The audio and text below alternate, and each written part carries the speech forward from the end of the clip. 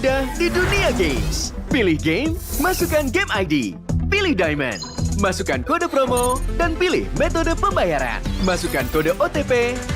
Selamat, kamu dapat tambahan kuota. Upgrade gameplaymu sekarang. Game smash andalanku bikin mainku semakin hebat. Tukar DG rings, diamond dan voucher game kau dapat. Main MOBA apa aja win streak di tanganmu.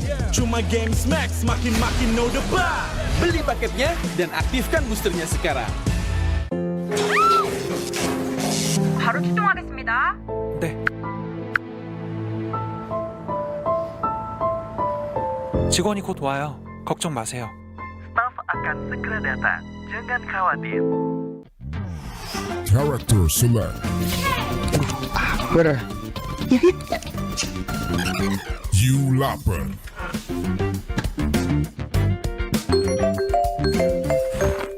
Stop! Pakai klik Indomaret, belanja 1 jam sampai dan gratis ongkir loh.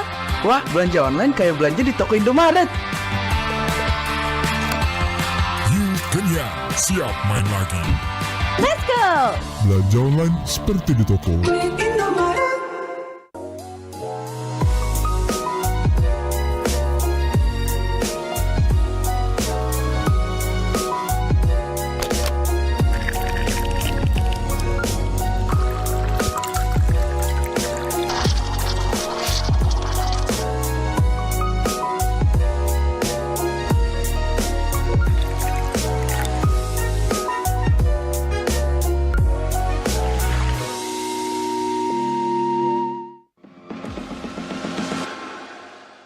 It's only you who rocks my world.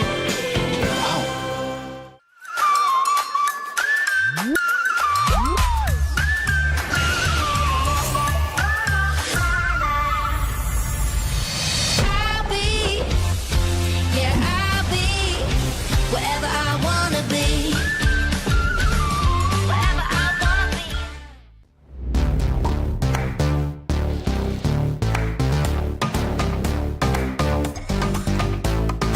We don't need no sleep because the party.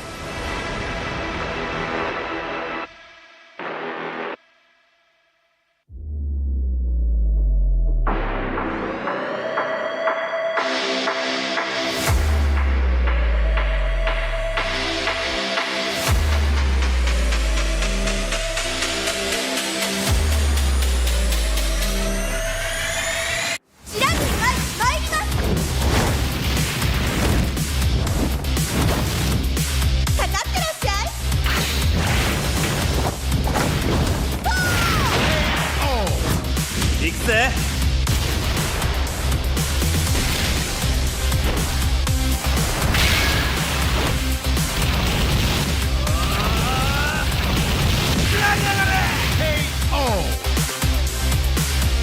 맥시가 지가운다요. Hey, come on.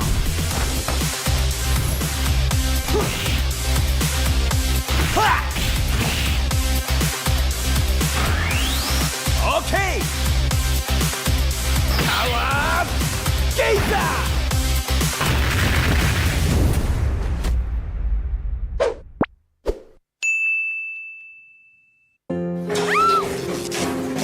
바로 출동하겠습니다. 네. 직원이 곧 와요. 걱정 마세요. Staf akan segera datang. Jangan khawatir. Pakai aplikasi GoPay, dompet andalan gamers. Banyak damage-nya. Ada cashback hingga 20.000 Buat upgrade skin baru. jika seringan nggak makan memori. HP lemot bisa victory. Top up langsung dalam game. Tanpa hambatan. Ikutan selebrasi MPL di aplikasi GoPay. Menambah total hadiah ratusan juta. Bonus stage. Gratis 100 kali transfer kemana aja. Beli pulsa harga termurah. Scan QR dengan mudah. Download sebelum mabarkan.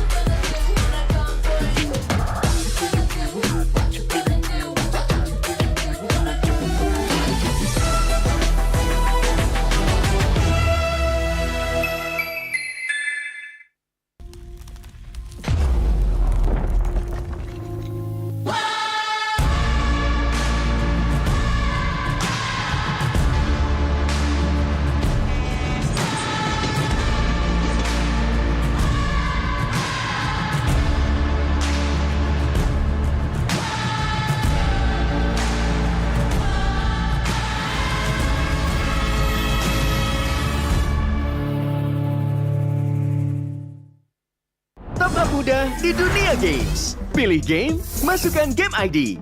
Pilih Diamond, masukkan kode promo, dan pilih metode pembayaran. Masukkan kode OTP.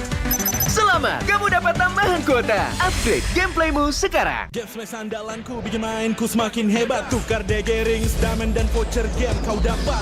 Main MOBA apa aja win streak di tanganmu. Cuma game smash makin no debat. Beli paketnya dan aktifkan boosternya sekarang. 바로 출동하겠습니다. 네. 직원이 곧 와요. 걱정 마세요. Staff akan segera datang. Jangan khawatir. Character select. Bener. You lapar.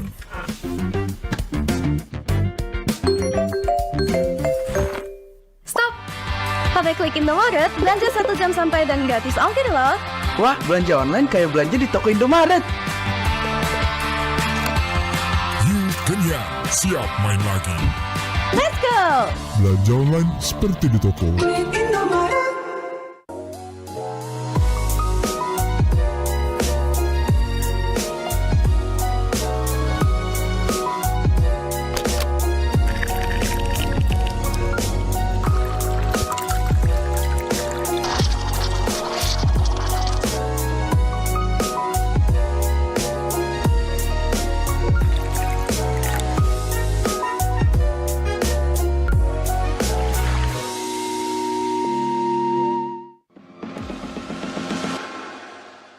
It's only you who rocks my world.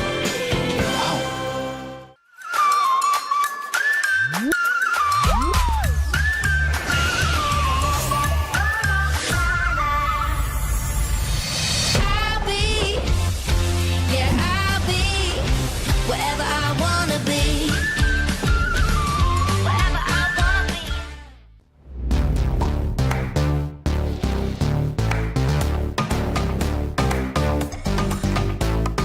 We don't need no sleep because the party don't.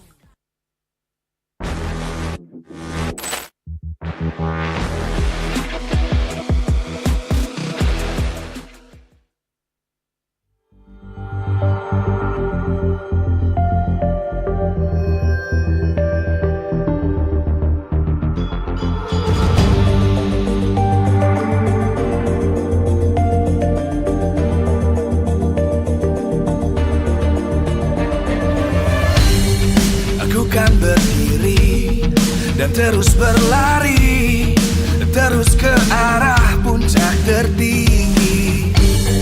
Ku takkan berhenti, hanya sampai di sini.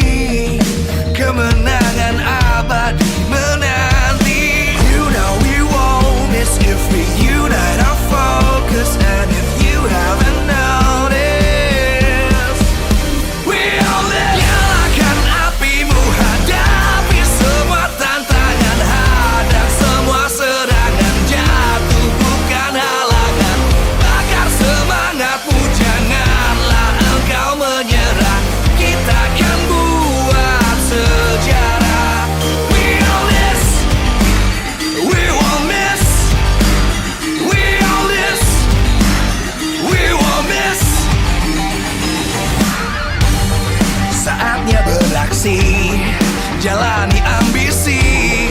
Aku kan menyawakan hari ini. You know we won't miss if we unite our focus. And if you haven't noticed, we all live. Nyalakan apimu, hadapi semua tantangan, hadang semua serangan, jatuh bukan halangan.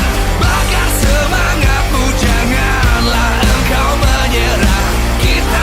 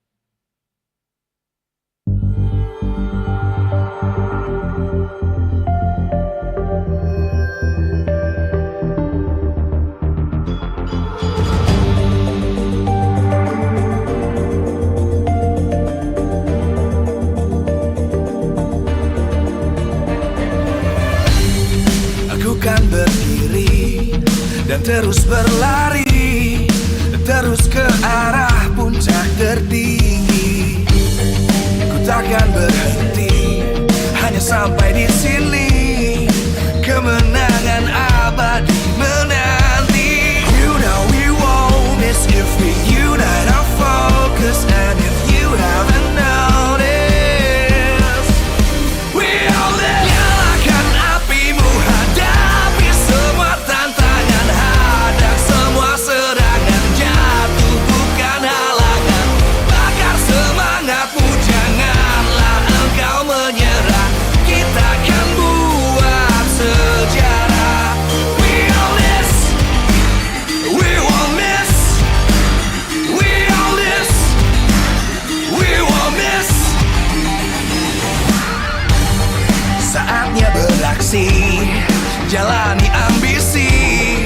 Aku kan menyawakan hari ini. You know we won't miss if we unite our focus. And if you haven't noticed, we all live. Nyalakan apimu, hadapi semua tantangan, hadang semua serangan, jatuh bukan halangan. Bakar semangatmu, janganlah engkau menyerah. Kita akan buat sejarah. We all this, we won't miss. We all this, we won't miss. We all this.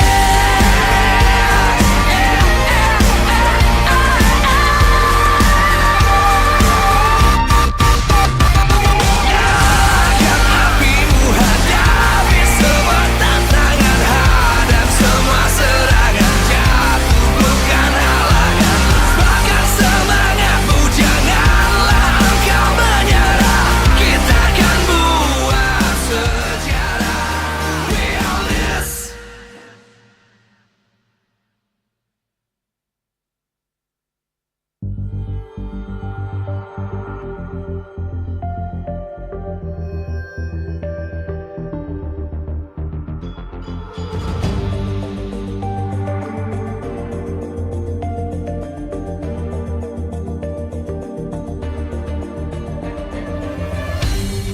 Aku kan berdiri dan terus berlari, terus ke arah puncak tertinggi.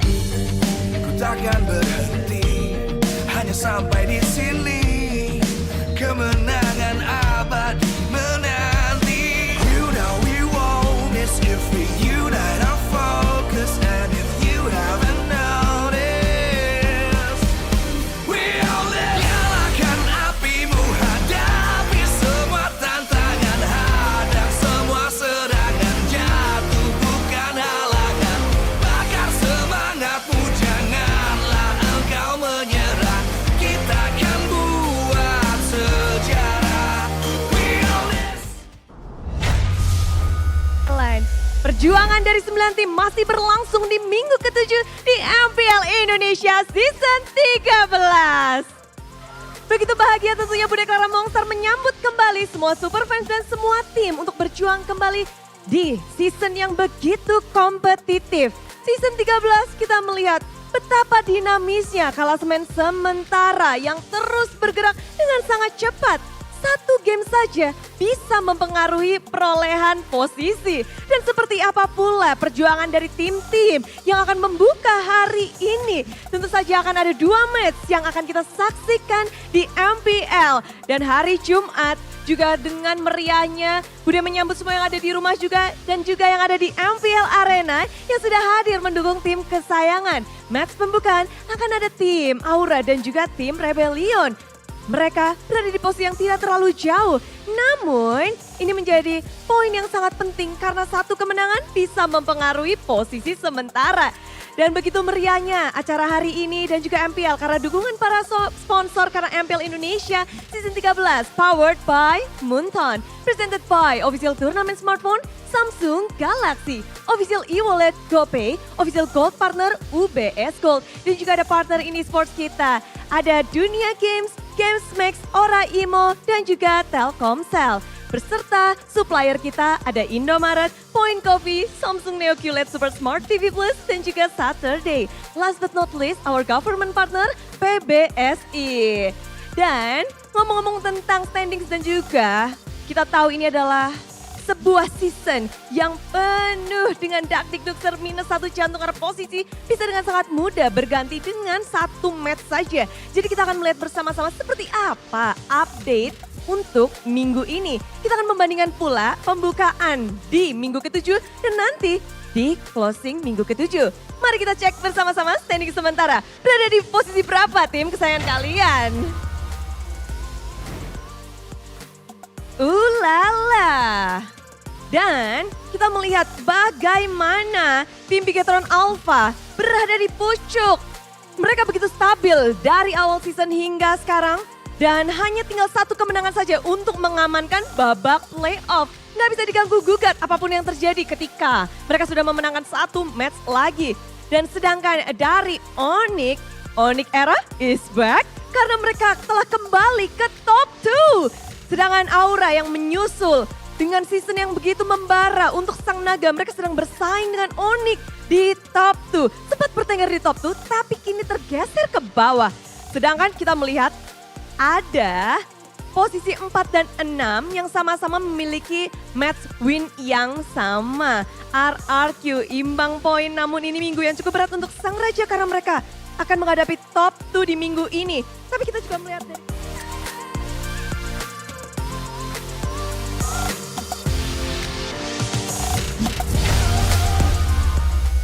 Welcome to MPL Indonesia Season 13.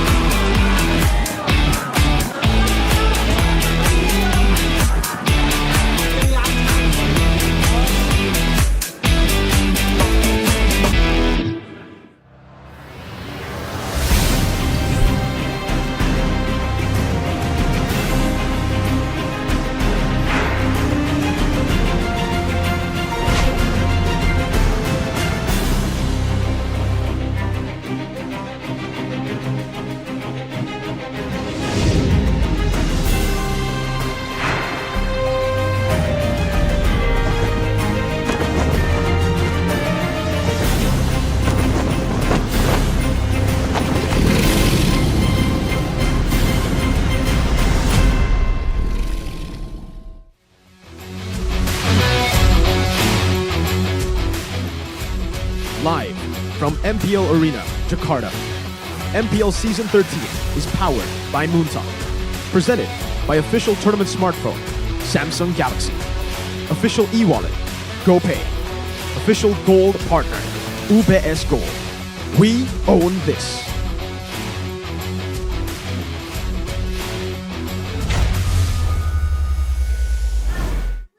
Entering week 7 of one of the most competitive MPL Indonesia so far we've ever had in this season number 13. The stakes are higher than ever.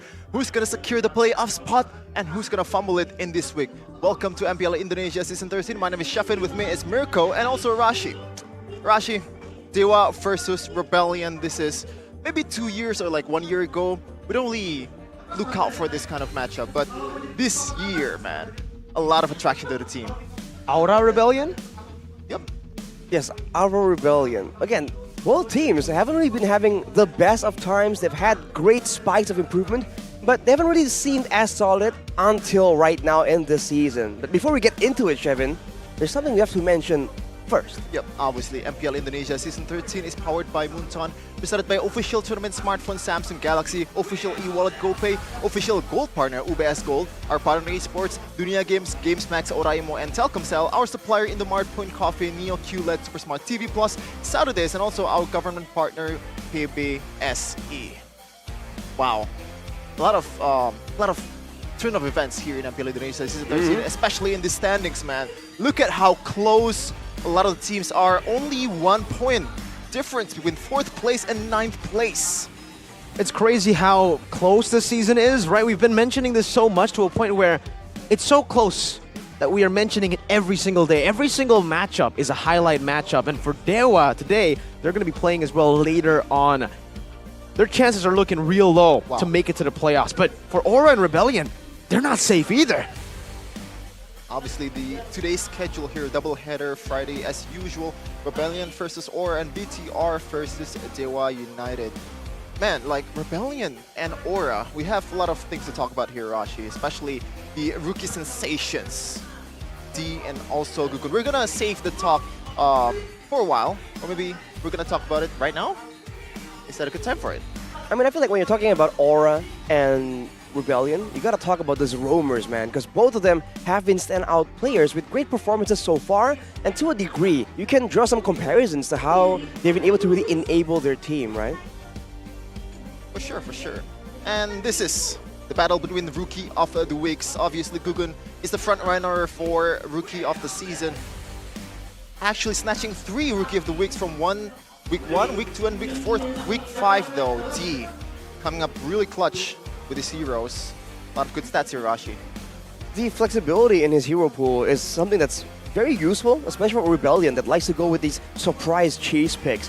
But in contrast to that, Gugun, relatively simple, like almost straightforward of hero picks. But number 1 Lord secured, number 1 Turtle secured, and this number 2 Jungler with the highest total kills. That is a very impressive stat for any player, let alone someone that's new to the MPL right now. So that is something that I think Rebellion definitely have in mind, and they have to really be careful about this, right? They have to know exactly how they want to go about this, because for both teams, right, they have this very volatile playstyle, so they can get a bit of an advantage and just run with it immediately. You've mentioned about the cheese picks, Rossi, and the cheesy heroes that they picked throughout the rest of the season, and this is arguably the top 2 team that utilized Luo Yi the best. In Rebellion, they're actually the one to bring it up first, I believe, in MPL Indonesia Season 13. And also Yeheskiel, this guy really loves Luo Yi, man. He stepped up so much from the early weeks where we thought he could only play the Novaria, the Vexana, and then he comes out with all these crazy picks. And obviously that Luo Yi that has been a staple pick for Aura. Looking at the lineup today, what is going on? Moai replacing D in the usual gold lane spot. Wow. A change so late in the season. Cars, Vincent Suelo, and Audit TZ going with Moai this time. But up against them today, it's going to be Aran, Gugun, Yeheskiel, Yaoi, and Kabuki. So, more familiar faces, but now a bit of a curveball coming in from Rebellion. Oh, man. What do you think, Mirko? Because the words on the street says that Moai is also a solid player. We'll have to see how they perform. The Blue Bulls up against the Dragons, who had to fly down from their top 2 spots just last week, but are looking to fly high again here in week 7. Ladies and gentlemen, it's time for the Dragons to fly back on stage here in the first day of week 7. Will they capture the momentum? It's Aura! Coming in hot with their rookie sensation and Gugun, one of the best junglers already in MPL Indonesia Season 13. Also, not to mention the newcomer in MPL ID, the sensation from the Philippines, Yaoi. Let's see what they can do right here. Especially because it seems so confusing. They got to come up with confusing plans of their own. Fight fire with fire, if you will. Because if they lose the momentum, the initiative, it's going to be very dangerous against this team right here. The team who just seems to feed off of competitive teams. The higher your team is, the more likely they are to fall against the Blue Bulls, always preparing a rebellion of themselves. Let's see them charge on stage once again, and it's always Audi TZ with something. This time with nothing. Rebellion Esports. Wow, it shows you that they are not playing this time. They know that the stakes are higher than ever, and they need to secure that playoffs spot. You call them antics, but I call it competitiveness. RTC and crew is ready for this match. No pose yet. No pose today, is what the sign said. No pose for now. Some people may say it's kind of a bit of like submission, but at the same time, this is now them being absolutely serious. We'll see how this plays out, man. Our Marshal Dainang just matching up Coach St. DeLucas and Coach Chico. Bit of a, especially with both these teams, the mind games are absolutely real, man. You're gonna see some very wacky stuff in the drafting phase. At least that is what we are expecting on the English desk right here. For sure. We've talked about the Luoyi pick. It's gonna be interesting whether it's gonna be fully banned for this match or they're gonna contest it in the draft and they're gonna first pick it. But we are going to see the head-to-head for both teams in a second. Aura versus Rebellion throughout the history, or throughout the season. These are the stats, Arashi. Lord rate, that is a huge difference. The Lord rate and the team win rate as well, Aura definitely has an edge, and that KDA is something to be feared, man. Both these teams play off pickoffs, play off aggression. And when you look at almost a 1 whole score difference in average KDA, that's how you know that Aura has been the more successful aggression around the map. So Rebellion, if they misstep just a bit, they can fall victim to the counter engage, to that same aggression that they really like to use. So are they going to try and go for something a bit more defensive, or is the best defense a good offense? Here, the keys to victory by the Samsung Galaxy S24 series for Rebellion. Maximizing their chase strats on the red side is something they can absolutely use here against a team like Aura with their own plans, with their own style. And of course, you want to deny Kabuki's Claude and Carry, the main heroes that he's been able to use to really be an absolute menace in the Land of Dawn, to secure a great laning phase, but also to be able to reliably carry the late game team fights as long as possible for his team.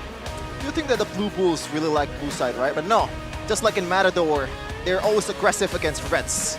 But Aura, though, we have a new keys to victory here.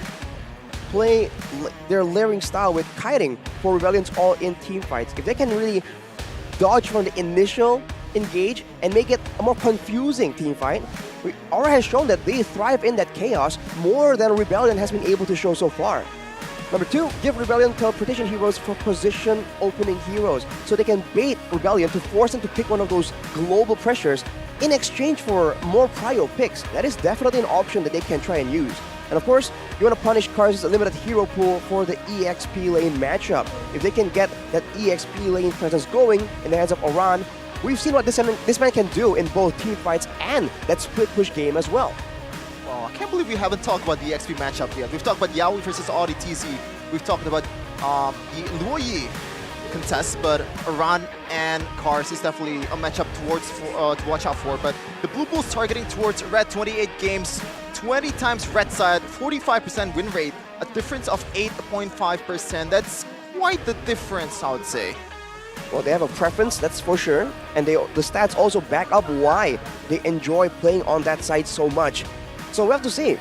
For them today, they can throw a curveball and switch it up and maybe bring out some more surprising picks, some prio picks in the first side if they go for blue side, or they can just stay with that red side and then use that to try and really outsmart, out-draft, out-strategize Aura right now. That's been the biggest factors of Rebellion's success so far in Season 13. If they are able to get their comfort picks or their cheesy comfort picks, the CC, whether it's the Moskov or something as crazy as the Hanzo that they pulled off early on in the season, that's when they get their success. Even the Luoyi came first from red side as last pick. Okay, not gonna lie, I don't think the Hanzo will be picked here in this game when the stakes are so high for Rebellion, especially. They need to secure this match to be able to solidify their position or like get their playoff spot from some of the teams that already almost securing it, but 2 bats already from Coach Chico and Coach Sandy Lucas. Export, this is interesting because it kind of signifies that Vincent is definitely going to bring up that tank jungler or utility jungler. Also making sure that the EXP lane at least isn't going to be as, as aggressive technically for the side of Aura. That may be what they're hinting at as well. After that though, it's all these utility heroes here, Minotaur and Angela so far. You have to wonder if there's a specific game plan in mind right here just so far. Is there going to be a surprise assassin pick? Because I think for both these teams, at least on paper, it seems like the fighter utility junglers are the ones that have been bringing them the most success. The Harith obviously going to be banned out here. Even in ranked, we're seeing it as a full prio pick. Always first picked or banned out in the first phase. But there is a very interesting pattern right now from Rebellion Aura. We both know how teams have respected Rebellion for their chip, for their Luo Yi, respected Aura for their Luo Yi as well, but both chip and Luo Yi has been left open. Now, only now do we see the Luo Yi ban, and it's coming from Rebellion, the team that started this whole trend of Luo Yi in MPL ID. So now the question is, Aura, do they want to face off against this chip without any teleportations, or do they want to just take it out as well? It's a tough decision because when you're facing off against those teleportation heroes, it offers another layer of confusion to your team. Like, where are they gonna go from? Like, am I gonna get flanked? Is this safe for me? So right now, Chico, interesting decision here because they are the first one to pick here, and they are the one who completely abandoned Luo. Oh wow! So no TP at all, Arashi. Finally a normal game, we can say. But for Rebellion, I think that was a very smart move here. Banning away the Luo Yi and essentially forcing Aura to use one ban on the chip or securing a very good teleportation device for themselves. Right now though, the first pick for Rebellion will be very telling on what exactly do they really prioritize. What do they think is really the key to their whole composition, to their strategy they want to use against Aura? Is it going to be a roamer or is it going to be something more directly in the jungle maybe? Angela is open, and I don't think they have to prior the jungle yet because no jungles has been banned from both of these sides. So Hugun and Vincent, they're known for the utility jungler, but looks like it's going to be Roger. Usually gonna be played at the gold lane, but we have seen jungler Roger. Yeah. I don't think they're gonna bring it up though. We've seen it twice for Rebellion, and that is why I feel like it's just so prio for them. They have this as a flex pick, but you can already see a hover over to Angela. Will we see the Angela Ling from Gugun perhaps on that Ling? Nolan is open too? Nolan? Up for grabs too. We'll see. They're still thinking about it. They're thinking real good about it, but the Angela will be locked in as the first pick for them. What will follow next? Will it be an Angeling? Or will it be something more of a fighter? Fredrin. It's gonna be a Fredrin, so a lot of sustain already secured for the side of Aura, which is in line with what they want to do, right? And it also directly counters the Roger that requires people to be much lower to take advantage of his kit with the execute. Got a comment here, not so spicy anymore, I gotta say, from ODTC. We just want to defeat all teams and stack up a lot of points. I think that's the mindset from all players, but considering that it's ODTC, I think the reaction from the fans is gonna be different.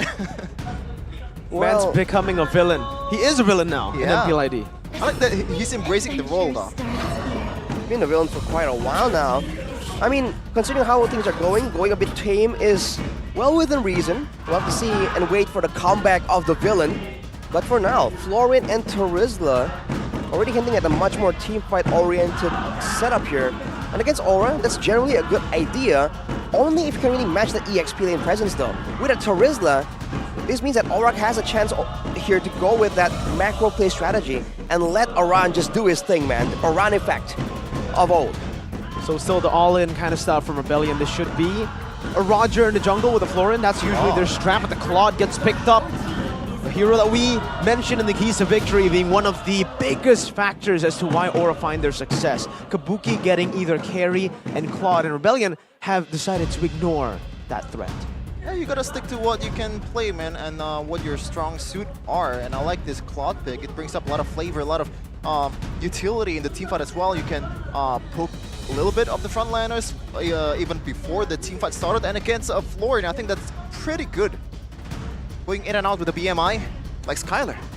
And the mobility is definitely one of the biggest things right here. So far for Rebellion, most of what they can really use to really threaten Kabuki can be dodged away with that battle mirror image. So I think for Rebellion, they have to acquire some more tools to really deter Kabuki from just doing his thing in the middle of a big team fight.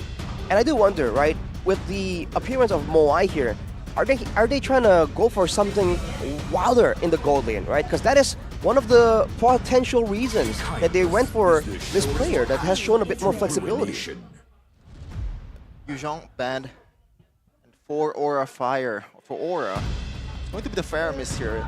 It's gonna be interesting if Coach St. DeLucas opted to go for a full ban on towards the mid laner, because so far Aura hasn't picked a mid laner just yet too, or maybe they want to flex this one towards Angela mid lane. And I don't think Yaoi is not really... This is not a Yaoi hero like Angela. Yep, not a Yaoi hero. Definitely we expect him on those flashy heroes, usually on the Angela. The Baksha ban though, to counter whatever Rebellion want to do up against healing from the Angela that can be produced by the anti-regen. Meanwhile for Rebellion, I don't think they really care about that Baksha because they already have that Florin that denies the anti-regen away. But yeah, even though it's not a Yaoi pick, we've seen him on it before and he won on it. So that's why the Angela finds so much value as first pick right now. Still very, very flex. Rebellion probably gonna focus down on the XP. Or they can go and pick up something like a Baraz if they really want to have some kind of beefy jungler right here. Of course, against Aura, you're using something that Aura are very familiar with, that inherently carries a risk of its own. But the only other option here is to go for... They can let the Roger go into the jungle, but it seems like they're gonna respect that Tigreal pick.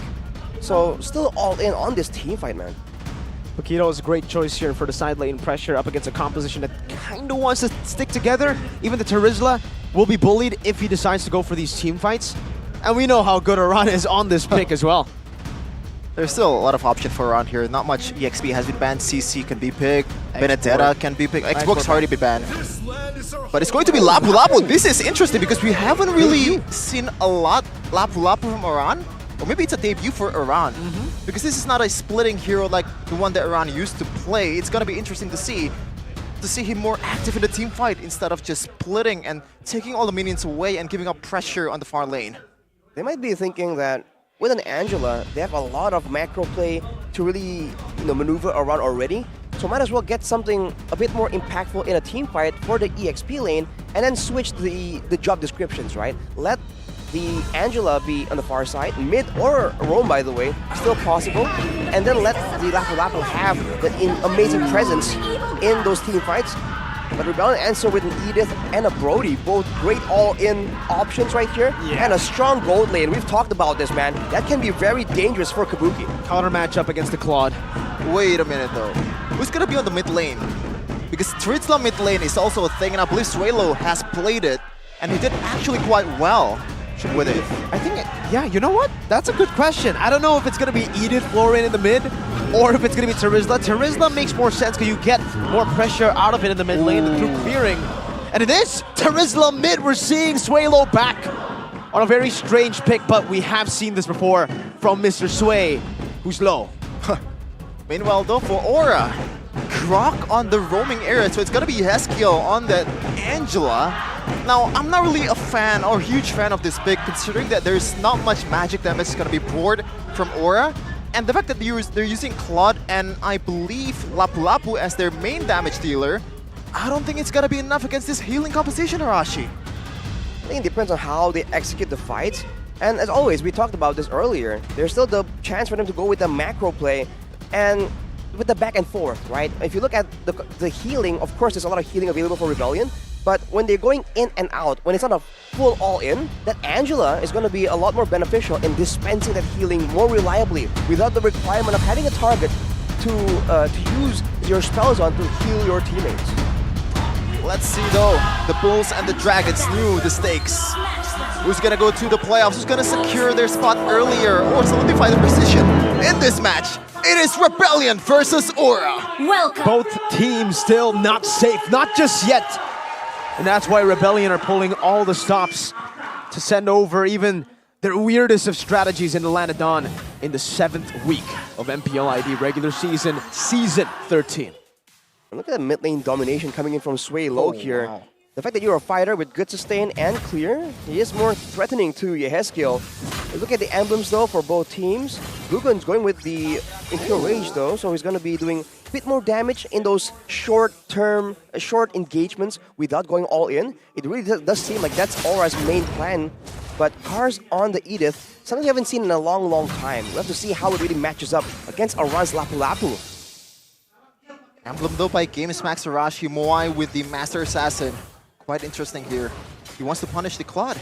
He wants to go for as much aggression as possible. With the Quantum Charge, he'll be able to have a lot more power in that gold lane. Also a lot more maneuverability for some outplays as well. Audi going with a focusing mark on the flooring though, he still absolutely has a bit more of an aggressive mindset here instead of being purely a defensive tool. But that will depend on how the team actually plays around him. There's also the weakness though of the Brody. You don't have the Purify to get out, or you don't even have an option to go for Purify. Burns Flicker early on in the Claude gets so much pressure relieved off of that gold lane. As active as ever, Guggen in the early game just punishes when they overextend, but debut pick for 2 of Rebellion players here. 3, actually. It's going to be, I believe, Taritzla and Brody. Well, this is the first Y game in Season 13, I believe, too. So, yeah, makes sense. But we are going to see the first battle of the objectives against Guggen and Vincent. Vincent's slightly ahead here in levels, but not too much to actually make a difference. Where he'll get a level advantage, not just yet. Sway low, penalty zone cancelled as Yaoi jumps in the wild charge onto Vincent. Aran swings his sword, finds first blood, and now Kabuki with a blazing duet to Sway low, looking for some damage and will be able to get it done. Audi TZ forced to flicker out, and even Cars now in a 1v3 gets a 2-man Earth Shatter. Guggen very low, but look at that, Aran slices him, and Aura get a big win off the bat. A crazy initiation of Yaoi. Couldn't have gone any worse for Rebellion in that early game, just losing it all over the place. And Yaoi, you hate to see it, man. This man is very, very cheeky with the buffs. The Detour Force on the purple buff right there, delaying Rebellion even more. Overall, just great performance coming in from Aura. The fact that they were able to just find Vincent in that fight. Rebellion need to be a bit more respectful about that, man. Remember, with the Lapu Lapu in the picture, he is a huge damage threat, especially earlier on in the game. And Yaoi, once again, just doing his thing, man. The crowd control immunity just allows him to be just so impudent with his positioning. Talent prediction by Samsung Galaxy S24 series. Technically, all of us kind of predicted for Aura. I think I know what Mirko is trying to do here. Oh, a tough match for Rebellion. Well, it's not over for them for sure. They do have stronger laners on paper, especially in the gold lane. They do have ways to really play around it, and maybe the mid lane as well, but right now the ganks from Guggen are just swinging all these lanes in favor of Aura. It's all about that pressure that Aura have when it comes down to these little lane advantages that Rebellion have. They haven't been able to utilize it at all, really. Even the Brody, nullified very early, and Kabuki is ahead in gold up against a counter matchup. Well, it comes at a cost though, because earlier Vincent was slightly ahead in levels compared to Guggen. That's because Guggen has been all across the map, just very actively ganking all of these aggressive laners that ideally should really be exerting more pressure in the lane. As a result, he hasn't been farming as efficiently, so despite the small victories for Aura, Vincent is still keeping up. But overall, I believe Aura is just having a better time because they should be losing in some of these lanes. Yep, they're having a better time. I think one of the reasons is these debut picks from Rebellion, and also, I believe Grok is the most used hero by Yaoi. Claude and Fredrin is also top 5 in their picks from the stats earlier for Aura, so stick to what you know is their plan. They're looking to capitalize on it on this objective fight. This way low trying his zone, but that's why D'Angelo finds so much value early on. Cars, Earth Shatter onward, and also penalty zone to the back, but Iran also follows through with the Bravest Spider onto Vincent, who's still clawing at him. Kabuki here, it's a 5v5, but look at the damage coming through from Aura. They've out-sustained Rebellion, and Cars kiting back, Sway low in the midst of it all, getting Yaoi down. So Rome traded in for a jungler, still in favor of Aura. I kind of don't expect Rebellion to get that kill. That looks so good for Aura, but they actually didn't really win on that exchange, only 1-1. Meanwhile, Suelo and Yeskiel though still has the healing from Audi TZ. I don't think he's gonna die just yet. That is a big item. Meanwhile, top lane. They both here just trading in aggression, but Aura still has the better staying power. As you can see right here, even though it seems kind of equal, the fact that the jungler got picked off there, and the fact that the jungler is more of a marksman than a fighter compared to the Fredrin, right? That means that Aura can just heal up in the jungle for a bit and come back to that neutral objective. So far, they're playing everything the way that they have been, right? Putting a lot of emphasis in those neutral objective fights and then bringing in aggression every moment else, with Kabuki now just still going aggressively despite the fact that he's in a Claude against Brody lane and he's actually winning when it comes to EXP. Well, Yaoi was there again, you know, to get him some pressure relieved, and that's all Kabuki needs to do technically in this lane. As long as he gets his farm, it's all good. Moai pressured to shut this claw down, but so far has been unable to do so. Gogun, again with the taunt. So much pressure relieved off of these laners from Gogun and Yaoi constantly roaming. It's also the bad part about the composition from Rebellion. The mid lane, the roamer and also the mid laner can't really gang as effectively as Aura. Meanwhile, they have Fredrin, who has pretty much all the CCs in the world. Yaoi just roaming all over the place. They have a say on when to fight and when to back off, and Rebellion is forced to respond. Well, if you look at it, technically Sway Low can provide good ganks, but he's saving the ultimate for bigger moments, like the big neutral objective fight. But this seems like the adjustment from Rebellion. They want to use it early on here before anything happens. We're going to go for a siege, but it's a wild charge onto the back of Buki as well with the help of the hard guard. Just dives in through from Y. The Bloom already used up in the boundary. Image will be used up. Advantage for Aura. That's a pick off and a Purify out of the penalty zone. That forces Sway Low to be all alone. He's isolated completely. Flickers out late around the flicker and the stun. Yehezkiel picks up the kill, and Kabuki is the one chasing down Onitizi. Jumps back to the battle mirror. Image like it's nothing. It's a free tournament, a free 3 kills for Aura. How beautiful that is from Aura. It started with 4v3 and they are winning with 3 members. And Iran just pretty much just ruins the balance of the fight. It makes it a 4v4 and the bravest fighter is there to punish everyone from Rebellion. They're down 4k in this 8th minute. Aura, man, they're just really flexing that DPS difference. They're making sure that Kabuki has space to basic attack again and again throughout the whole engagement. And you give him enough time without any threat to zone him away. Whoa, look at this pickoff. A knock-up, a taunt into a wild charge as well, and Gogun just holding the back down all alone. Has the help of the hard guard as well to get up and onward, and the penalty zone onto him. Sway Low gets bursted down before anyone can do anything about it. But Iran will fall as well. Now Vincent looking for the execute, but Kabuki jumps into the battle mirror. Image to try to fend off from this damage, and they are successful at doing so. It's a 2-for-1 for Rebellion. They want to try to push the advantage now. A Thunderbelt built up by Vincent, and they're on the Lord. They are not playing, man. That's why they didn't post earlier. They want to get this win as convincingly as possible. And now with Gugun gone, they want to take this one. Retry on cooldown. Dangerous spot for Rebellion. Kabuki's on it, but there you go. Vincent waits for the timer, and now Yaoi gets punished. Moai picks up the kill. His 3rd one in this game, and Kabuki will be forced back. Great small victory for Rebellion. They're securing the Lord. That's because Gugun just got a bit too aggressive there to really put some pressure onto Vincent at the purple buff. The reason why Aura has been winning so handily is the fact that it's so difficult to really one-shot, to really just burst down Gugun in those shorter, long duration engagements, especially because he rushed the Oracle, knowing that Yehezkiel will provide him a lot of regeneration on top of his own built-in regeneration. But when he's alone right there, taking damage from 4 members, without any chance to use his skills to get out, that's where Aura Rebellion can really shut him down. And that is what allowed them to take this Lord. But what can they do with it? That's the question here. Already getting a lot of structures, but it seems that Aura has stopped it right here. Not really the bulls that we used to see in real life. If they see red, they're going to be aggressive. But this time around, though, Rebellion just know their composition the best. They know when to pop off and they know when to hold back.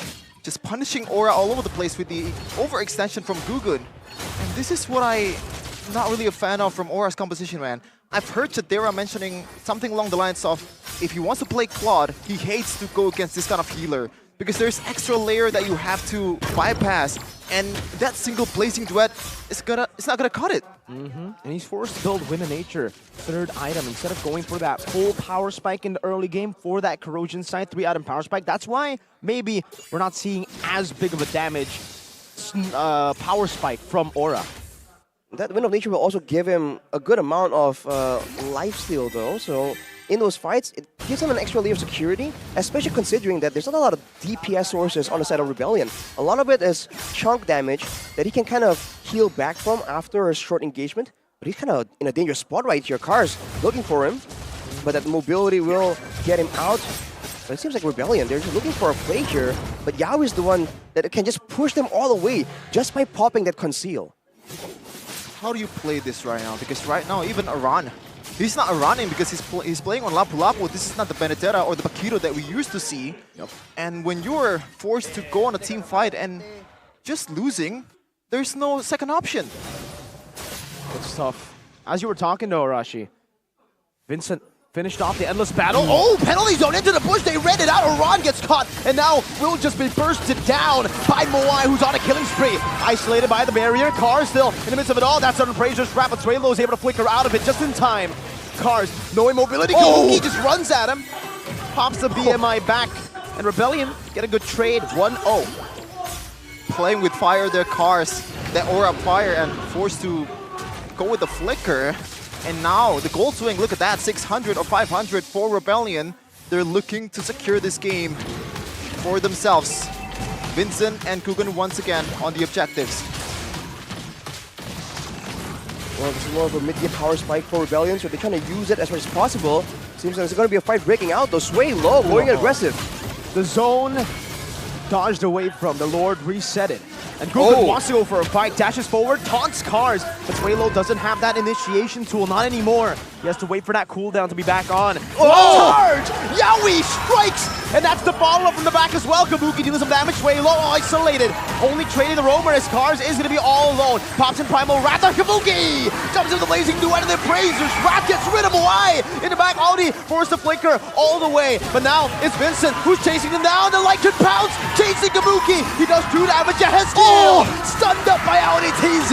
And Vincent in the Lycan form is a threat that you cannot ignore. See what I mean? That looks so good from Yaoi. That was the perfect initiation, knocking up 2 in the air. But it went wrong for Aura. They lose out on the durability battle, and now they secure the Lord without any contest whatsoever. Vincent secures another one against the king of the objectives. It was looking so good for a while for Aura, but the fact that they used so much time to really burst down Sway low, not the usual mid laner you would expect, but a fighter.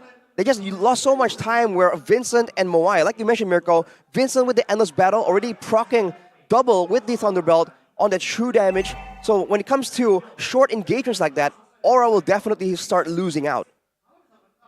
And this is why the mid game is so scary if you have a Florin on your team.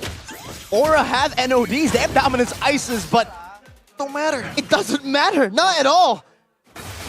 Even Kabuki right now, he's having a perfect game. 5-0-3, hasn't picked up by Rebellion just yet, but it looks like he's completely lost. It's hard to engage at this point. True. And on top of that, the siege potential of a Brody. They have a very, very complete composition for now, Rebellion. 2.7k gold lead, building up to 3! Oh! 5-man! Oh no, it's just a 4-man penalty zone, but Suelo, that could have been a bit too far ahead, man. He isolated himself. Now Suelo free to be picked up on a run.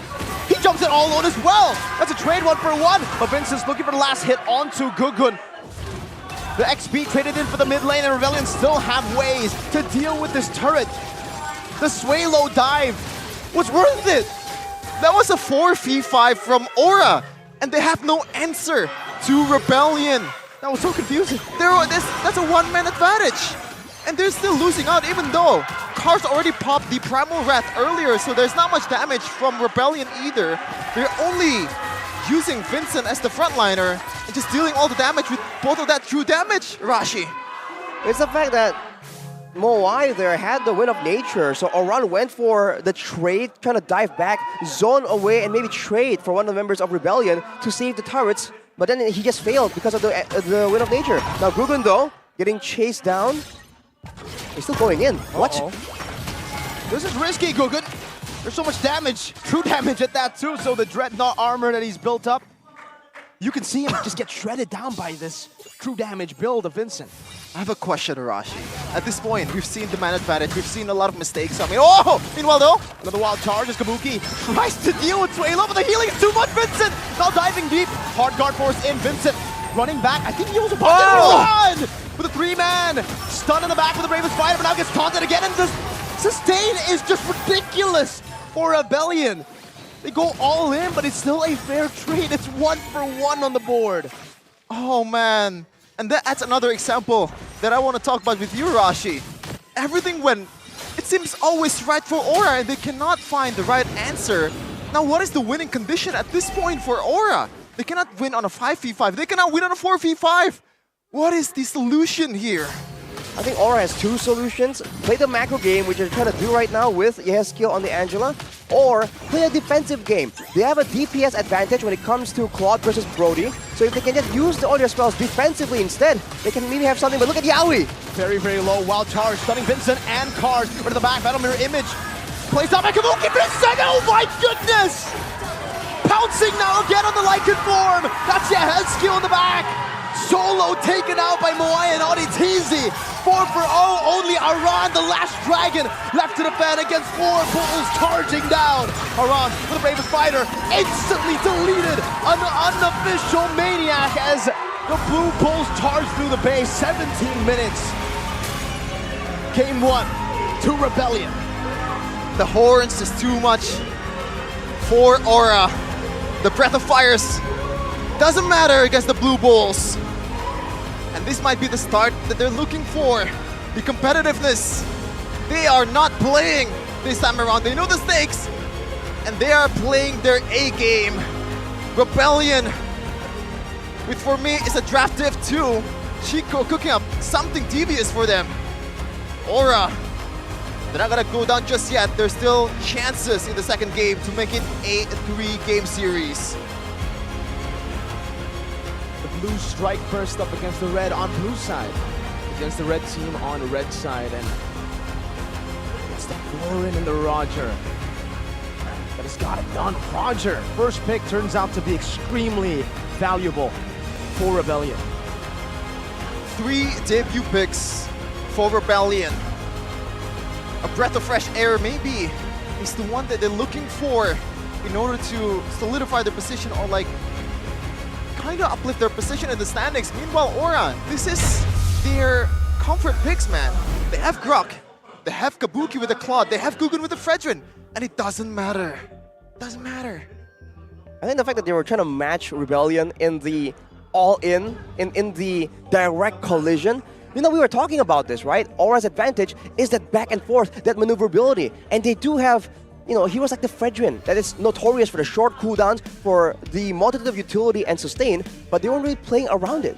That's why the Lapo pick was a bit confusing, right? We were thinking maybe a Paquito will come through, something in the side, but when they picked up the Lapu, we knew exactly what they were looking for. They were looking to go in these team fights, and the all-in battle favored Rebellion.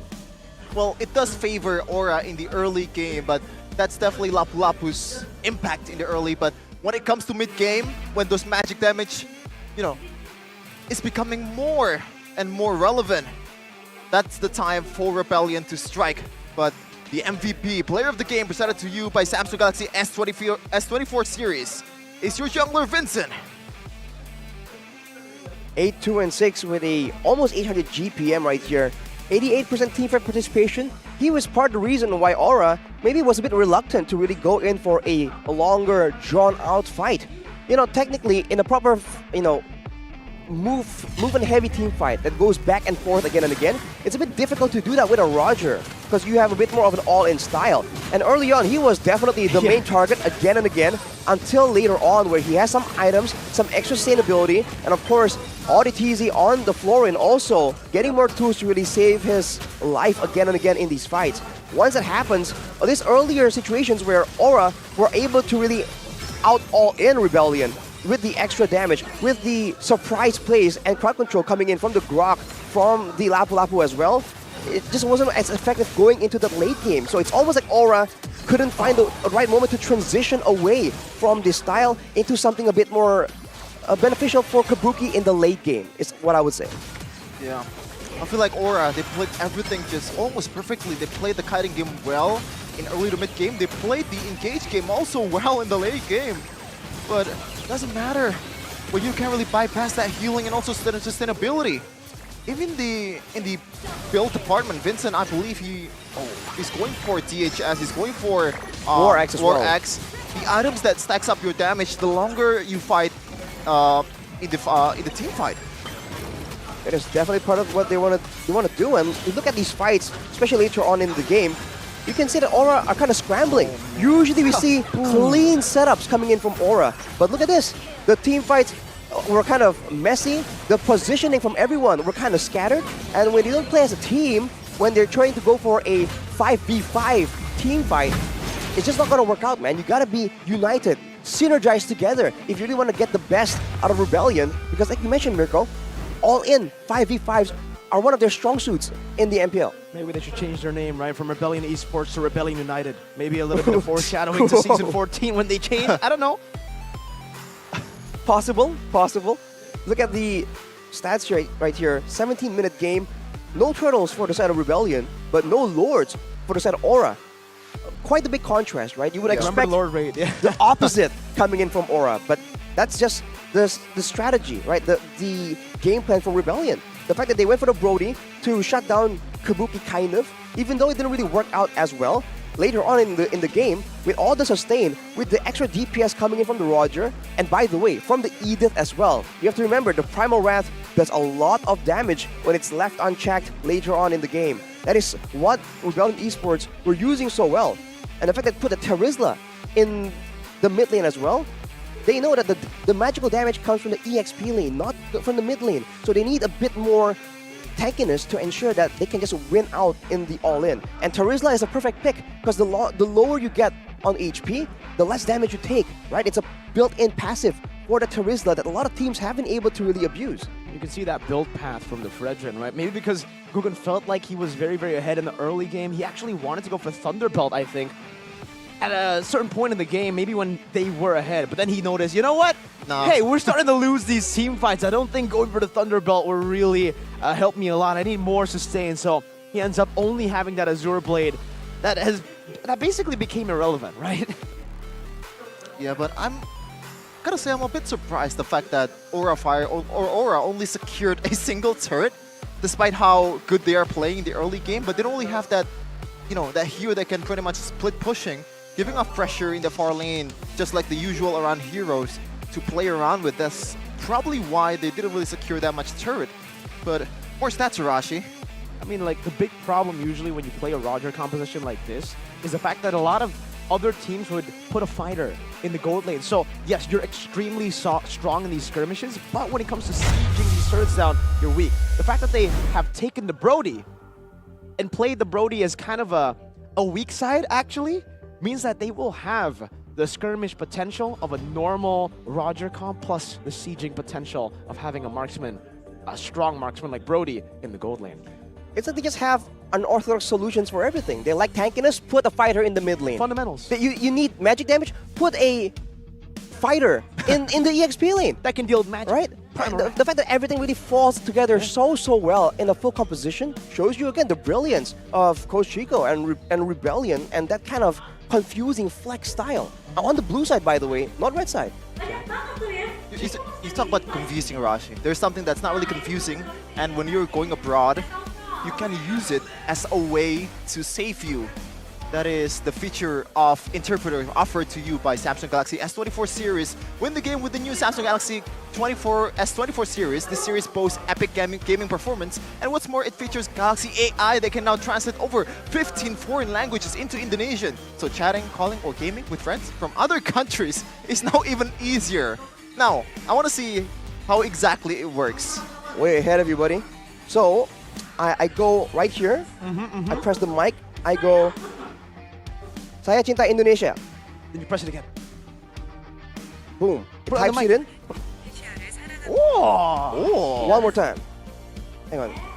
Does it not replay? Hang on. You have to say it again. Saya cinta Indonesia.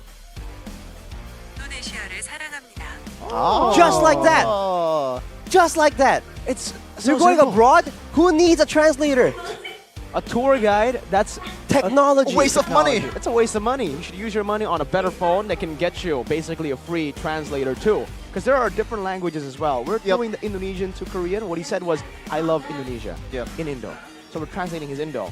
That was translated to Korean, to English now. And speaking of money, Mirko, you can buy now and get cashback promos up to 3 million rupiahs. That's the money you would usually spend on tour guides. Yeah. So you get the discount too?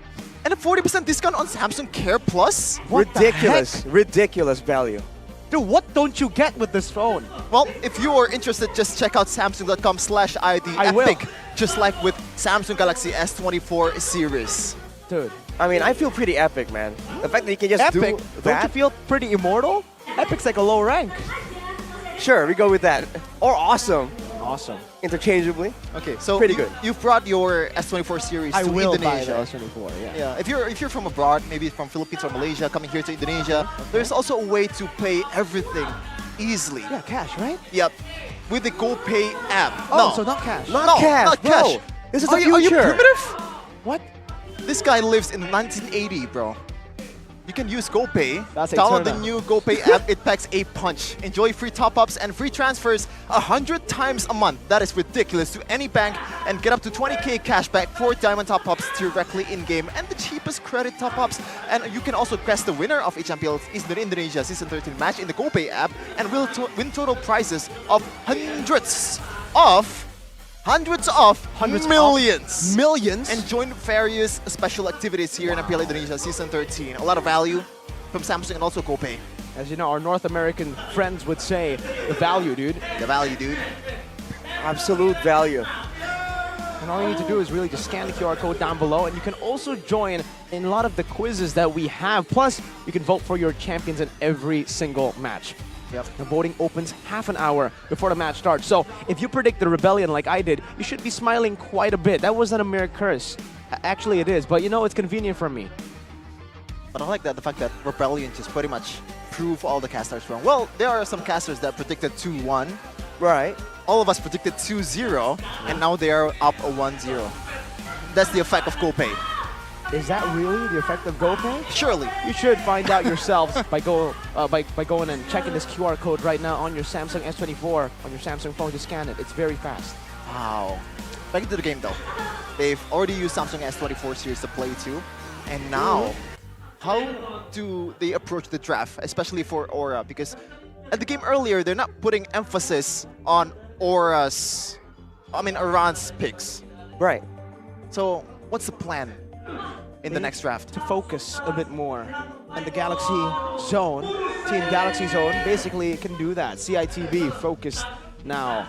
You just leaned over to get a better look. CITB, man. I'm looking at the phone. I'm looking at the phone. I did say take a better look. I didn't say... Yeah, I meant the phone, bro. What were you thinking? Audi Tuzi is looking different right now. No, Sway Low as well, looking very different. Yeah. Oh, now we... this is Audi. Oh, they TP'd. They TP'd with Chip outside of the game. I thought it was just multiverse Audi. Audi TC? Sway Low and Audi TZ have the IMU Ultimate as well. Oh. Ooh. It's an imposter Audi TZ. I mean, you can go that far. Let's look at the previous game recap though. Vincent with the 72,000 damage dealt. Definitely high, but considering he's a fighter though, the fact that he went for such an aggressive build there really helped him out. Kabuki outdamaged him, but it's almost a given, right? And the fact that he was outdamaging Vincent and still not able to really decisively swing the fight in favor of Aura really shows again that that sustained gameplay, that the whole draft from Rebellion really makes sense.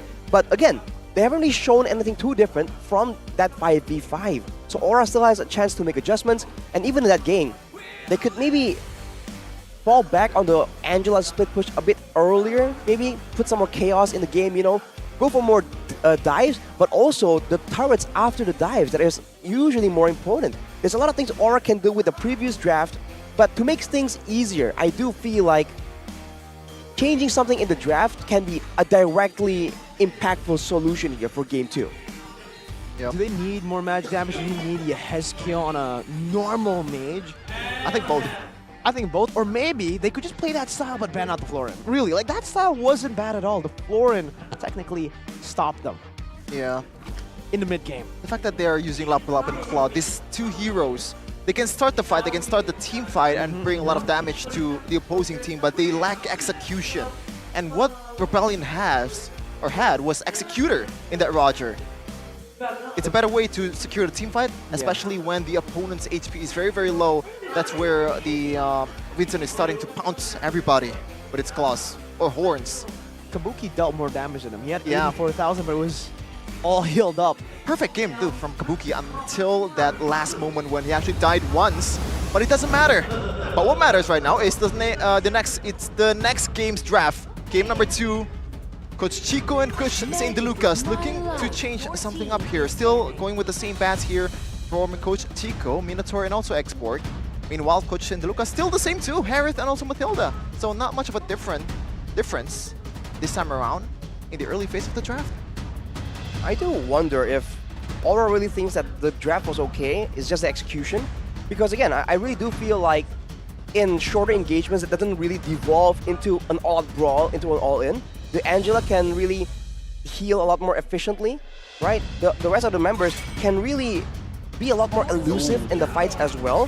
I feel like technically, it could be a lot closer if they did adjust how they were playing. So there's a chance that Aura might just go for the same style maybe with some different picks, but at a core, they might really want to be trying to bring the fight towards Rebellion and beat them at their own game. It's a big like ego move, but at this point it's a bit dangerous considering the situation and the standings.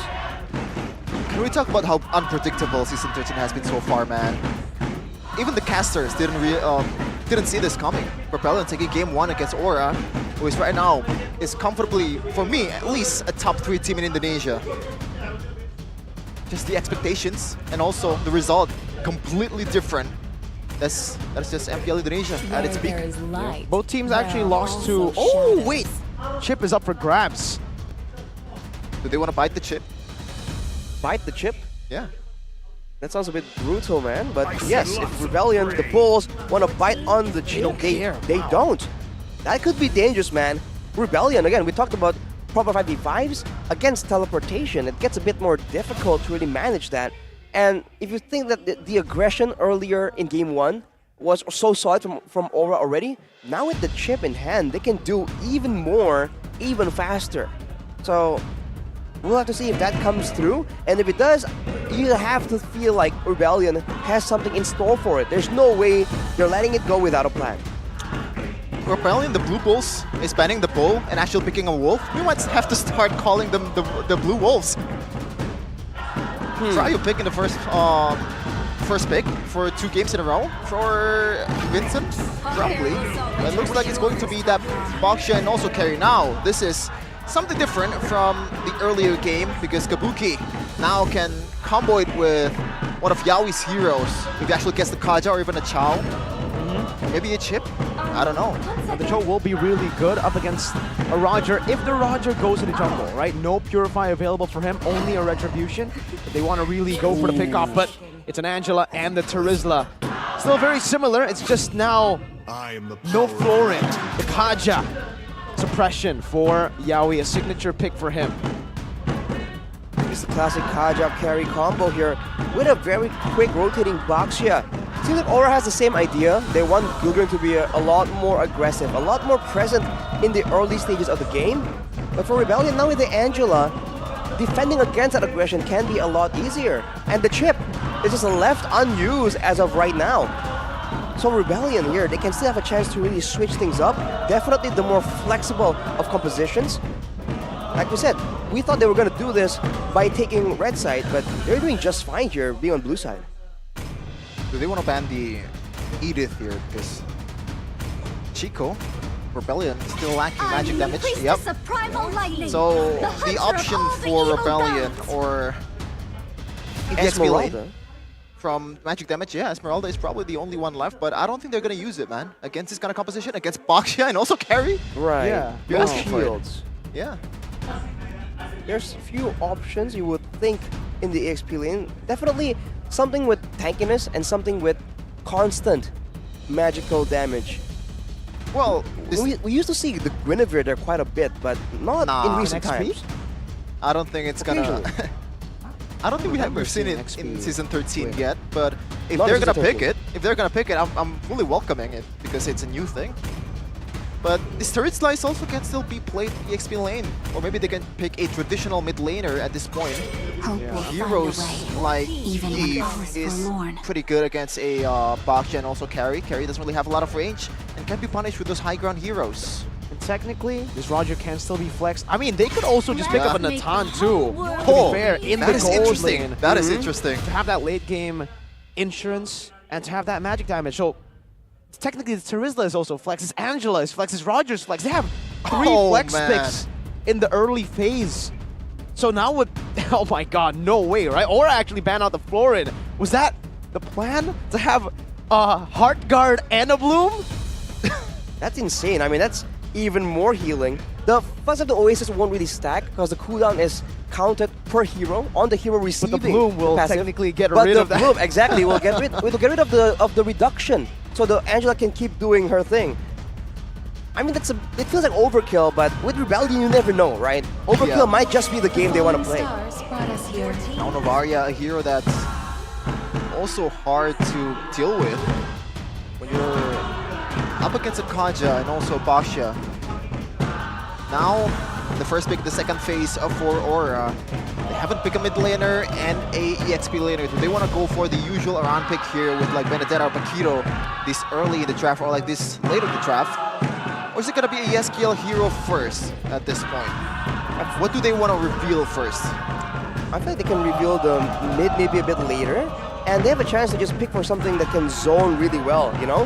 Get the Kaja to pull someone in with the Divine Judgment, and then use a big ultimate to zone everyone from following up on it. That can be the strategy they go for. Ooh, no, it's gonna be the Valentina. They want to try and maybe match that hard guard presence here. He has skill on the Valentina. Then last pick could be a Benedetta or Paquito for Aran. So Rebellion can actually have a say on that. They could just pick up an XP like the Paquito that could still work here for the side lane pressure. They have that Angela, and then they could go for something like a Natan. Technically, I still don't know though. The Terizla could be flex still. We could just see another roamer come out for Audi. I think Natan is a pretty good choice, but they already have a TPS in Roger. Do they want to go for another TPS here against a Basha? It can pretty much melt everyone. And there you go. That's going to be the Natan and also Yuzhong. So it's going to be a Terizla mid lane, just like the first game. Now, Aran, what are you going to play with? Man, Mirka called it again, man. The Natan there makes sense. Again, the lack of magical damage technically by having an Angela. It's always a big question. Now, being able to be comboed with the Utah hard guard as well, that was a very devastating combo we've seen back when Angela was just wreaking havoc in the Land of Dawn. For Aura, it's a very one-dimensional pick-off kind of situation for them. Do they want to go and, again, go for that split push style? That is the question. Interesting. Looking at their comp, they do need a bit more of a tanky force or just side lane pressure. That's a lockdown on the Samus. And the XP lane is more of a skill matchup this time. Who wins that matchup? It's skill? Skill matchup? I would say it's a skill matchup. But I prefer using Yuzhong. Yeah, me too. I think pre-level 4 though, I don't know actually. I think level 4, the Thomas might win an all-out, all-in. Just because the Black Dragon form does give you a bit more utility, but a lot less dueling power. So I think before that, it's going to be a bit of back and forth. But the concern is with the jungle presence, right? I think Aura, having Gugun, are going to be ganking that lane quite a bit. The fans of Rebellion, they know this is the time for them to just pretty much be serious and take this one as seriously as possible because the stakes are higher than ever. They are in risk of losing that playoff spot. This MPL Indonesia Season 13. The challenge though, a big hurdle in the Dragons, in Aura. How do they want to close this out? Is it going to be a game 3 or a 2-game series this time? It's Aura versus Rebellion. A possible 2-0 clean sweep for the Blue Bulls up against the Dragons, who are still not safe despite them being a top 3 team in the regular season standings. Nothing surprising in the season of upsets, but Audikizzy going with the focusing mark again, so it's still very much an aggressive approach, even though you're on a quote-unquote supportive hero.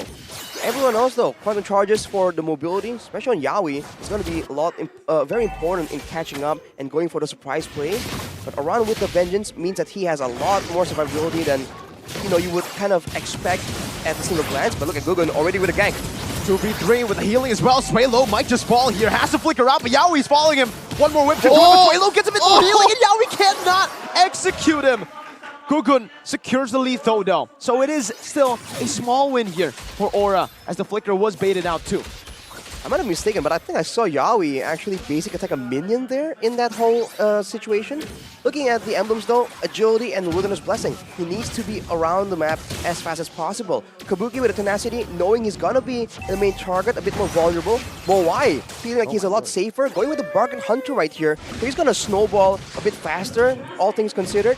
But in the later situations, he has to be a bit more conservative with his positioning, considering that he does not have that extra bit of tankiness in these situations. He'll be a lot more vulnerable to be just deterred by the members of Aura. Since the nerf onto Carry, we've seen that actually Carry has been going for QC instead of the usual Brave Smite nowadays. Aura though. Look at the pressure. Gugun going the long way around the cars. Gets a Petrify, and now the Lycan Pounce. One more hit should do it with a Retribution. Vincent secures first blood, and Iran is forced to use the Vengeance. Rebellion win out in a big trade. Sway Low and Cars now just clearing it out. They definitely read him like a book. They know that Gugun is coming. This is the usual pattern before the turtle fight for Aura. And punish them right away with the Petrify. And now they have the advantage on this turtle fight. Yes, Gale's level 3 though. This is gonna be huge. Swaylo can zone them. Aran doesn't have Vengeance. Now the Black Dragon for him with the hard card as well. They're forced out. Arano locked out by the penalty zone and just sliced by Cars. Spinning that Dragon Tail and getting another kill on the board. Already a different story from game 1. The domination in the objective fight for Rebellion. And they have an Atan too, Arashi. This is looking mighty fine for them in the late game. Rebellion just showing everyone how to really play a game when you know that your opponents are a good team that can play textbook-wise, but Yaoi goes for the play. Divine Judgment there, but Moai just flickers out, and now, good cancel from ODTs. He gets a healing done, Moai! Amazing plays, now the lockdown as well. Gugun cannot run away. Sway Low with the last swing of his hammer will take Gugun out of the Land of Dawn. It's a 4-0 start for Rebellion. What is this grip? This looks like that engage in the first game. In the bottom lane too, they're playing with one man down and somehow still wins out in the end over an overextension from the jungler. They're just reading how Aura wants to play this, how they want to be active and going for these ganks. So they read it out. They set up traps in the lane bushes. They know and they save tools available for those big moments where Aura wants to go for the big engage, and they know exactly when Aura's going to go for it.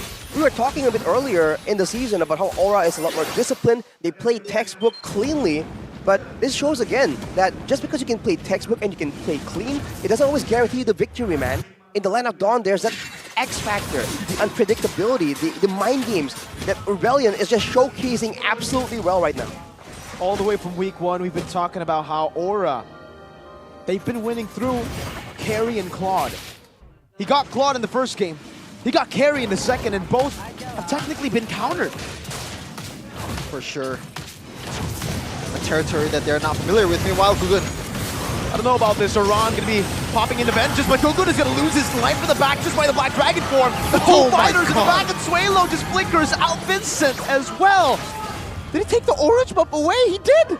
Aura cannot do anything. Gugun is down, and Cars and Swaylo, the two fighters, are zoning Yaoi away. He's gonna have to flap his wings all the way back to the tier 2. Vincent takes a free turtle, no contest. Vincent says, Objective King who? Objective King who? Gugun, I can show you how to take objectives really well.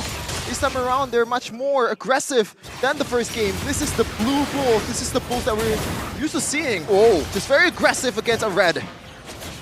Cars going there with the great mechanics there to really just push Aran out of the lane, and that's going to result in them getting a turret on the top side. Showing again that without the right tools, it doesn't even matter, right? It depends on the context, the momentum. The fact that they were able to get the turtle without Aura contesting it at all, very uncharacteristic of Aura, but great play from Rebellion. Not even having the retribution, but not having it be an issue. But Yaoi still looking for ways to make an impact, but the lack of damage on Aura right here, even with the great Divine Judgment he can find, it seems like there's gonna be no way for Aura to really capitalize on it. Yeah, not yet. Now that you mentioned it, Arashi, we haven't really seen a really solid Divine Judgment from Aura. There are 0 kills so far in 6 minutes count with a carry and also Kaja Yaoi. This is definitely something that we're not really used to seeing, considering they have a really big pick-off composition. this game. Well, they have to wait until the real mid-game rolls around.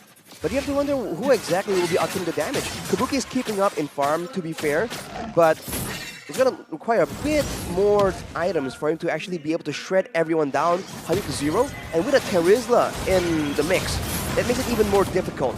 And look at how they're just struggling to really find an opportunity. But as long as Rebellion puts Wei Low in between them and Aura, it's going to be very difficult for Aura to find anything. Because even if Yawi goes in for a pickoff, the penalty zone will be used immediately to really punish him and maybe even rope Aura into an unfavorable fight. So even if they don't want to go for these pickoff kind of strategies, how do they go for a pickoff without committing for a full-on team fight that they are not going to be able to win right now? Another objective fight with Gugun backing off. It's a full domination of the objective battle for Rebellion. Before this, we saw the stat 40-something% against a 70%. Meanwhile, Yawi definitely reading this one. ODTC with a beautiful flicker. Just gets out. They're going to go for the trade, but I don't even know if they're going to be able to get it.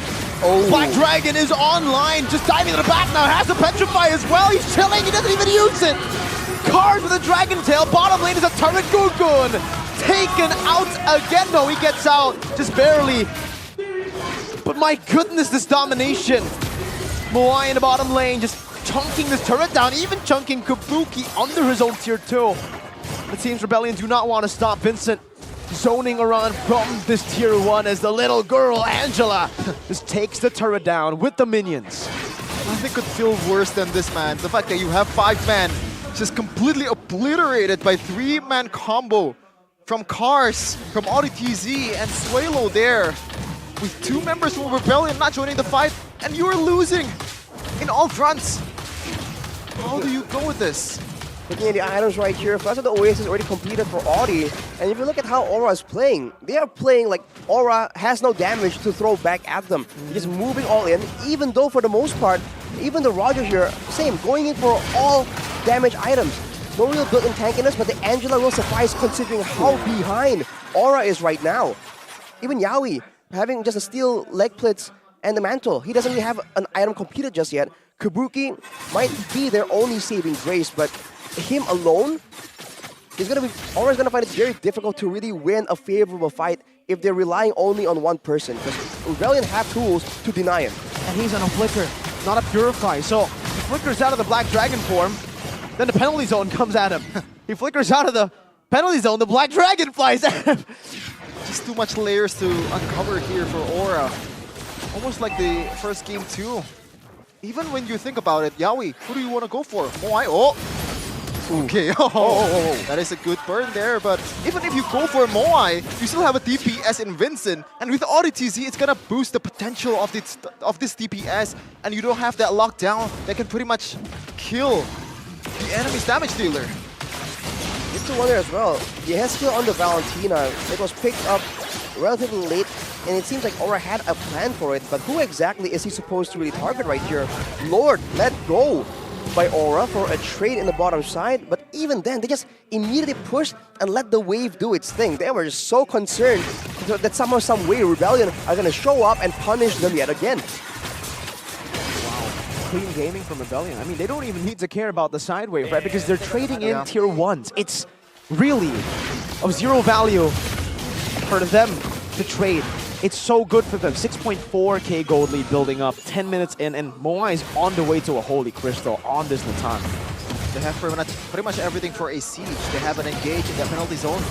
Black Dragon form can pretty much shoo everyone away from Aura, from that turret domain. Wow. And even Aura doesn't really have that wave clear that they need to be able to withstand this. Look at this wave manipulation too. They're just setting up for a proper 3-wave push all in. They're holding off on the mid lane right here. Wow. They will go for it, and I think they might just want to be... They might want to push in a bit earlier and allow themselves to really escort the Lord around. Moai with the Holy Crystal completed.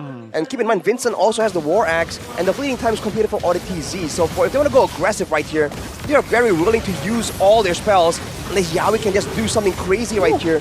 Make a game-saving play.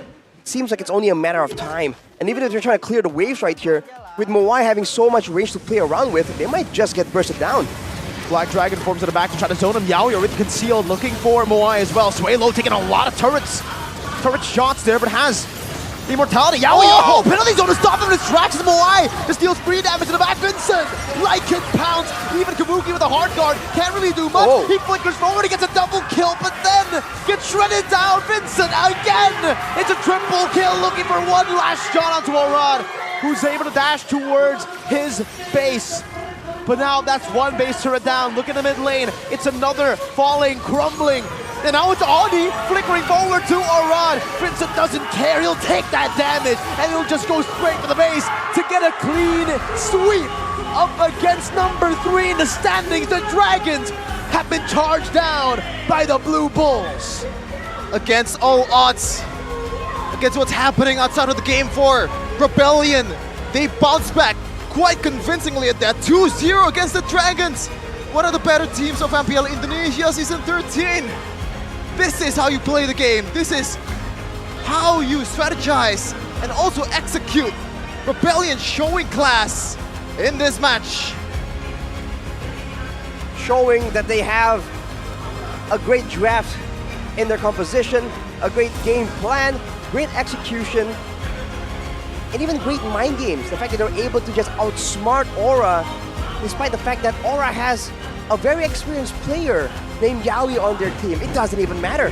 Rebellion made it look easy, made it look one-sided, like Aura isn't just having great success in the league right now. Roger becomes the answer. Rebellion's clean sweep avenges their loss to Aura in leg 1, and what a beautiful revenge it is. A lot of debut picks, a debut player in Season 13. We question the fact that D is not on the lineup. One of the better rookies in MPL Indonesia Season 13 as well. One of the rookie sensation that we have. And Moai stepped up to convince people that I also can play, man. I'm not just here to be a bench warmer. I'm a legitimate player looking for W's, looking to propel Rebellion's position in the standings. This is not looking good for Aura. We have the thrill from Rebellion with a 2-0 win, who will get bumped up in the standings. But Aura, 2 losses in a row. One against the Kings, now against the Bulls. The Rebels. So losing to both sides of the coin right here. Looks like we have to see what they have to say here after their convincing win 2-0 against Aura. With Bude Clara in a second.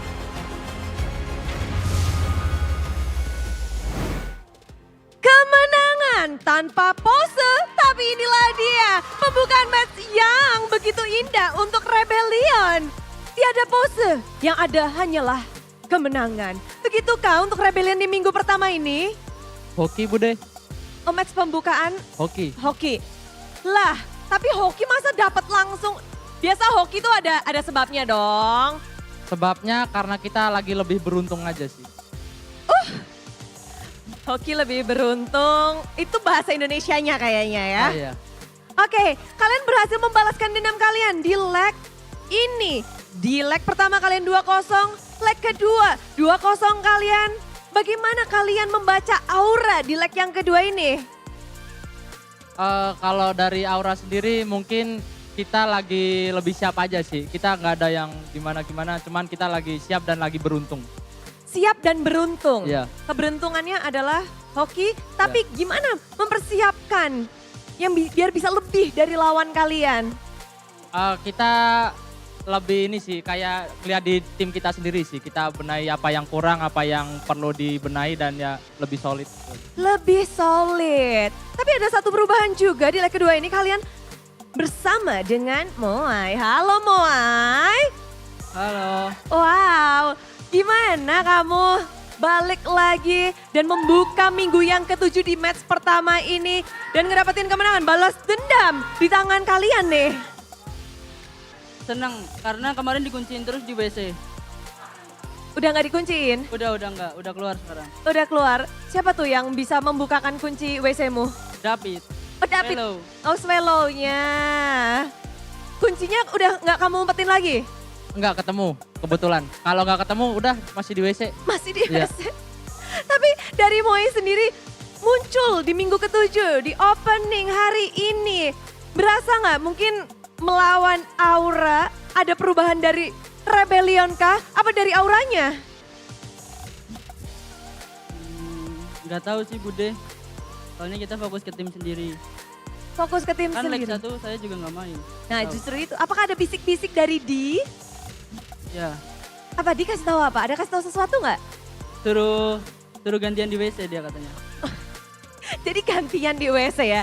Ngelihat benar-benar akhirnya di leg kedua kita melihat kompetitif banget di MPL Indonesia season 13. Namun Vincent, kamu melawan satu player yang selalu menyabet gelar Rookie of the Week dengan objektivitasnya yang sangat tinggi. Bagaimana kamu bisa untuk melawan satu player yang terlihat sangat kuat? Digendong teman Bude. Digendong? Ya. Tapi kayaknya tadi momen di game pertama comebacknya itu gimana dari Vincent sendiri? Comebacknya Aura ada miss lah, jadi kita nemuin celah dan kita perangin lah di situ. Itu aja. Itu aja? Ya. Ada celah yang kalian temukan? Iya. Ya. Rebellion. Kalian berhasil ngedapetin 2-0 dan sepertinya merubah standing sementara. Satu kemenangan saja. Kira-kira posisi berapakah Rebellion sekarang? Kita cek bersama-sama. Tadi posisi 5. Sekarang, weh buset. Tukeran nih. Kalian kali ini berada di posisi 4. Yang tadinya ada RRQ di posisi 4. Sekarang kalian menanjak ke posisi 4 dengan 1 match win-nya. Audi? Audi, tukeran tempat nih. Apa Bude? Tukeran tempat. Nggak tahu, lagi hoki ya Bude. Hoki aja. Buat Audi, mengumpulkan hoki itu susah nggak sih? Susah banget Bude. Soalnya ya kita mesti week 7 juga kan hokinya. Yang lain-lain, tim-tim lain hokinya week-week awal, ini kita week 7. Ini Audi nih, jawabnya kok kayak, ini Audi. Audi jawabnya hoki. Ini bukan Audi nih. Hoki ini Bude. Oh namamu hoki sekarang? Iya nama saya hoki. Oh hoki itu sih. Yakin hoki? Ini Yakin udah hoki, pertanyaan Bude. kali ketiga nih. Stop Bude, stop Bude. Hoki Bude, stop Bude. Hoki udah hoki. Hoki aja. Oke, minggu 7 kalian cuma ada 1 match. Masa hoki di 1 match? Apakah kalian mempersiapkannya udah lebih matang? Semoga hoki ke depannya lah. Makanya supaya menang lagi hoki. Udah disiapin. Hoki. Banyak banget kehokian kalian ya. Nah, kalau ngelihat dari papan klasemen deh. Ini untuk mempertahankan hoki sulit nggak? Atau menurut ya udah yang penting ini lagi hoki aja, enak aja hokinya. Sulit. Soalnya kan sebelumnya juga kan kalah kan. Makanya itu lagi nggak hoki. Nah, menghadapi kekalahan yang terakhir itu Waduh. berat nggak untuk kalian? Enggak sih sebetulnya. Makanya kita kan masih bisa tetap main bagus kan dan menang. Apakah itu menjadi sebuah tamparan buat kalian supaya ganas di minggu selanjutnya? Apa? Kekalahan terakhir itu jadi tamparan kalian kah? Iya betul. Iya betul. Ya. Apakah kalian berterima kasih sudah ditampar dengan kekalahan sebelumnya? Ya makasih lah buat semuanya itulah. Yang udah dukung kita dan menghujat kita. Tapi jangan ya, ayo kita berikan komunitas yang positif untuk MPL Indonesia. Dukung terus, kan gak ada entrance. Ada closingan gak sih posenya? Ada pose closingan gak? Ini Vincent yang mau pose nanti Bude. Wait. Vincent langsung wait. Gak ada pose untuk minggu ini? Enggak ada untuk minggu ini, minggu depan mungkin kita akan mulai lagi lah. Menarik. Minggu ini kita cuma ketemu kalian sekali doang nih. Opening dan udah gak ada lagi. Ketemunya di minggu ke-8. Mungkin Kars ada yang mau disampaikan untuk kemenangan Rebellion di minggu yang ke-7. Dan posisi kalian, posisi 4. Ya makasih lah buat semua yang udah dukung kita terus di week ke depan-depannya agar konsisten. Terima kasih. Singkat, padat, jelas. Minggu depan modenya kayak gini lagi, mode lemas kalian. Hah? Apa? Modenya masih mode lemas ini, Audi dan juga semuanya ini jawabnya anteng-anteng aja? Biasa aja lah. Biasa aja lah.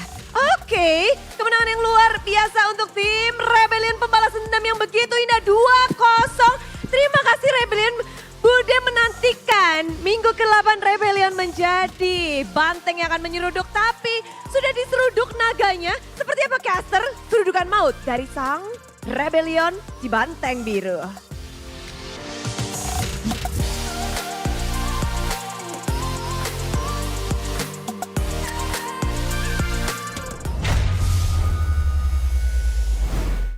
What a confusing team, in a good way. You know, imagine being Rebellion fans, okay? Next week I'm gonna play the first placer of the standings. They're gonna be like, easy.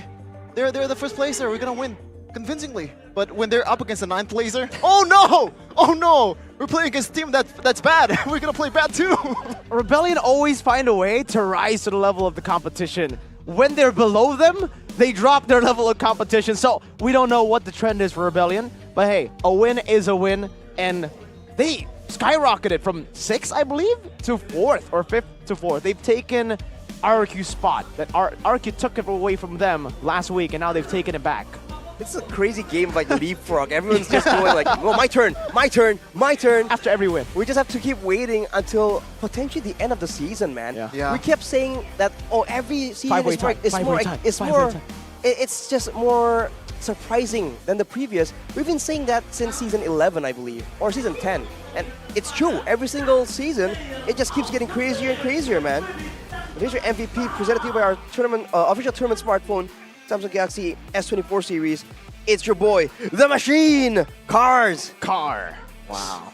He's Car quite S. in real life. Car S. He's quite in real life, but he does a lot of talking in the game, man. 3-0-5 and 80% kill participation, I believe. And a lot of incredible plays, especially the 3v5s, like pretty much carrying the team fight when they are at a man disadvantage because they have the healing, they have the mid-game damage, and also the confidence to be able to rise up against the dragons with a dragon. That's true. I mean, when it comes to aggression, right, this man is just no stranger to the situation. You give him the tools and he will deliver. Like a well-oiled machine is what we used to say back 1 or 2 seasons ago, but that's just how he does, man. He just knows the matchups, he knows the limits, and mechanically, he just seems to really, whenever he is given an aggressive hero, it's like you can kind of feel the amount of hours he's put into learning that hero, man, because he just has the right plays again and again with the right mechanical plays. This is genius, though. They know the pattern. Gugun is always there. It's lurking in the shadows with the Bausha. This is where the dragon is mad.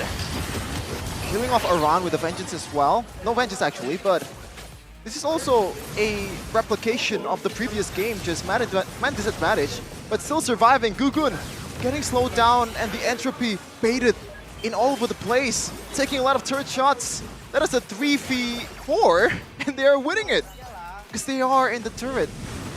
Might have been a bit too hasty with it as well. Not enough damage to really seal the deal. And here, credit to Aura, they were looking for a play, something to really kind of change things up, and they went for a big Divine Judgment play. Kabuki was free hitting, he was able to actually go for Moai, but that's what we were talking about earlier. The fact that Rebellion have so many layers to their strategy. You go for Moai, Vincent just completely takes over the team fight, and if they went for Vincent, then Moai would have shredded everyone, because he just got the Holy Crystal Power Spike right before that fight as well. But they just know exactly what they want, what they need, and they know that, okay, if Aura takes something, they just know how to get something out of it, how to punish Aura for even attempting to equalize. As humble as ever, though, Cars is giving us the thank you pose. 11 minutes and 43 seconds, a convincing win over the third team in the standings right now. A team that looked indestructible for a while, beating Onyx as well, beating everyone. But now we're on a 2-loss streak. The QCs around the board. And the all-in that we spoke of in the keys of victory and how to deny the Claude and the carry, counter it. So far, Rebellion have found so much success just with that. Looking at the objectives, though, ever since the 2 turtles secured in the first game, 0 objective conversion from Aura, from Gugun, who's notorious for being the king of objectives. Vincent just said, "This is my turn, bro. You're just a rookie, stand down." I mean, if you look at their playstyle as well, you do feel like it's a different vibe. They're going a lot more aggressive, a lot more desperately for these big dives, these big engages, these big pick-off attempts on the back of Yawi. But you have to remember, the reason why Guggen's stats are so impressive, the reason why Aura has been able to find so much success all the way since the beginning, well, until the first few weeks of the season, is that objective control game, right? The way they were able to actually win the 50-50s and still somehow come out on top in those fights for the neutral objectives. They haven't been doing that, at least today. When you see them playing, they didn't do that at all, actually. There's something that I noticed, Miracle. Aran played Lapu Lapu in the first game. He played Tams in the second game. This is not an Aran Heroes at all. Not at all. This might be the reason why they are struggling, especially in the objective battles, because Aran used to be, you know, roaming all over the place, dealing the damage before the total fights begin. That's why Guggen were, you know, able to contest every objective or securing that turtles and lords, because Aran and Yawi is there to zone everyone out. But this time around, Aran just... This time Aran? He's a non-factor, I gotta say. Yeah, I have to agree with you, man. Especially considering, you know, who he was up against a force like Cars. If you can't level this person in lane, this is what he does. Damage dealt, taking it away from Vincent and Moai, by the way. Vincent and Moai are the damage dealers, we thought at least. No! The carry is Cars on the Yuzong, 27,000. Oh, wow. Yuzong Angela, that is what you get, man. Especially when your team can't really deal well with a big dive. We're gonna see the golden moment in a second.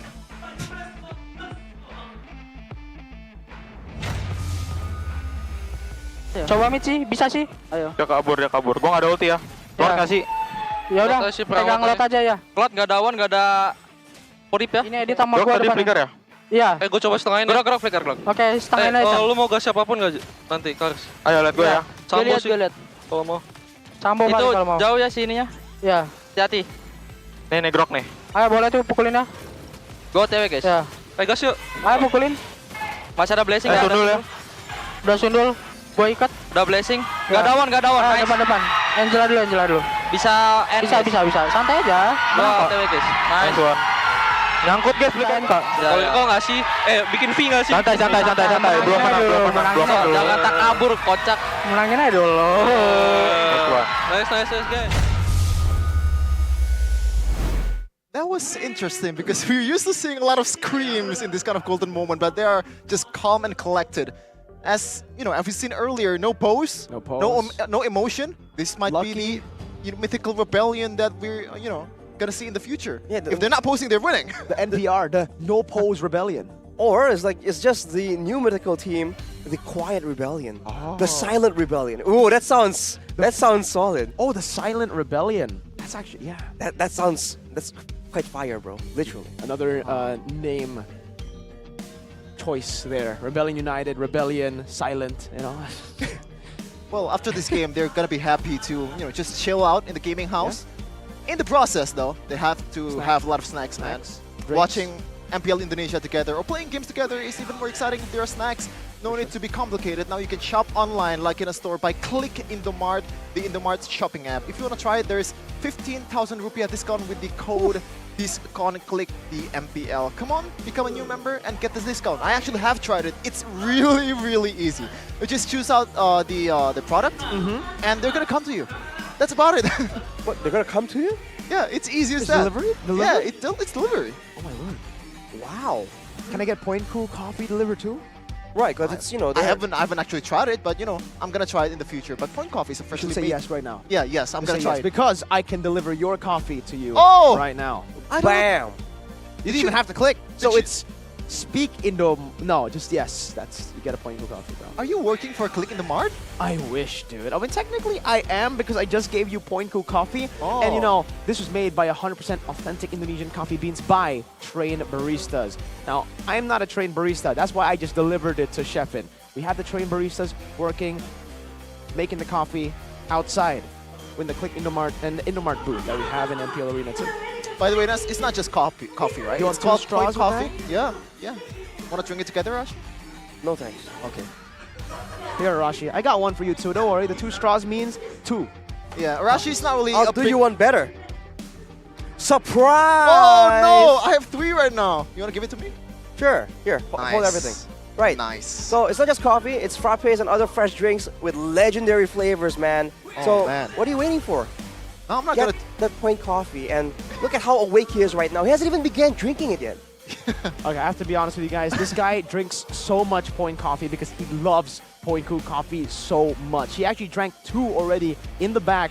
For you guys, if you want to have that energy to join MICC Season 2, you better drink some coffee here because it is open from May 1st to May 27th. I'll help you here. Okay. You can help them register to MICC. Yeah, MICC, this is the path to glory, the path to esports, to MPL, to MDL, MLBB Indonesia Community Cup Season 2 starts. The registration will be from May 1, the 1st of May to 27th of May. Don't forget to register with your allies, whether it's your neighbor, your family, or whatever you want to be, your girlfriend, because I don't have one. The total prize will include bonus and diamonds, while the winner team of the season will advance to MDL Season 10.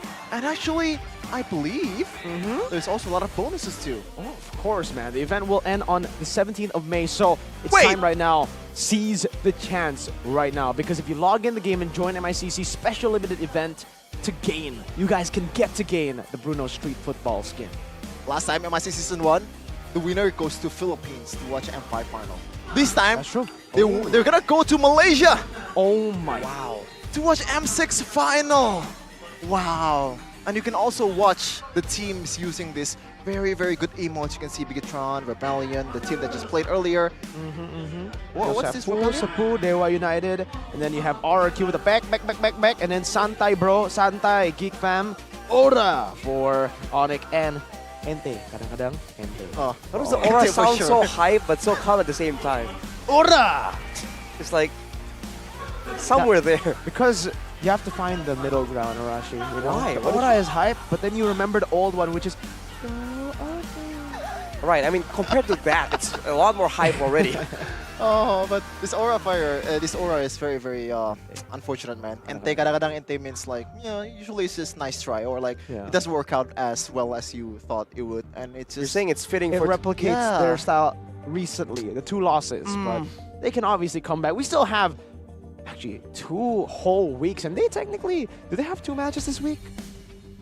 What we have right now is another match after this. It's Dewa. Bigetron versus Dewa. So, do not go anywhere. Stay tuned for next match for another MPL Indonesia Season 13 action. I'm sorry for the jumble there.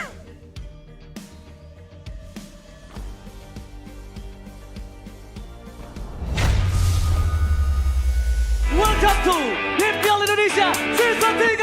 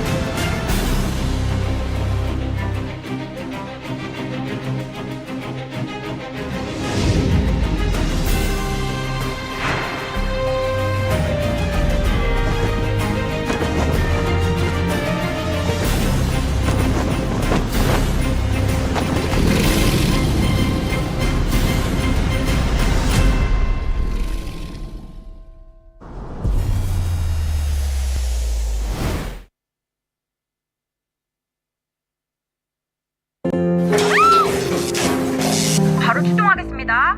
네. 직원이 곧 와요. 걱정 마세요.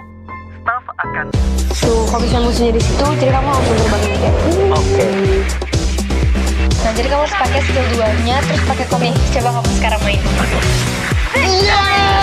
Akhirnya aku naik. Pakai aplikasi GoPay, dompet andalan gamers. Banyak damage-nya! Ada Dapat cashback hingga 20.000 buat upgrade skin baru. jika seringan nggak makan memori. HP lemot bisa victory. Top up langsung dalam game tanpa hambatan. Ikutan selebrasi MPL di aplikasi GoPay. Menangkan total hadiah ratusan juta.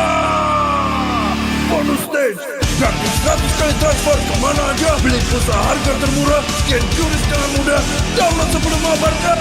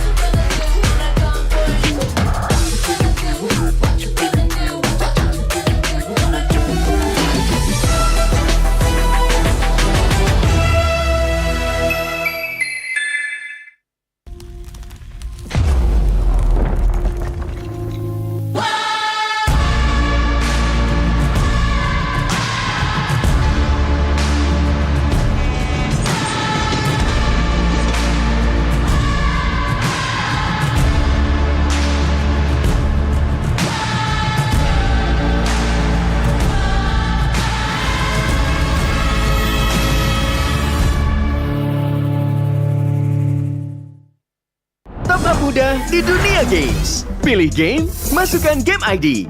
Pilih Diamond, masukkan kode promo, dan pilih metode pembayaran. Masukkan kode OTP. Selamat, kamu dapat tambahan kuota. Upgrade gameplaymu sekarang. Game smash andalanku bikin mainku semakin hebat. Tukar DG rings, diamond dan voucher game kau dapat. Main MOBA apa aja win streak di tanganmu. Cuma game smash makin no debat.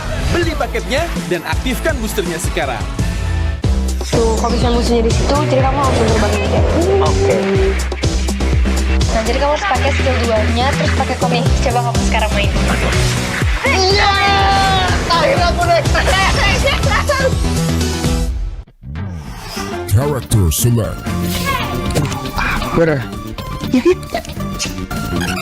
You lapar.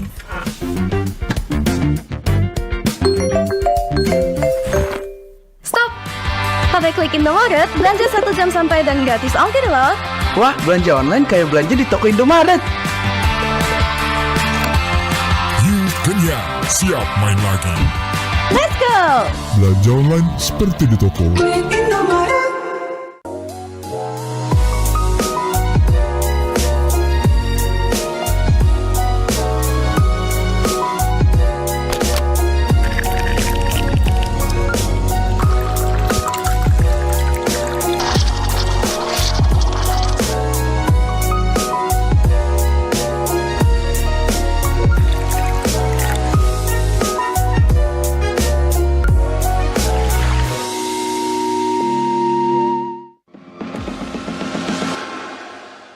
It's only you who rocks my world.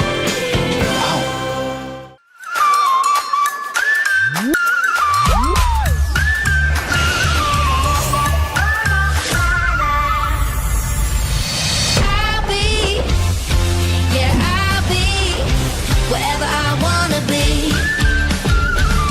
Wherever I wanna be.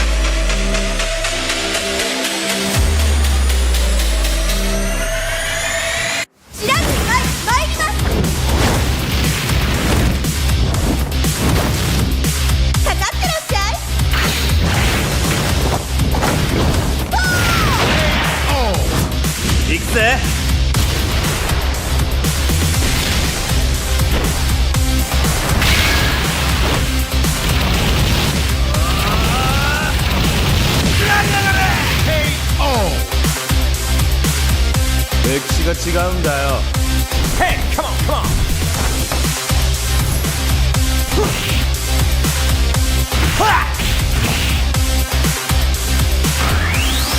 오케이. 파워 게이다.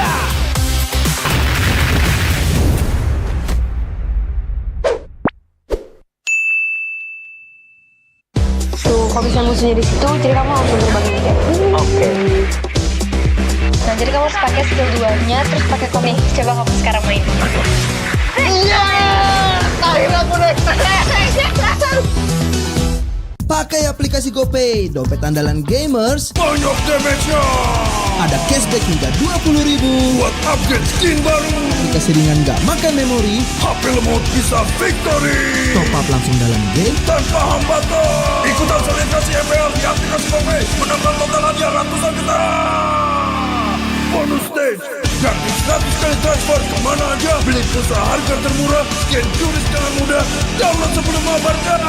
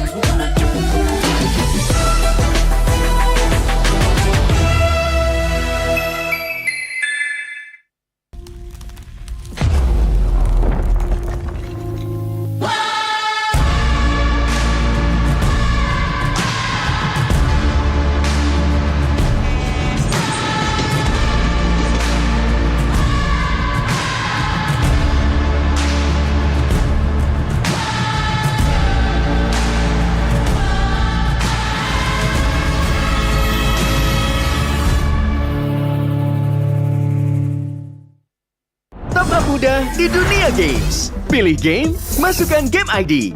Pilih Diamond, masukkan kode promo, dan pilih metode pembayaran. Masukkan kode OTP.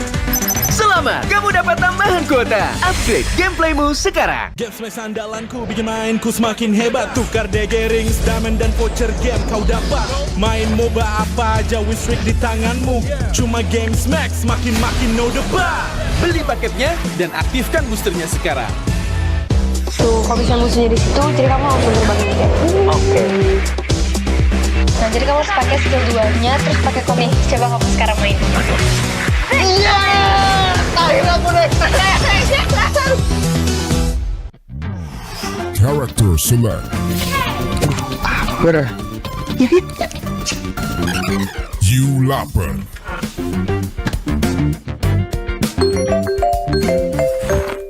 Stop! Sampai klik Indomaret, belanja 1 jam santai dan gratis ongkir loh. Wah, belanja online kayak belanja di toko Indomaret. You kenyang, siap main lagi. Let's go! Belanja online seperti di toko.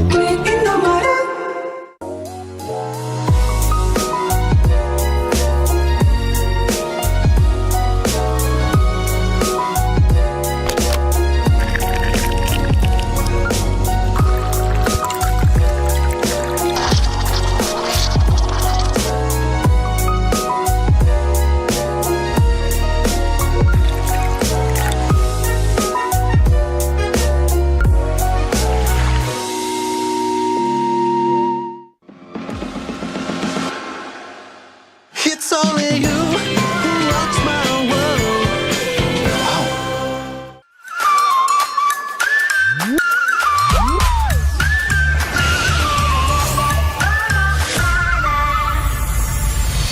I'll be, yeah, I'll be wherever I wanna be.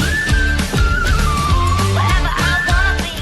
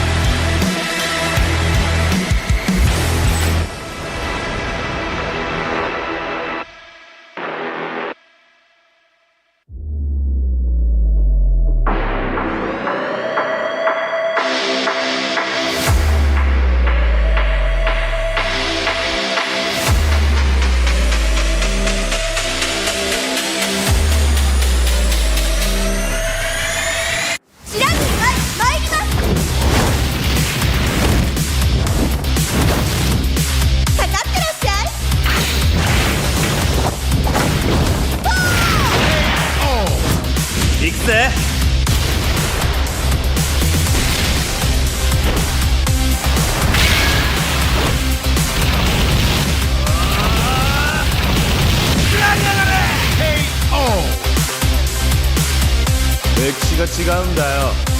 Hey, come on, come on.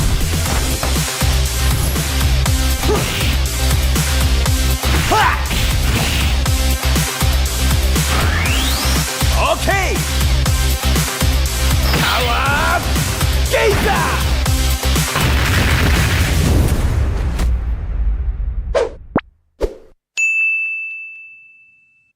Tuh, kalau bisa musuhnya di situ, jadi kamu langsung terbangin kayak. Oke. Nah, jadi kamu harus pakai skill 2-nya, terus pakai komik. Coba kamu sekarang main. Iya! Akhirnya aku naik. Pakai aplikasi GoPay, dompet andalan gamers. Banyak damage-nya. Ada cashback hingga 20.000 buat upgrade skin baru. Aplikasi ringan gak makan memori. HP lemot bisa victory. Top up langsung dalam game tanpa hambatan. Ikutan selebrasi MPL di aplikasi GoPay. Menambah total hadiah ratusan juta. Bonus stage. Gratis 100 kali transfer kemana aja. Beli pulsa harga termurah. Scan juris dengan mudah. Download sebelum mabarkan.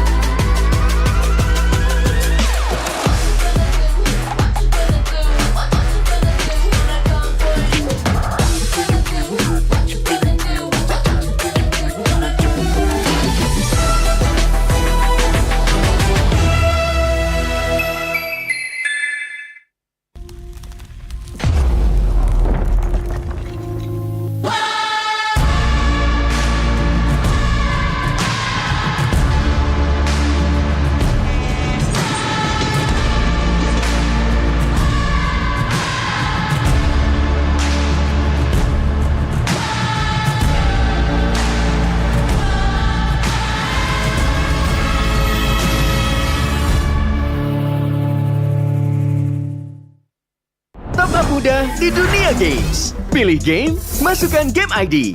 Pilih Diamond, masukkan kode promo, dan pilih metode pembayaran. Masukkan kode OTP. Selamat, kamu dapat tambahan kuota. Upgrade gameplaymu sekarang. Game Smash andalanku bikin mainku semakin hebat. Tukar DG rings, diamond dan voucher game kau dapat. Main MOBA apa aja win-streak di tanganmu. Cuma Game Smash makin no debat. Beli paketnya dan aktifkan boosternya sekarang. Tuh, kalau bisa musuhnya di situ, jadi kamu langsung terbangin kayak. Oke. Nah, jadi kamu harus pakai skill 2-nya, terus pakai komik. Coba kamu sekarang main. Iya! Akhirnya aku naik. Character select. Bener. You lapper.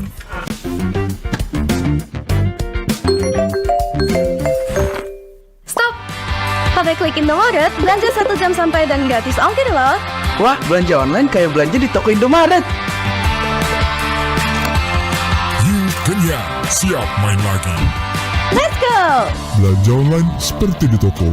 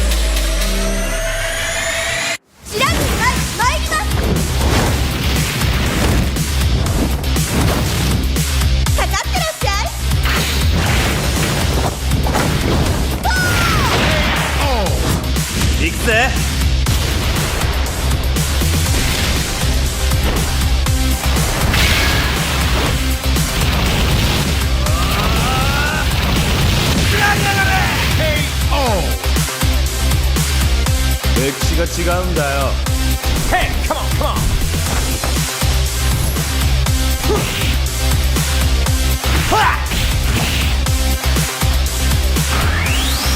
Okay. Awat Keita.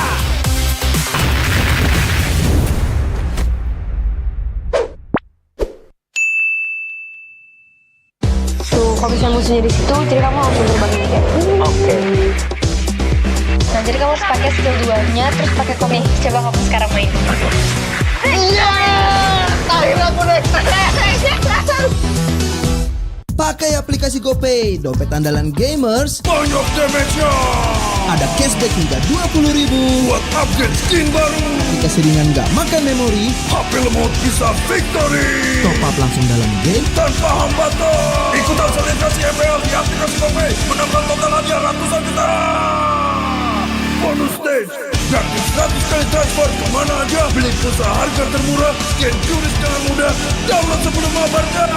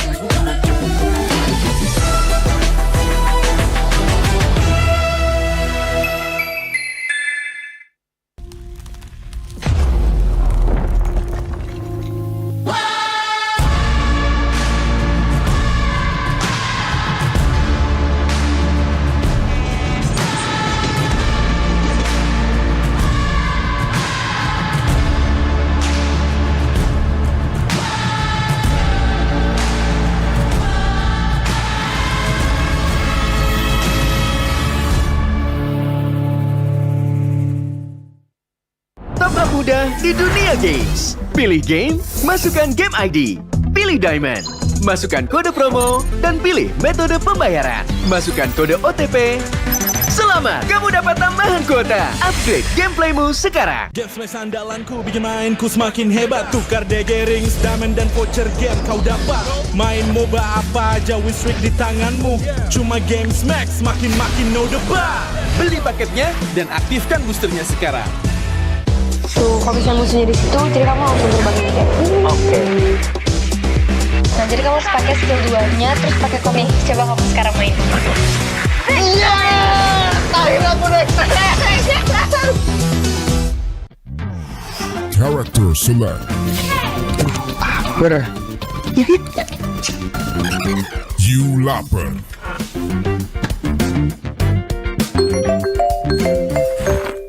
Stop! Pakai klik Indomaret, belanja 1 jam sampai dan gratis ongkir loh. Wah, belanja online kayak belanja di toko Indomaret. You kenyang, siap main lagi. Let's go! Belanja online seperti di toko.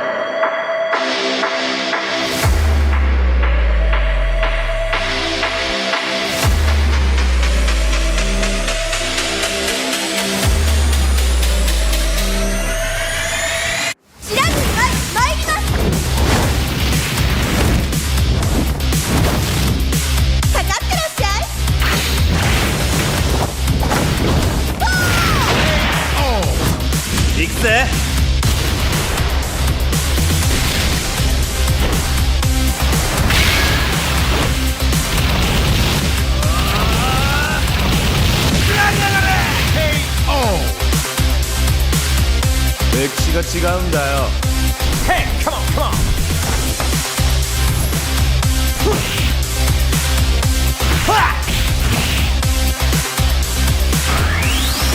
Okay. Power Gazer.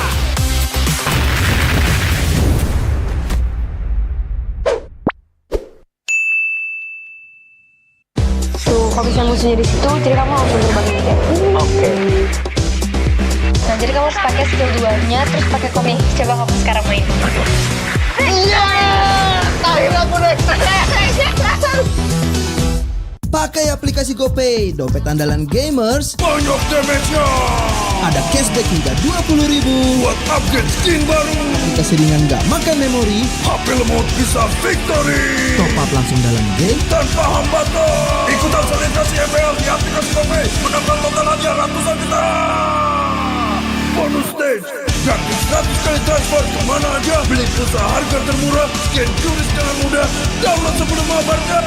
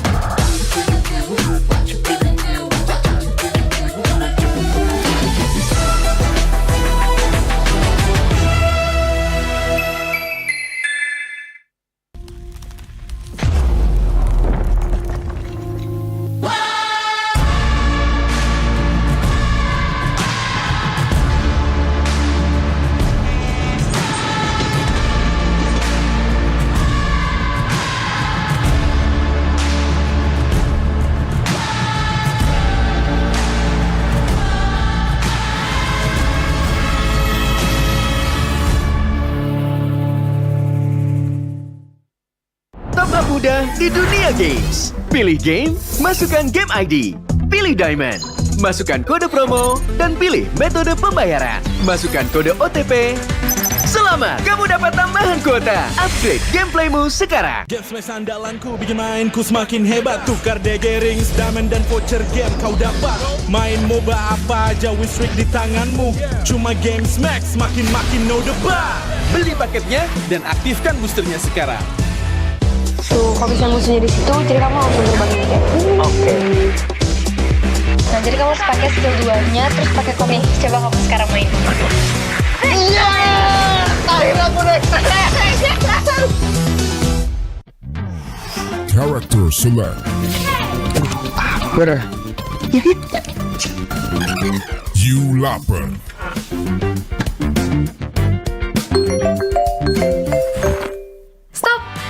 Pakai klik Indomaret, belanja 1 jam sampai dan gratis ongkir loh. Wah, belanja online kayak belanja di toko Indomaret. You kenyang, siap main lagi. Let's go! Belanja online seperti di toko.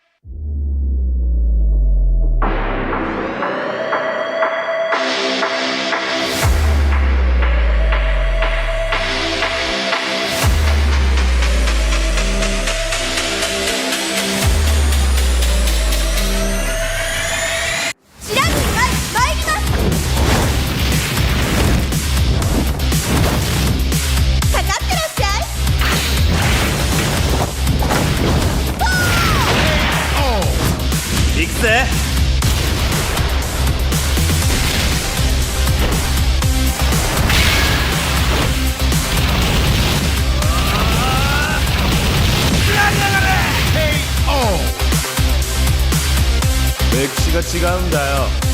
Hey, come on, come on.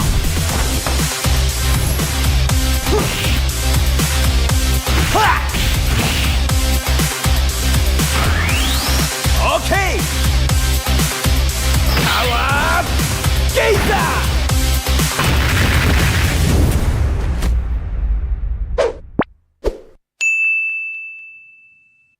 Tuh, kalau bisa musuhnya di situ, jadi kamu langsung terbangin dia. Oke. Nah, jadi kamu harus pakai skill 2-nya, terus pakai komik. Coba kamu sekarang main. Iya! Akhirnya aku naik. Pakai aplikasi GoPay, dompet andalan gamers. Banyak damage-nya. Ada cashback hingga 20.000 buat upgrade skin baru. Jika seringan gak makan memori, HP lemot bisa victory. top up langsung dalam game tanpa hambatan. Ikutan selebrasi MPL di aplikasi GoPay, menambah total hadiah ratusan juta. Bonus stage, gratis 100 kali transfer kemana aja. Beli pulsa harga termurah, scan juris dengan mudah. Download sebelum mabarkan.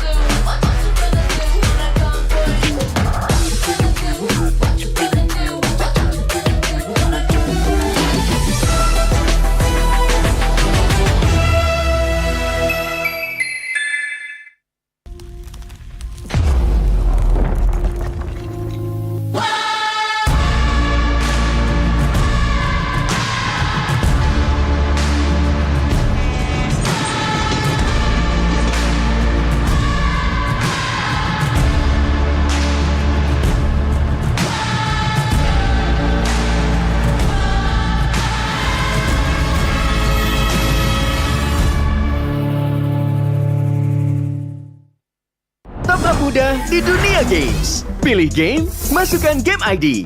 Pilih Diamond, masukkan kode promo, dan pilih metode pembayaran. Masukkan kode OTP. Selamat, kamu dapat tambahan kuota. Upgrade gameplaymu sekarang. Game Smash andalanku bikin mainku semakin hebat. Tukar DG rings, diamond dan voucher game kau dapat.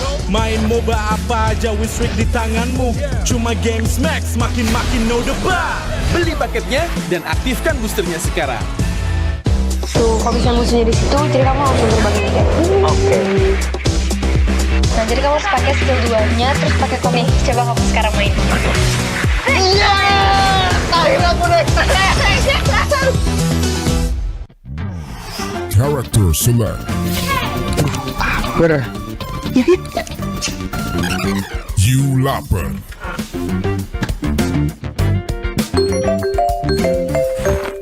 Stop! Pakai klik Indomaret, belanja 1 jam sampai dan gratis ongkir loh. Wah, belanja online kayak belanja di toko Indomaret. You kenyang, siap main lagi. Let's go! Belanja online seperti di toko.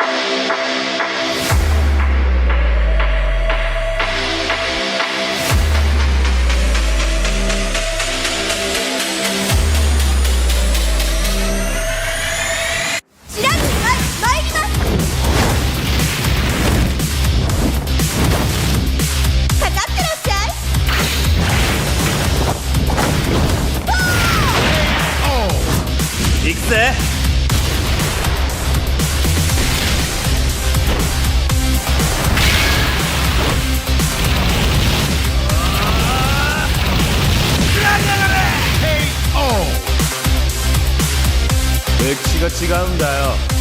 Hey, come on, come on.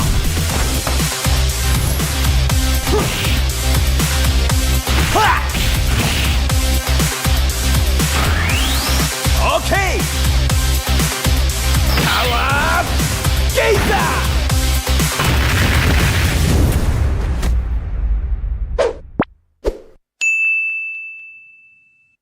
Tuh, kalau bisa musuhnya di situ, jadi kamu langsung berbagi game. Oke. Nah, jadi kamu harus pakai skill 2-nya, terus pakai komik. Coba kamu sekarang main. Iya, akhirnya aku naik. Pakai aplikasi GoPay, dompet andalan gamers. Banyak damage-nya. Ada cashback hingga 20.000 buat upgrade skin baru. Aplikasi ringan gak makan memori. HP lemot bisa victory. Top up langsung dalam game tanpa hambatan. Ikutan selebrasi MPL di aplikasi GoPay. Menambah total hadiah ratusan juta. Bonus stage.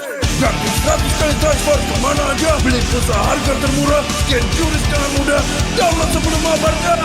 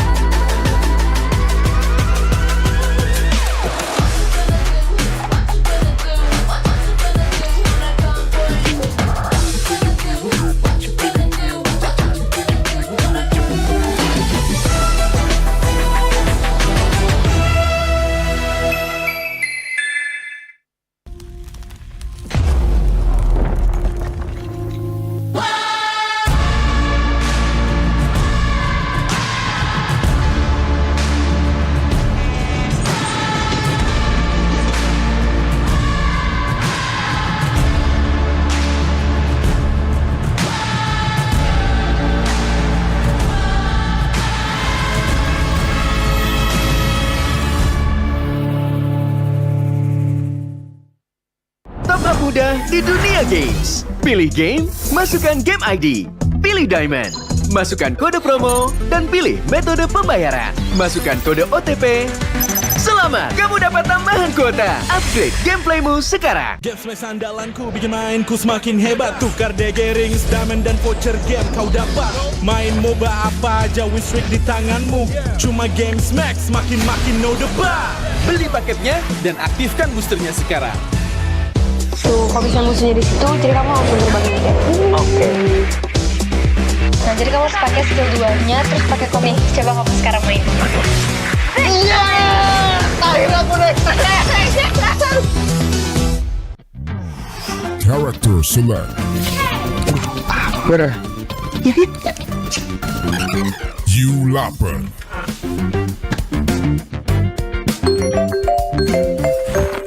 Stop! Pakai klik Indomaret, belanja 1 jam sampai dan gratis ongkir loh. Wah, belanja online kayak belanja di toko Indomaret. You kenyang, siap main lagi. Let's go! Belanja online seperti di toko.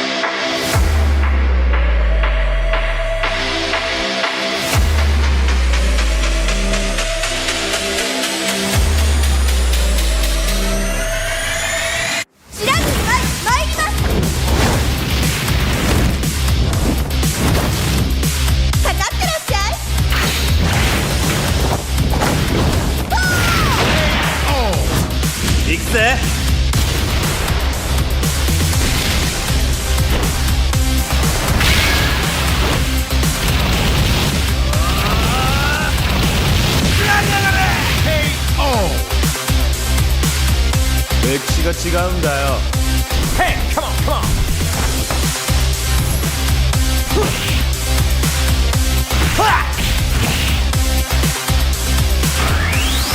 오케이. 나와 게이다.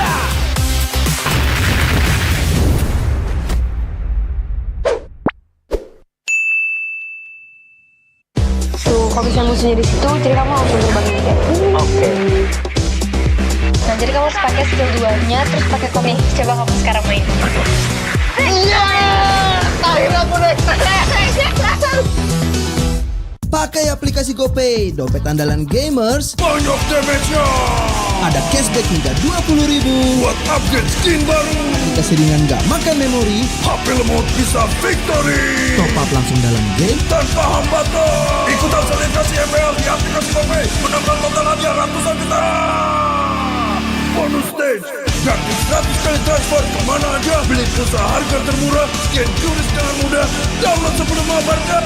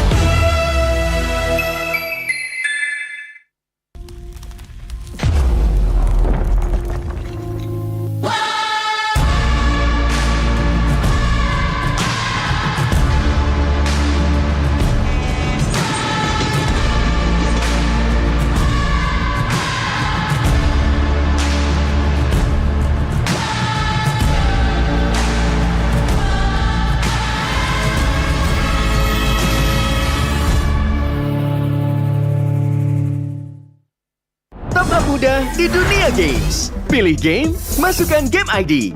Pilih Diamond, masukkan kode promo, dan pilih metode pembayaran. Masukkan kode OTP.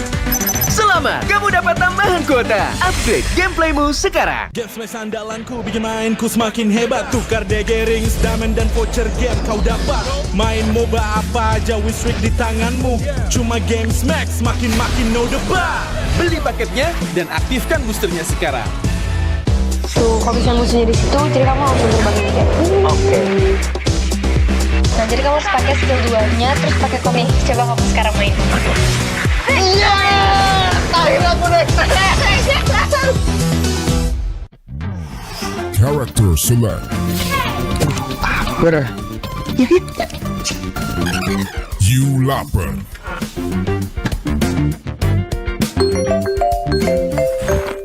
Stop! Pakai klik Indomaret, belanja 1 jam sampai dan gratis ongkir loh. Wah, belanja online kayak belanja di toko Indomaret. You kenyang, siap main lagi. Let's go! Belanja online seperti di toko.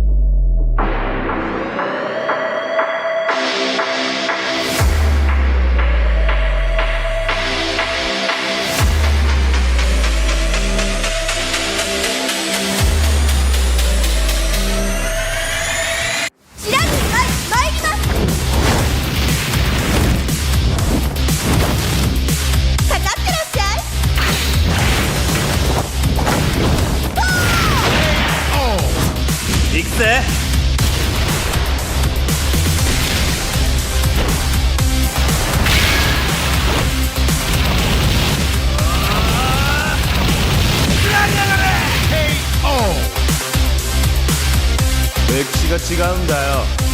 Hey, come on, come on.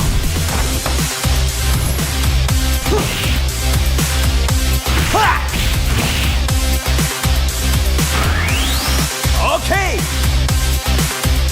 파워 게이다.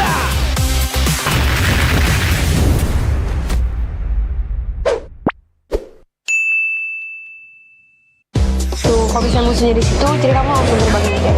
Oke. Nah, jadi kamu harus pakai skill 2-nya, terus pakai komik. Coba kamu sekarang main. Iya, akhirnya aku naik. Pakai aplikasi GoPay, dompet andalan gamers. Banyak damage-nya. Ada cashback hingga 20.000 buat upgrade skin baru. Aplikasi ringan gak makan memori. HP lemot bisa victory. Top up langsung dalam game tanpa hambatan. Ikutan selebrasi MPL di aplikasi GoPay. Menambah total hadiah ratusan juta. Bonus stage, gratis 100 kali transfer kemana aja. Beli pulsa harga termurah, scan juris dengan mudah. Download sebelum mabarkan.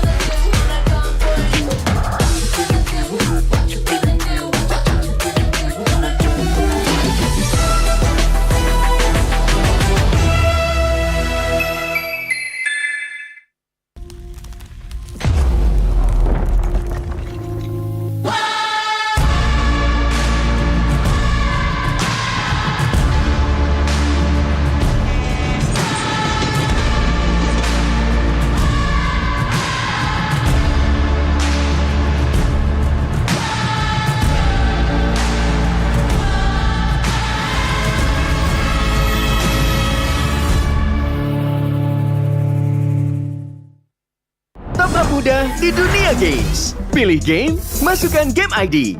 Pilih Diamond, masukkan kode promo, dan pilih metode pembayaran. Masukkan kode OTP.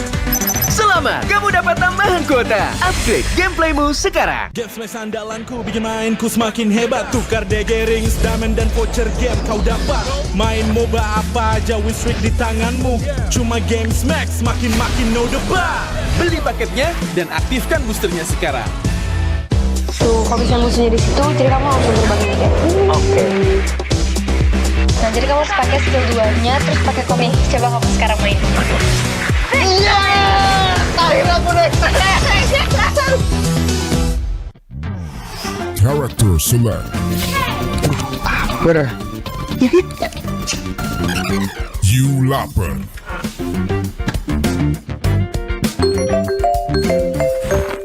Stop! Pakai klik Indomaret, belanja 1 jam sampai dan gratis ongkir loh. Wah, belanja online kayak belanja di toko Indomaret.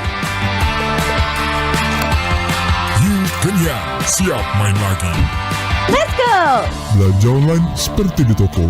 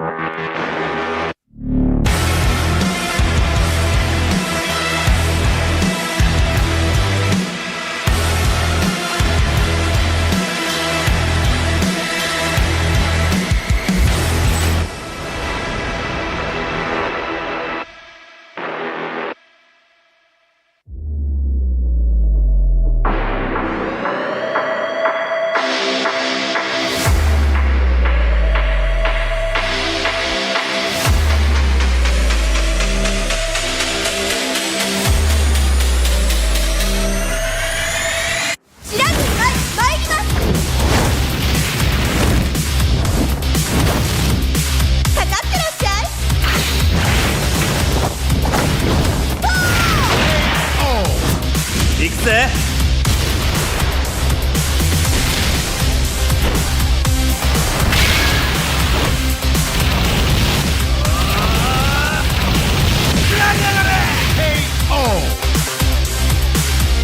歴史が違うんだよ。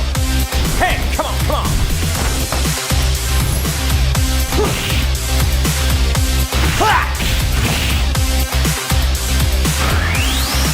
Okay. Power Geisha.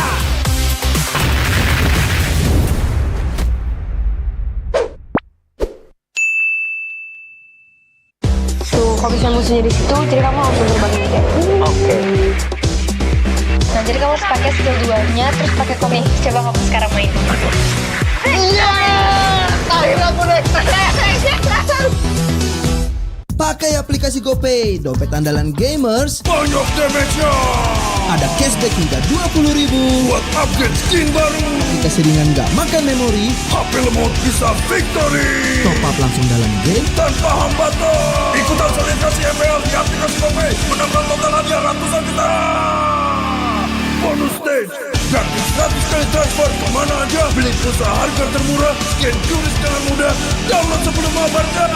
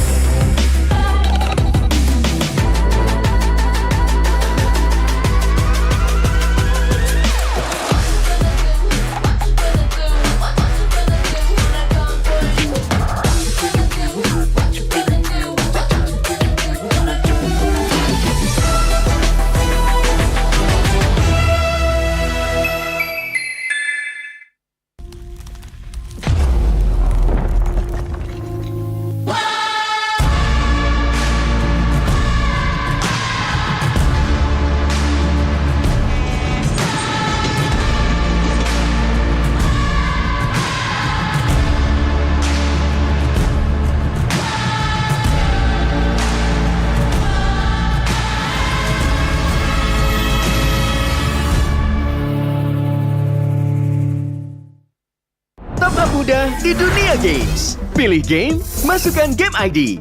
Pilih Diamond, masukkan kode promo, dan pilih metode pembayaran. Masukkan kode OTP.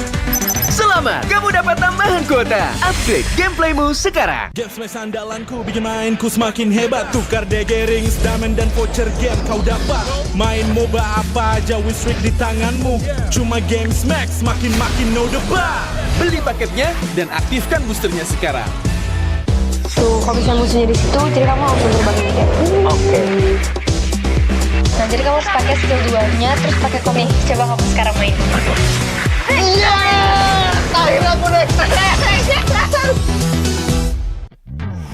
Character select. Bener. You lapper.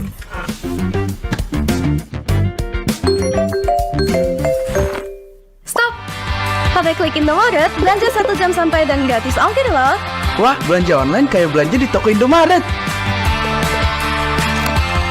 You kenyang, siap main lagi. Let's go! Belanja online seperti di toko.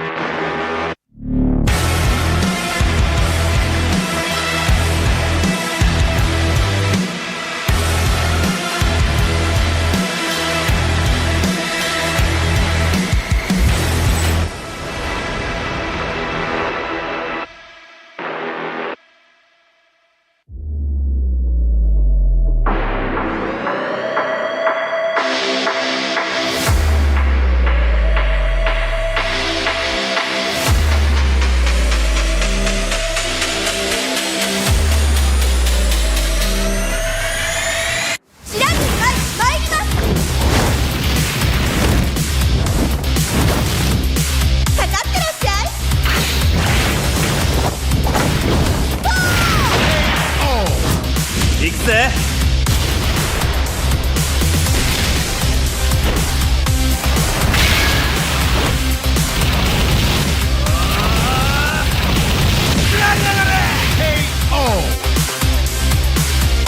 歴史が違うんだよ。 Hey, come on, come on.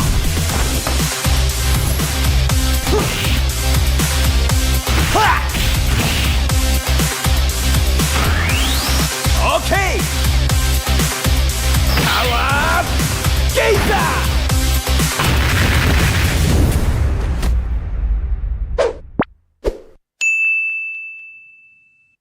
Tuh, kalau misalnya musuhnya di situ, jadi kamu langsung terbangin kayak. Oke. Nah, jadi kamu harus pakai skill 2-nya, terus pakai komik. Coba kamu sekarang main. Iya! Akhirnya aku naik. Pakai aplikasi GoPay, dompet andalan gamers. Banyak damage-nya. Ada cashback hingga 20.000 buat upgrade skin baru. Aplikasi ringan gak makan memori. HP lemot bisa victory. Top up langsung dalam game tanpa hambatan. Ikutan selebrasi MPL di aplikasi GoPay. Menambah total hadiah ratusan juta. Bonus stage. Gratis 100 kali transfer kemana aja. Beli pulsa harga termurah. Scan QRIS dengan mudah. Download sebelum mabarkan.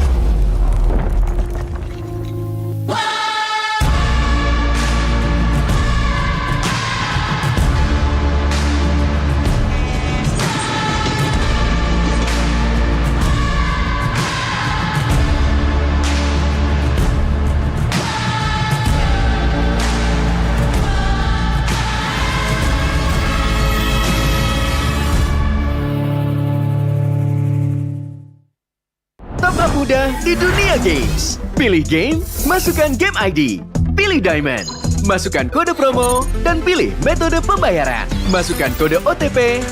Selamat, kamu dapat tambahan kuota. Upgrade gameplaymu sekarang. Game smash andalanku bikin mainku semakin hebat. Tukar DG rings, diamond dan voucher game kau dapat. Main MOBA apa aja win streak di tanganmu. Cuma game smash makin no debat. Beli paketnya dan aktifkan boosternya sekarang. Tuh, kalau misalnya musuhnya di situ, jadi kamu langsung terbangin kayak. Oke.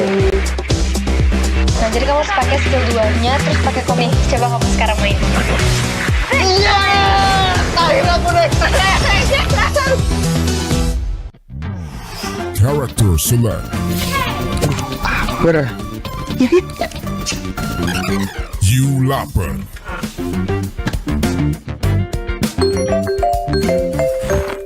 Stop! Pakai klik Indomaret, belanja 1 jam sampai dan gratis ongkir loh. Wah, belanja online kayak belanja di toko Indomaret. You kenyang, siap main lagi. Let's go! Belanja online seperti di toko.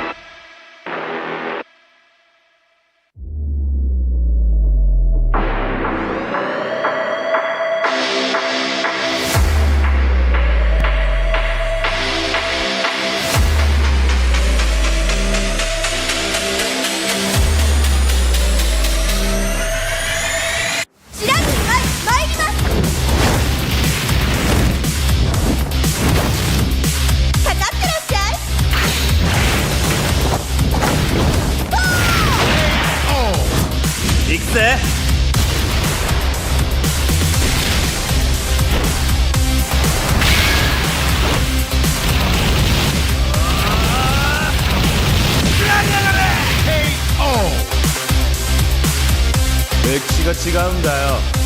Hey, come on, come on.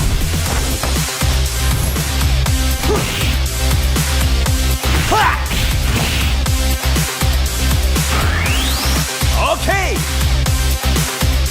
Power Gazer.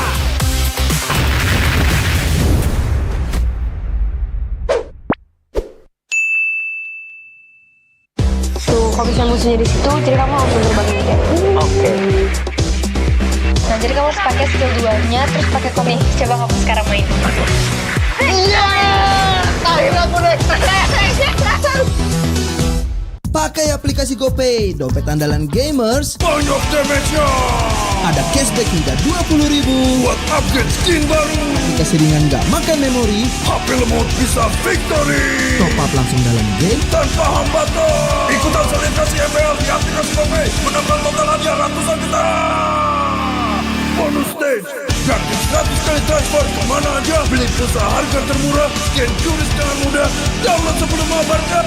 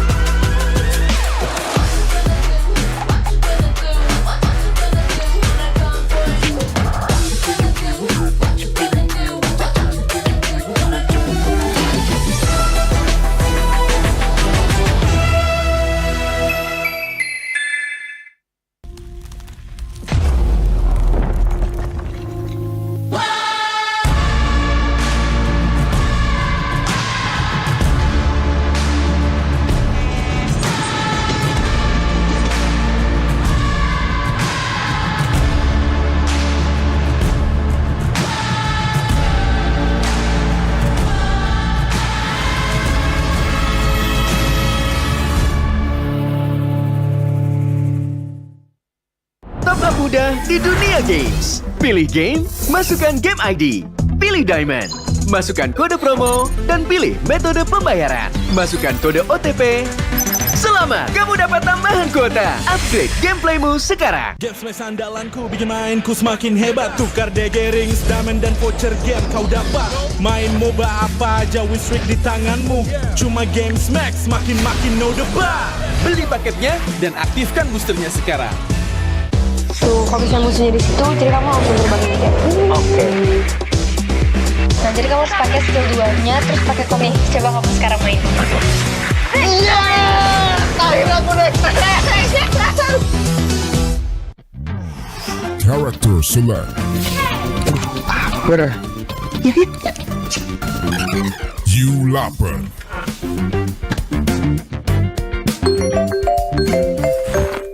Stop! Pakai klik Indomaret, belanja 1 jam sampai dan gratis ongkir loh. Wah, belanja online kayak belanja di toko Indomaret. You kenyang, siap main lagi. Let's go! Belanja online seperti di toko.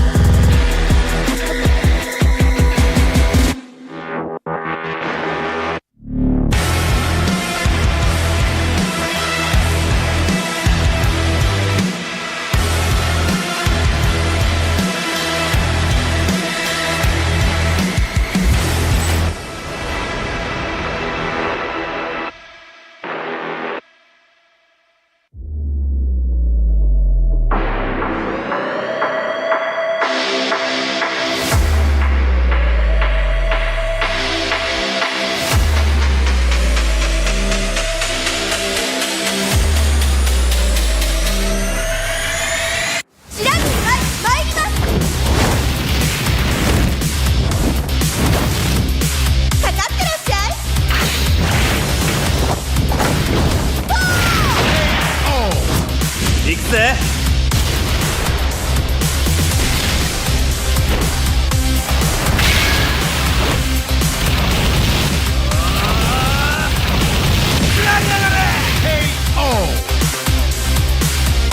歴史が違うんだよ。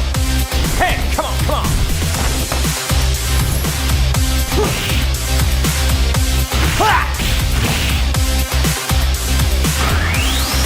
Okay.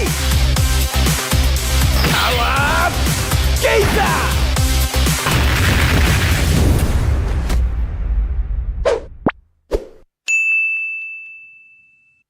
Tuh, kalau misalnya musuhnya di situ, jadi kamu langsung terbang kayak. Oke. Nah, jadi kamu harus pakai skill 2-nya, terus pakai komik. Coba kamu sekarang main. Iya! Akhirnya aku naik. Pakai aplikasi GoPay, dompet andalan gamers. Banyak damage-nya. Ada cashback hingga 20.000 buat upgrade skin baru. Aplikasi ringan gak makan memori. HP lemot bisa victory. Top up langsung dalam game tanpa hambatan. Ikutan selebrasi MPL di aplikasi GoPay. Menangkan total hadiah ratusan juta. Bonus stage, gratis 100 kali transfer kemana aja. Beli pulsa harga termurah, scan juris dengan mudah. Download sebelum mabarkan.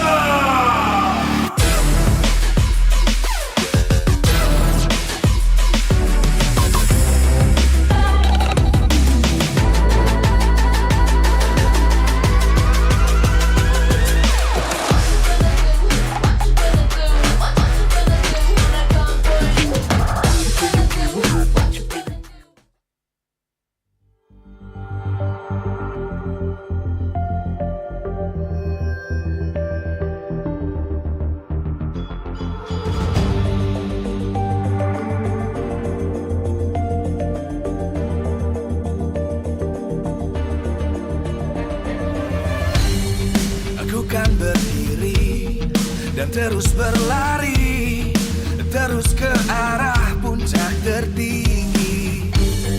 Ku takkan berhenti, hanya sampai di sini. Kemenangan abadi menanti. You know we won't miss if we unite our focus. And if you haven't noticed, we all live. Nyalakan apimu, hadapi semua tantangan, hadang semua serangan, jatuh bukan halangan. Bakar semangatmu, janganlah engkau menyerah. Kita akan buat sejarah. We all this, we won't miss. We all this, we won't miss. Saatnya beraksi, jalani ambisi. Aku kan menyawakan hari ini. You know we won't miss if we unite our focus. And if you haven't noticed, we all live. Nyalakan apimu, hadapi semua tantangan, hadang semua serangan, jatuh bukan halangan. Bakar semangatmu, janganlah engkau menyerah. Kita akan buat sejarah. We all this, we won't miss. We all this, we won't miss. We all this.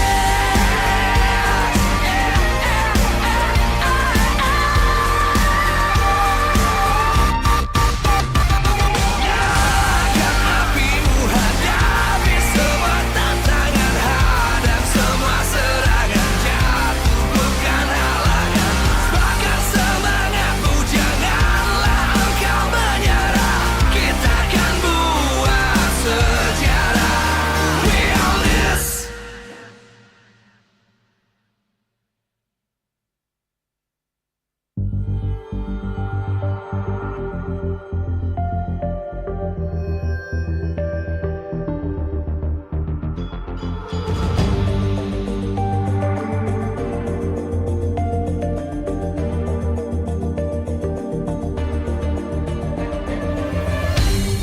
Aku kan berdiri dan terus berlari, terus ke arah puncak tertinggi. Ku takkan berhenti, hanya sampai di sini, kemenangan abadi menanti. You know we won't miss if we unite our focus, and if you haven't noticed, we all live. Nyalakan apimu, hadapi semua tantangan, hadang semua serangan, jatuh bukan halangan. Bakar semangatmu, janganlah engkau menyerah. Kita akan buat sejarah. We all this, we won't miss. We all this, we won't miss. Saatnya beraksi, jalani ambisi. Aku kan menyawakan hari ini. You know we won't miss if we unite our focus, and if you haven't noticed, we all live. Nyalakan apimu, hadapi semua tantangan, hadang semua serangan, jatuh bukan halangan. Bakar semangatmu, janganlah engkau menyerah. Kita akan buat sejarah. We all this, we won't miss. We all this, we won't miss. We all this.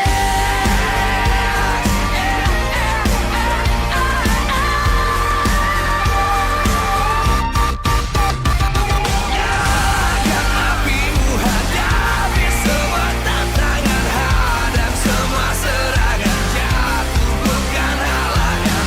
Bakar semangatmu, janganlah engkau menyerah. Kita akan buat sejarah. We all this.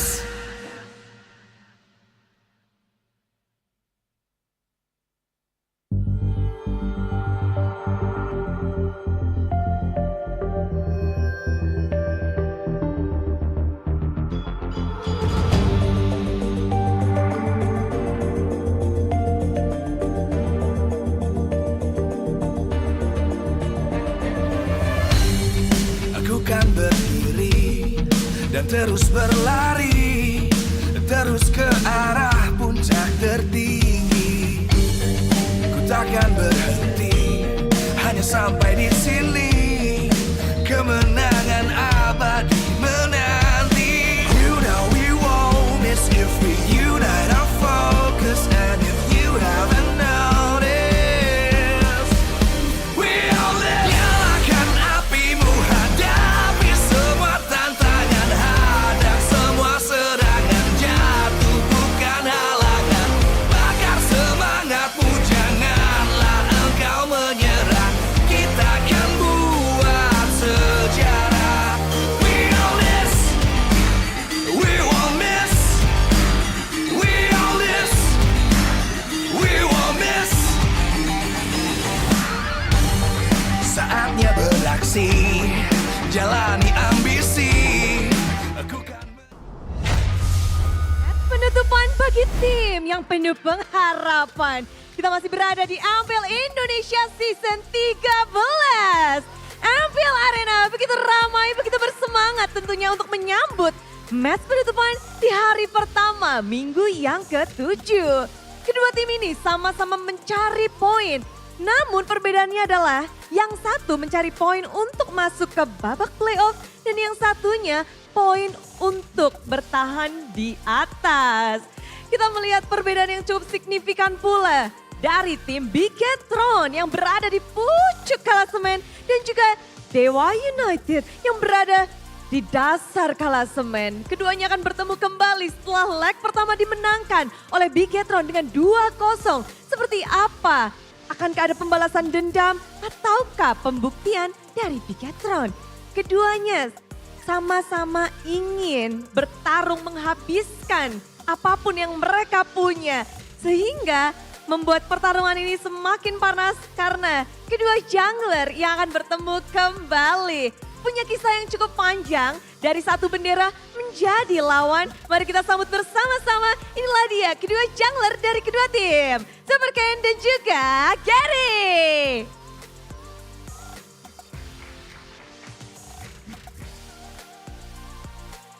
Waduh, duduh. Ketemu lagi nih. Habis leg 1, sekarang leg kedua. Gary, masih semangat nggak nih? Masih dinantikan nggak match lawan Bigetron? Masih dong udah, soalnya kemarin kan kalah kan. Nah, nggak jadi kapok kan? Enggak. Enggak, jadi ganas. Kalau Superken sendiri gimana nih menghadapi leg kedua, ngelihat Gary? Senang sama ngeliatnya jago banget. Jago banget pas di leg 1 atau sepanjang MPL? Sepanjang MPL. Sepanjang MPL. Ini menarik karena mereka berdua benar-benar bisa dibilang historinya panjang dari satu bendera. Udah ketemu di leg 1, pertemuan leg pertama.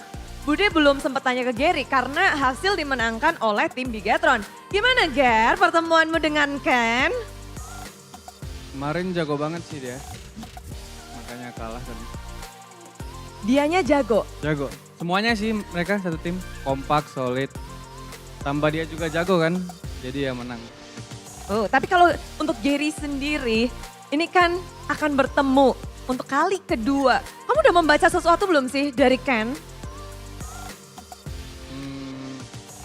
Udah harusnya. Apa tuh? Gameplaynya. Gameplaynya. Ya. Harusnya ya. Harusnya. Gameplaynya sudah mulai kebaca. Dan kalau untuk Superken sendiri, dari Bigetron, ini punya kisah yang sangat apik dari historinya. Kita lihat bersama-sama, inilah dia.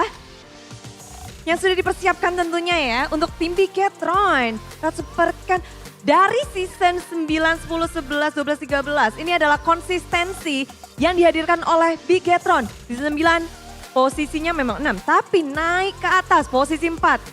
Season 11 di posisi 3. Di season 12 turun tapi sedikit aja. Dan sekarang meranjak naik di posisi 1. Standing yang benar-benar terus meranjak naik. Nah, kalau dari Bigetron Alpha sendiri, bisa dibilang regular seasonnya apik untuk kalian. Dari Superken, apa sih yang membuat Bigetron kok kayaknya rising ya? Dan sekarang bertahan di pucuk. Mungkin motivasi dari bosnya aja sih. Motivasi apa itu? Kalau juara, GH baru, jalan-jalan semuanya ada. Disemangatinnya gitu ya? Ya. Kok Ed? Tuh, itu semangat yang bikin membara. Namun sekarang di leg kedua ini pertemuanmu dengan Dewa akan menentukan satu tiket playoff. Jika kamu menang, nextnya mau apain aja udah karena udah pasti masuk ke babak playoff. Gimana kamu melihat match hari ini? Apakah memang oke kita secure playoff dengan satu kemenangan ini atau ada yang lainnya? Lumayan penting sih di match kali ini soalnya kayak satu lagi udah pasti playoff sama memperbesar chance ke upper kan. Memperbesar chance ke upper. Nah, melihat sekarang Gary katanya udah bisa ngebaca nih gameplaynya segala macam. Kamu gimana melihat mungkin pertemuan kedua ini? Agak serem sih soalnya gameplaynya udah dibaca kan. Sebelumnya mungkin belum dibaca, sekarang mungkin ya bakal lebih serem kali. Waduh, tapi kalau kamu ngelihat dari mungkin ya kita, apa sih yang kamu ekspektasikan untuk pertemuan keduamu?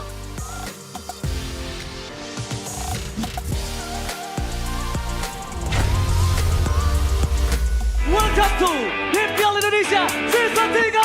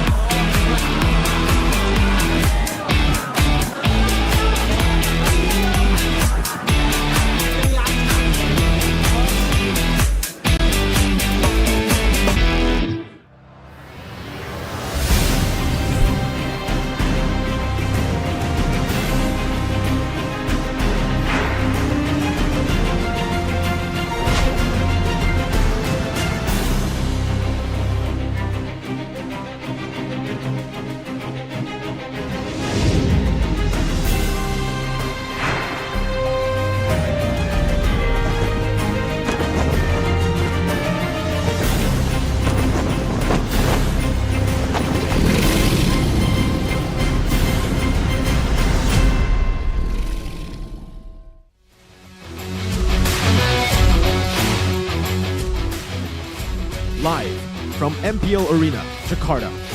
MPL Season 13 is powered by Moonton. Presented by official tournament smartphone, Samsung Galaxy. Official e-wallet, GoPay. Official gold partner, UBS Gold. We own this.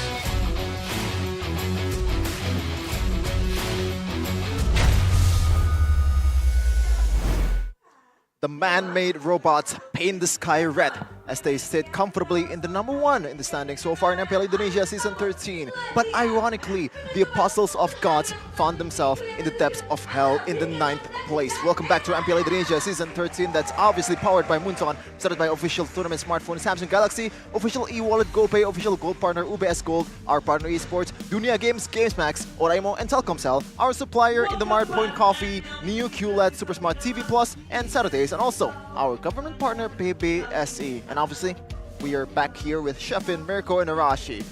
Mirko, I want to ask you this question, alright? Bigetron, 8 wins. What will happen if they get it to 9? Well, ladies and gentlemen, we got confirmation.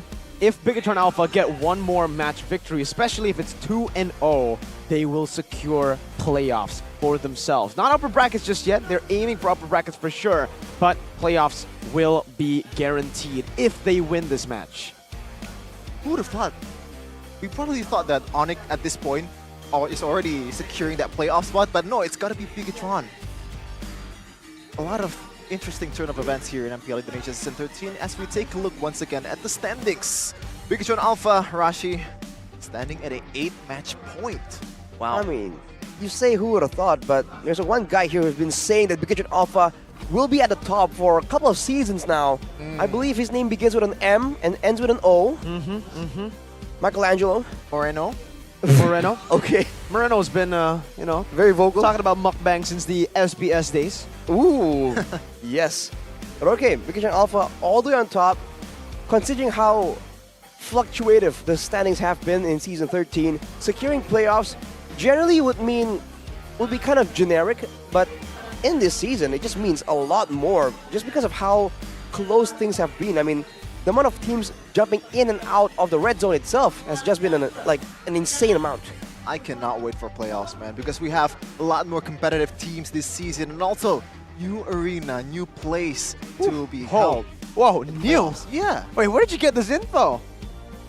I have insider info, man. Whoa, a quick tease from Shefin. So, new channels. area? Are we in a new area of town as well, or is it just a new venue? We're gonna talk about that later on, but right now, we have a story here. Gary, the ex-BTR raised by the robots, facing off against the current jungler of BTR. Look at the assets here. Gary apparently lives in Australia because he's upside down. Reverse psychology from Gary here. 2 junglers with robotic genetics, both already performing with Bigetron, debuting with Bigetron, but now going in seemingly the opposite direction from each other. Now their paths coincide once again, and we have to see, can Gary kind of show up to Supercan, the jungler that a lot of people have been claiming to be, at least saying, is just the better player. Good argument there, Rashi, but we are going to see the lineup for this day. For Bigetron Alpha, it's going to be Sorizo, Supercan, Moreno, Key, and Emma still with the usual 5. I gotta say, does Sorizo play more than Lord JM, Mirko? Yeah, it's been Sorizo for the most part. We've seen Lord JM play here and there, but whoa, a change already. Dixon! Oh, interesting. Interesting. Dixon on the XP, Gary on the jungle, Keys, Adrian, and what, the 2 veteran holding the fort for Dewa United. It's time to see if Dewa will stay at 9th, or will they be able to grab a win in this battle of heaven and hell, 9th versus 1st, with some robotic genetics in their side. Gary will look to prevail this time in the 2nd leg against Bigetron Alpha. Welcome, Dewa United! If there's a time to pray to the gods, this is the time. 9th place, not looking pretty good for Dewa United, but they definitely want to still secure that playoff spot. Anything can happen in MPL Indonesia. With the robots and AI taking over, I guess the one thing that Dewa can trust in is the faith that they have in themselves, we'll see if that will be enough to topple down the reign of the Red Robots. Because right now, walking to the stage is the robots who stand atop. The skies have been occupied by kings before, but now it is the robots who hold it, who have a chance to secure the first playoff spot in Season 13. The season that's been unpredictable, but this team has made it predictable. Bigetron Alpha! With their newfound power in the gold lane, Eman, an import, a new player from the Philippines for Bigetron Alpha, claiming all the kills, claiming all the gold for Bigetron. This time around, they are much better coded than before.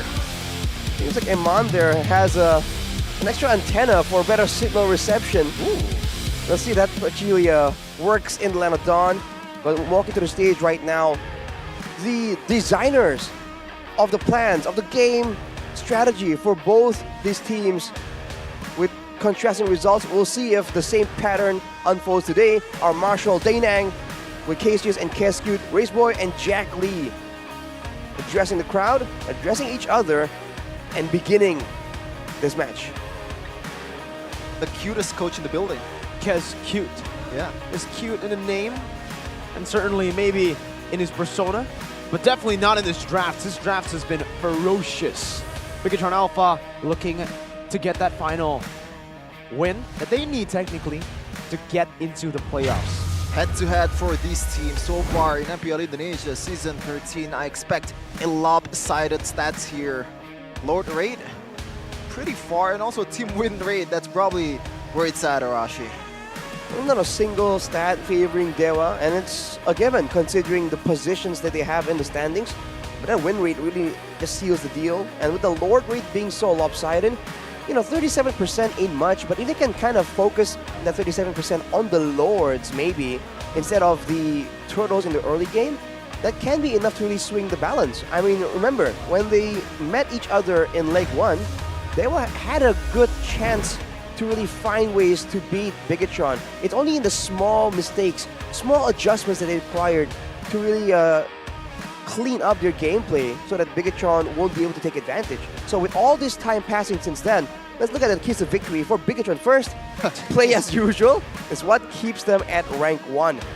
So far, they've been flexible, they've been textbook, they have been the right amount of unpredictable, but they also have the right kind of mind game to really bring out the worst in their opponents, confusing them, making them second guess themselves. And if they can just keep playing with that same style and the same kind of adjustments, depending on the draft, depending on the situations in the game right now, this seems to be a surefire way to a clear-cut victory against Dewa United. I mean, if it didn't work, then fix it, especially if the robot is not rusty, then don't replace it. Don't replace the parts. If you take a look at the keys to victory, or keys to victory from Dewa United. Give Julian a late pick to counter Bigetron's draft. Make sure that they pick a hero for him last, so he can use a white hero pool to really confuse or adjust towards Bigetron. Win the mid-trio matchup so they can win the rotations as a result. And if they can get Dixon, the heroes for objective neutralization, we talked about this, but in a proper team fight, Dewa United doesn't really fall behind. You know, they have a solid goal laner with a lot of experience. So if they can really set up the neutral objective fights in their favor by getting a good front line, by getting good utility to begin the fight, then maybe they have a chance to really push the tempo and push the issue towards Bigetron Alpha instead. Well, we saw a lot of turret slot pick from this guy Dixon over the years.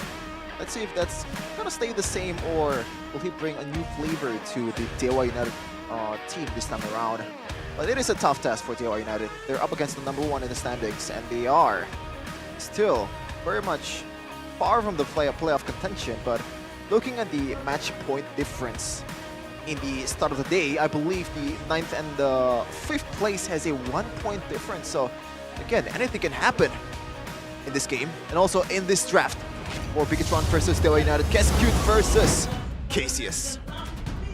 Alright, let's see how this begins, man. Minotaur and Angela already banned out. Like I said, Shevin, even though there's a disparity, one win or loss can boost you by 3 or 4 positions. In Season 13, the standings are just a number. Yep.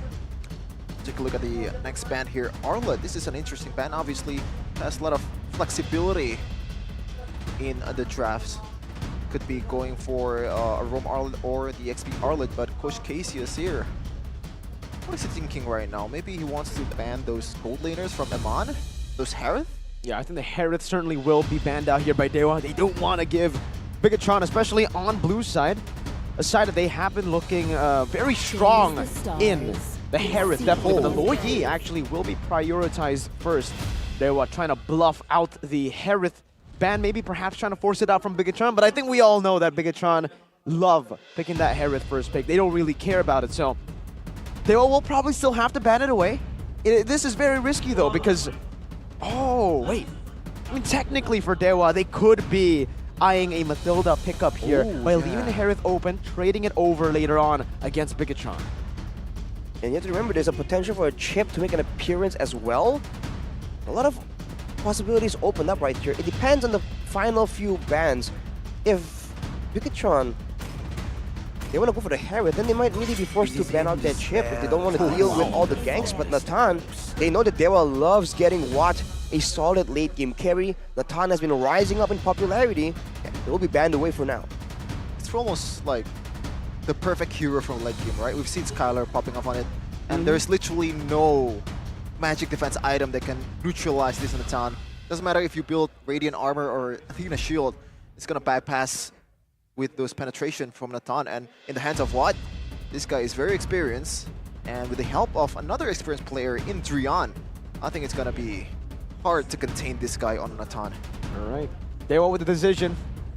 What do they want to go for? Mathilda and Harith left open to go up against each other. Traded in, the chip will be banned out, and now Bigetron will certainly pick up the Harith for themselves, a hero that they still have 100% win rate on, even before the patch dropped. Now with the patch dropping, yeah, this hero is busted. Wow. So that's Dewa banning away 2 of the global presences. They really want to go back to that tried and true style. It's almost like with the veterans on their team, Watt and Drian, they kind of feel like, okay, we excelled, you know, our heyday was back in the day before all this global nonsense. Let's go back to the good old day, right? Back in my day. Man, Eman on Harith, man.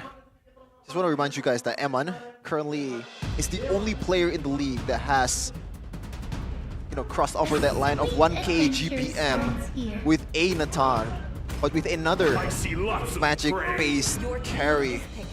Surely, this guy's gonna be a force to reckon, but a really early flooring pick here from Cassius. Oh, I don't know about that. Not too sure about that with Mathilda being open, especially with the Harith. We've seen that combination from Bigetron Alpha. It was up against Geek Fam as well, and that was the match where they were able to control it from start to finish.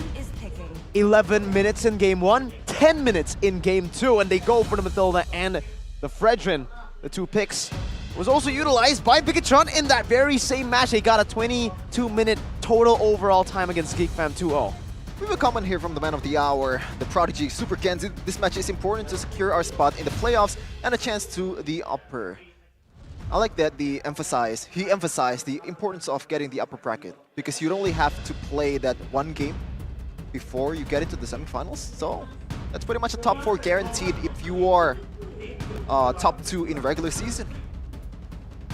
Well, it certainly seemed to be on the way to such a performance, but we'll have to see if Dewa has something in store. So far, Roger can be flexed around. The Florin we've seen very beneficial, very, very strong, especially in a full-on 5v5. And now they have the Faramis as well. That's an insane amount of utility and sustain, but they have to pair this up with good damage output, right? Doesn't matter if you can survive for a long period of time if you can't trade back the damage, if Bigetron keeps just melting you down. So against a Harith, it's really a good decision. In a way, because Harith doesn't really do DPS the same way. It's still a bit more casty as a hero. So now with that, you have to wonder about the options here. Will they go for a different gold lane with better late game shred? Do they want to go for a fighter in the XP lane, the same way we saw Rebellion do with something like an Edith that can still do some damage in place of this the other main carries in order to just confuse their opponents on who to focus? Well, firstly, for Dewa, looking at their track record, looking at their history, this Roger has never gone to the jungle. It's always gone to the hands of Watt. So that's already a little bit of a hint for Dewa, but yeah, I mean, there's certainly still a chance for Gary to actually utilize this pick in the jungle. But then you'll have to pick up a very, very strong XP laner. They need a strong trio mid together with a strong XP laner, but it seems like Bigetron Alpha, they are reading that out. They're expecting this Roger to go gold as per the history, the track record of Dewa. Good ban though, the Valentina. They might want to ban the X-Borg next, but a lot of HP bars. X-Borg does very, very well kiting against them. But other than that, maybe they'll leave it out open too. Technically, they can get a lot of value from this X-Borg as well. Oh man, I kind of already felt bad for the Roger because he has to go up against this durability, this healing, these shields coming in from M1 and also Key, and a lot of CCs from Super Ken. At this point, I think you have to go gold Roger, I guess, just to get him a Flicker or a Purify. But I agree with the X-Borg ban, Mirko. I think it also kind of neutralize. Oh, never mind. So it's gonna be a Novaria ban from Cassius. I thought that a Terizla would be a good pick for Bigetron Alpha, so that's why I expect Cassius to ban the X-Borg. When you're talking about DP, going head-to-head 5v5, we talk about sustain, but we also saw earlier, like you mentioned, Shevin, the Terizla can be very beneficial. It's one of the best frontliners, technically, with good sustain, good amounts of damage, good utility as well to really start the fight and keep your opponents in the fight as well. You know, if Bigetron can use the Guiding Wind and the mobility from the Fredrin and the Harriet right now, so on everyone, to get away from the initial engage, there's a lot of ways for Dewa to really force them to stay in a fight, unless they want to go for something like a neutral objective. In that sense, Bigetron can still go for a strong, high mobility EXP laner and go for that macro play. It's still very much in the pocket of Sorizo, that playstyle. Interesting. They actually banned the Akai. I assume that they're gonna go for a Baxia ban, but they probably thought that Akai might be a bit harder to deal with, especially in the objective battle.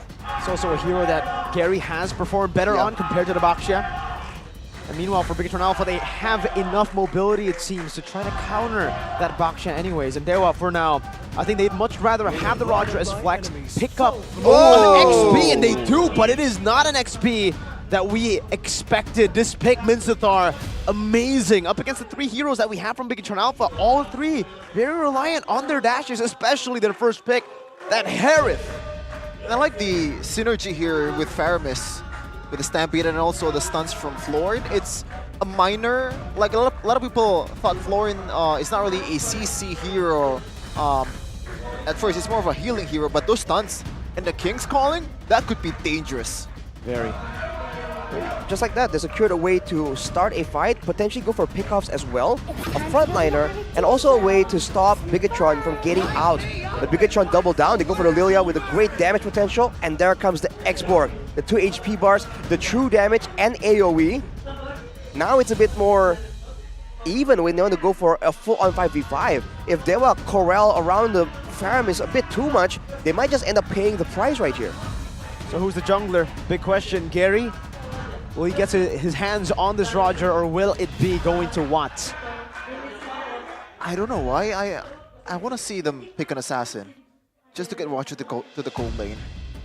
An assassin? An assassin against this comp? Against this comp, it's going to be so tough, man. Fredrin, Harith, X-Borg even, and Mathilda as well.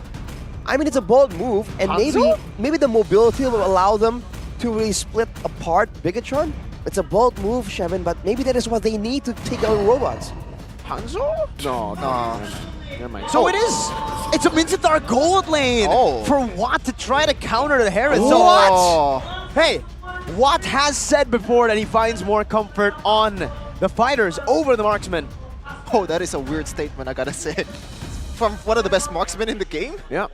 We've seen the Lunox fail as a counter to the Harith. We've seen the Esmeralda fail as the counter to the Harith. We'll see if the Minsathar can get that done. Here comes a new challenger, ladies and gentlemen. Minsathar in the gold lane. Good AoE, good damage output technically if you go for that full damage itemization. Will he be too vulnerable though? You have to really pay attention in this game to the itemization, especially in the gold lane, man. There's just so much potential.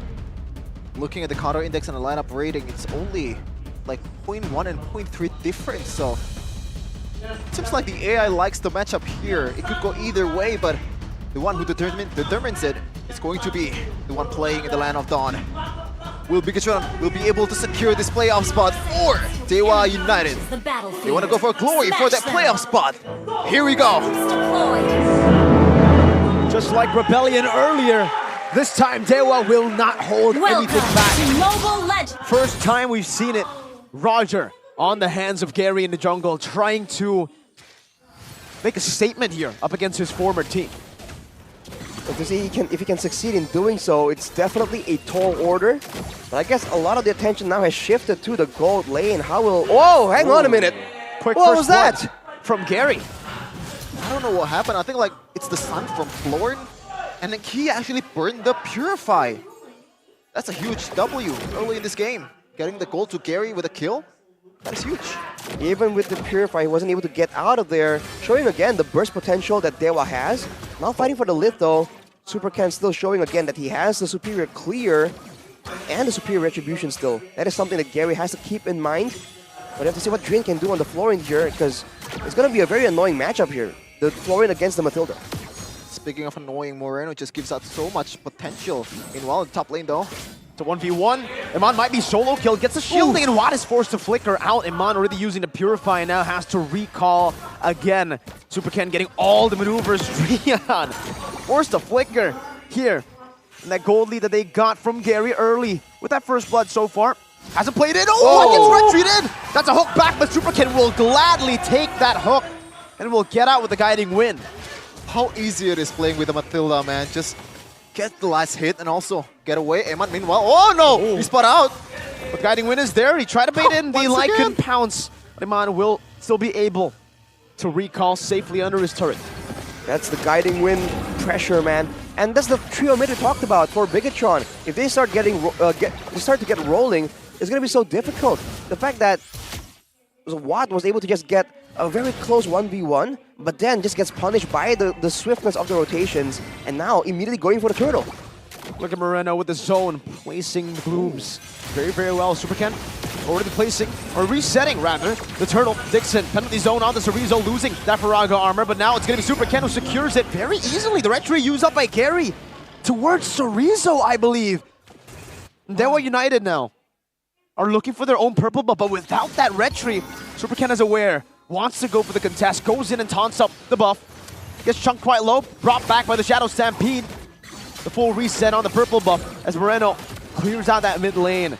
Dixon rotating again. No penalty zone right now. Supercan tries to get it done with the appraisers. Ratty gets it, but now he's going to be caught just a bit. But the guiding win is right there to save Supercan. And look at the burn down from Cerezo. The last insanity, no flicker. No, he does. He actually still has that flicker. Gets out to safety. At this point, just ban the Matilda, man. It's just too much utility, too much healing. And that is why Supercan has been able to go so aggressively in this early of a game. And that's also the reason why the aggression from Dewa just hasn't been working. Everything's stifled so far.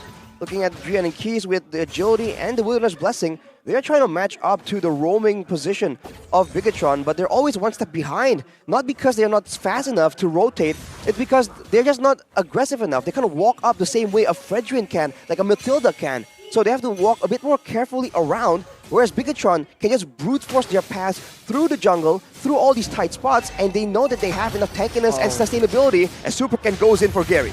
1v1, Supercan out-retreeing Gary, who's a level behind. Now it's going to be Gary all out, collapse up at the Circling Eagle, and Moreno takes the kill up. Kaze, a very late Netherrealm, not able to save Gary from his demise. Very unfortunate, but what's also unfortunate is the talent prediction. It's only Ranger Amas favoring Dewa United, but is that the G curse? Is this a mirror curse? I don't know. His name is not Miracle. No, like you predicted 2-0. No. Okay, Purify. He gets out and he dodges away from the stun. Now recalls in front of Dewa. The counter not really countering the Hereth here, getting out executed. Meanwhile, Dewa have sent so many of their members up top. This purple buff will just be taken by Supercan for free, not even using the retribution. Top lane though. Going for the turtle. Now is Iman is still able to escape for a bit. And there you go. That should be the kill. Watt picks a kill up, a trade up top in the gold lane. It's Small victory here from Dewa United, getting that carry down to the ground. Oh, and to look at the damage, I feel like he already completed an item here. A War X probably? That's why the damage is already pretty high towards Dixon. Well, the X does good damage by default the longer you stay in the flames, but the War X is indeed just completed, and Dixon going for most likely a Dominance Ice. He is going straight for tankiness without going for any additional spell lifesteal. So for now, he won't really be able to 1v1 and win in pressure against Sorizo, which is even more bad news, because then now Sorizo can be actively just scouting or even invading into the jungle of Dewa to try and get more value. And Super Ken, knowing that he has a supporter, goes with the Oracle to really boost his healing. And in these prolonged fights, it's going to be harder and harder for Gary to find anything. And considering the fact that he has been left to his own devices in the jungle, this is going from bad to worse for him. The stun over. Super Ken is holding it down, and both teams back away. Okay. 4v4, they sense the danger, Bigetron Alpha. Right now, this is a big game for both of these teams. Will they secure the playoffs, Bigetron, or Gary in trouble? In no man's land, Gary with the Lycan form jumping out, and now Super Ken walks up. The Lycan pounds only onto Moreno, who still has the black shoes. The Rogers burnt down. That's a flicker with the King's Calling. But look at him on with a Purify, and now there's on 4 still. Gonna be taken down by K's. Good Ghost Bursters and good commitment from Dewa. Jungle for gold. Well, at least there is a plan for Dewa United. They knew that Eman is just so vulnerable in the gold lane. And if they pour all the resources towards the gold lane, Watt is going to have a good time killing this one off for Eman. Well, again, Deceptive has a lot of damage built in, especially with the Shield Assault. He can actually hit all 5 members at the same time. I believe he flickered with the King's Calling in that play to ensure that even though Eman preemptively purified, they can still catch him off. But now again, once again, Bigetron goes in immediately like it's just another Tuesday. My God. The Fraser's Wrath used up as well. And now the Gloom's coming down, the Circling Eagle onto Gary. Lycan bounce over it as a knock up to Kane, who still has another realm and pops it just in time. Super Ken getting out with the help of the Guiding Wind, but now it's going to be Moreno who gets chained down by the penalty zone. 2-man taunt as Moreno goes in and deep inside enemy territory while the King's Calling, but Super Ken is just standing there. It's not the King's Calling, it's the Appraiser's Calling as he gets the second Appraiser's Wrath in this team fight. All the way in the bottom lane, or actually in the mid lane, and Eman got a free tier 1. The robot is just as strategic as ever, just going by the procedure here, not straying away from their path to victory. Just the composure, even though the King's Calling was huge from Watt, there's no sense of urgency to get away. They know their limits, and they're playing with it. They're also a lot more ahead, and there's not a lot of damage in the hands of Watt just yet. Goes again for the spear, but look at how vulnerable he is, man. He is not a frontliner, you have to remember. He only right now has the Corrosion Sight and the Demon Hunter 4 Sword. levels. So finally, a bit of a power spike in that gold lane, but it's not nearly enough to really deal with Bigetron right now at a 6k gold advantage. Oh man. The jungle diff XP was 4 earlier, now it's back to 3. Super Ken wants to get more here. Watt doesn't pop the King's Calling. Appraiser's Wrath coming down as Gary is forced back. Meanwhile, Sorizo, you think on the Paquito he'll do this. Even on the Exborg he'll do this. Taking turrets in the side. They can't even enter their own jungle. Just turret falling down left and right, and looks like the mid turret is not gonna hold out for much long as they do not have any resources to defend this. They are playing so good right now, Bigetron. They want to secure this playoff spot. 4 levels ahead, Ken. Yep, that's just Ken things. Well, usually Eman is the one dominating in the gold lane and ASP, but no, this time around it's Super Ken's game, dominating and reading Gary's movement, just punishing every overextension in the mid game. It's just a very painful combination, but oh, look at that. Key threatening the engage just like that. Everyone backs away. What's up top? They've already dealt with that base turret splash damage. Watt's looking for something, but again, just gets chunked by Moreno under his own turret. A Circling Eagle traded for a Flicker, and Key just gets out just fine.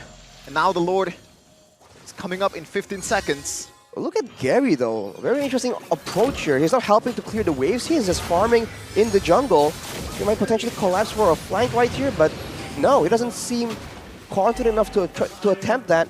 He will be not recalling, he seems to be doubting his movements, man. It's not decisive at all. He is going for a flank. Uh-oh. Well, it's Chorizo. I don't even know if they can actually deal with him. Chorizo has the last insanity, has the flicker, and all this time, bot now, 3v5, last insanity. Not gonna connect here. Key just flies by and buys enough time for Super Ken to take the Lord earlier with Eman, and now he takes it with no retry. By the way, Bigetron's Eman, Thunderbelt on that Harith. Oh, that gotta feel so bad. You have 2-man advantage and you are forced to back away knowing the threat from Moreno and Chorizo is just too much to deal with. Even with the durability from Drian and also Case. We have a game fact here by the new app GoPay. This is the debut of Mincetar in the gold lane in MPL Indonesia Season 13 after it was previously used by Banikuri. Circling Eagle just to use to zone them away right now. Superkin gets hooked, but he just dashes out to safety. Appraiser's Rat taking a whole lot of HP from Kaze, and one is forced to use a desperate King's Calling in the back just to survive. Whoa. Another round coming down as well. Moreno gonna pop into Black Shoes as now they go for an all-out fight inside of the base. Last Insanity used up, and Bigetron Alpha will claim all 3 base turrets. The last one just through minions alone. Still getting burned down. Chorizo putting some damage and pressure down. Watt getting burned as well. Gary now caught on the Mind Force, forced to use the Lycan Pounce offensively. 11 minutes in this game, and Dixon will get shredded down by Yaman. Lycan Pounce offensively now to try to escape, but Drian in the back cannot heal them. Not enough. Case gets burned. Drian as well. Watt stabbed through by Super Ken as the Guiding Wind brings him back all the way. Chorizo even diving under the turret. The Stampede brings him back, but the shielding from the Guiding Wind is a bit too much for Dewa to handle. Harith and Mathilda let go, and Bigetron Alpha shows exactly why you shouldn't. Game 1. Another under 12 minutes victory from Bigetron. Just how dominant this team is against the rest of the league. And now, one step closer. They already have their right feet on towards the playoff. And now, the second one. It's the time to close it out and make sure that they're gonna play the postseason. Wow, man, what a clean performance from Bigetron, not leaving a single chance for Dewa at all. We raised concern at the Mathilda pick, the fact that it was left open in the drafting phase, and you're seeing again, even though it hasn't been as popular, as contested in recent times, it is absolutely lethal and destructive in the right hands. Bigetron demolishing Dewa United at every single turn. They thought of a way to counter the Eman Harith with a Mincetar, but it does work out a little bit in early game, but in the bigger scheme of things, everyone is losing. Mid lane is losing, bottom lane is losing, and Ken having the time of his life in the opponent's jungle with the help of Mathilda's key. Surely next game you want to ban the Mathilda. Yeah. Mathilda's key? Technically, the way he played it, you can say Mathilda's key, right? Okay. Because it almost feels like Mathilda was playing key in that game. That was not a mistake. That was not a mistake. That was all Absolutely planned, calculated. But, my God, the fact that Dewa let go of the Harith and the Mathilda, that was just way too greedy, don't you think? It's definitely a bit ambitious, I must say. They did go for the Florin Roger, but in the grand scheme of things, like, you can see that the fact that they moved the Roger around as well, it seems like a last-minute kind of adjustment, because you don't really see the Roger, even though it's picked so early, prioritized in the game, right? He wasn't backed up, he was invaded again and again, and for the most part, they're like, yeah, we know you're suffering, bro, but like, we gotta go to the gold lane. The MVP of this game, Super Ken the Prodigy. Look at the builds though. Already Oracle, I believe, as the first item after the Molten Essence, shows you that trust towards Key to carry him to further enhance his capability, his healing, and also the shields in the opponent's jungle. And I mean, it looks defensive, right? But if you think about it, Appraiser's Wrath, it does more damage when you have more HP, and you can actually lose more in the middle of a fight. In that game, we can see in the highlights later on, there was a bunch of massive Appraiser's Wrath, and this build, the Rush to the Sky Garden Helmet, is actually one of the more aggressive ones, especially if you're attempting to just go all in those big brawls. Here is the player of the game highlights by our official gold partner, UBS Gold. Early on though, that rotation is just so quick, and with the Mathilda, there's just no real way of punishing it. And Gary and a bunch of other members from Dewa, they just have to be a bit more aware about how they rotate around right here. Gary was trying to be unorthodox, and He's trying to farm in weird areas of the map so he doesn't get punished or invaded. But in the end, he keeps paying the price because Bigetron look for him, hunt him down. Maybe it's an advantage when you're playing against your old mates. You know the rotation, you know what he's trying to do. And Gary has been so far a bit aggressive in terms of jungling. This is a really good Kicks calling. He actually survived much longer than I thought would. But in the end, Ken bonk. The big bonks started the game all the way to the mid game. In the late game, he was just holding it down for his team. Dewa couldn't get through him. You thought that with the base healing them, and also Juyan, another healing mechanic from Dewa United, they can kind of defend this, but it's just way too far. The gold difference at this point, and also the XP difference, Juyan actually secured that fleeting time so late in the game. A dominant performance by the Red Robots. It's just so tough for them because when they just get outmatched in sustain, they get outmatched in mobility, they get outmatched in damage output even. So at every single turn, there's no real solution. Unless Bigetron Alpha really make a catastrophic throw, a catastrophic play, they don't even have the tools available to really force Bigetron Alpha into any kind of negative spot. Because even if they do get a man on the Harith, he has a Purify, he can dash away. And like you mentioned, Mirko, he did go for the Thunderbelt. So double proc on the Starlium and the Thunderbelt, a bit more utility and a bit more tankiness. Overall, against a team that wants to brawl like this, close range, up close and personal, the Thunderbelt just adds another layer of utility and damage. And that's the problem, right? Everyone is tanky enough, everyone has escape mechanics, even before the Guiding Wind is even a factor, right? Even the Lilia can just black shoes out. So how is Dewa supposed to secure a pickoff or a fight of any sort? Oh man, that statistic is brutal, okay? 13k difference in the gold in under 12 minutes. No objective secured, no turret secured, but the worst part is for me, 9-1 purple buff rate. Yeah. For Gary. That is ridiculous. That's why I had to give the player of the match to Ken, man. The fact that he was always so active, utilizing the lead in the early game that he got to counter jungle always. This guy was Psycho Fred. He was Super Fred, bro. He wasn't just Ken. He was Super Ken Fred. I don't know how you try to name it, but you get the gist of it, man. This guy was all around the map, always in Gary's face, always stopping this guy from doing anything, really. He was 4 levels behind. On the Roger, by the way. The Fredrin doesn't clear as fast as a Barats. That's something you would expect from a Barats. Like something you would expect from a Nolan. Not from a Fredrin against a Roger. It's just efficiency, man. He just knows how to farm, and when you give him a lead, when you give him the confidence that his team is around to back him up, he just goes in again and again. Even though it's 1v3, he just keeps going for the buffs, and even if he doesn't get it, he wants to exert pressure. That's the idea. He wants to open up the space for his teammates as well, and as a result, man, 0 damage to turrets. 0 turtles, 0 lords, 0 turrets. There's nothing given to Dewa United at all. He was the most active member.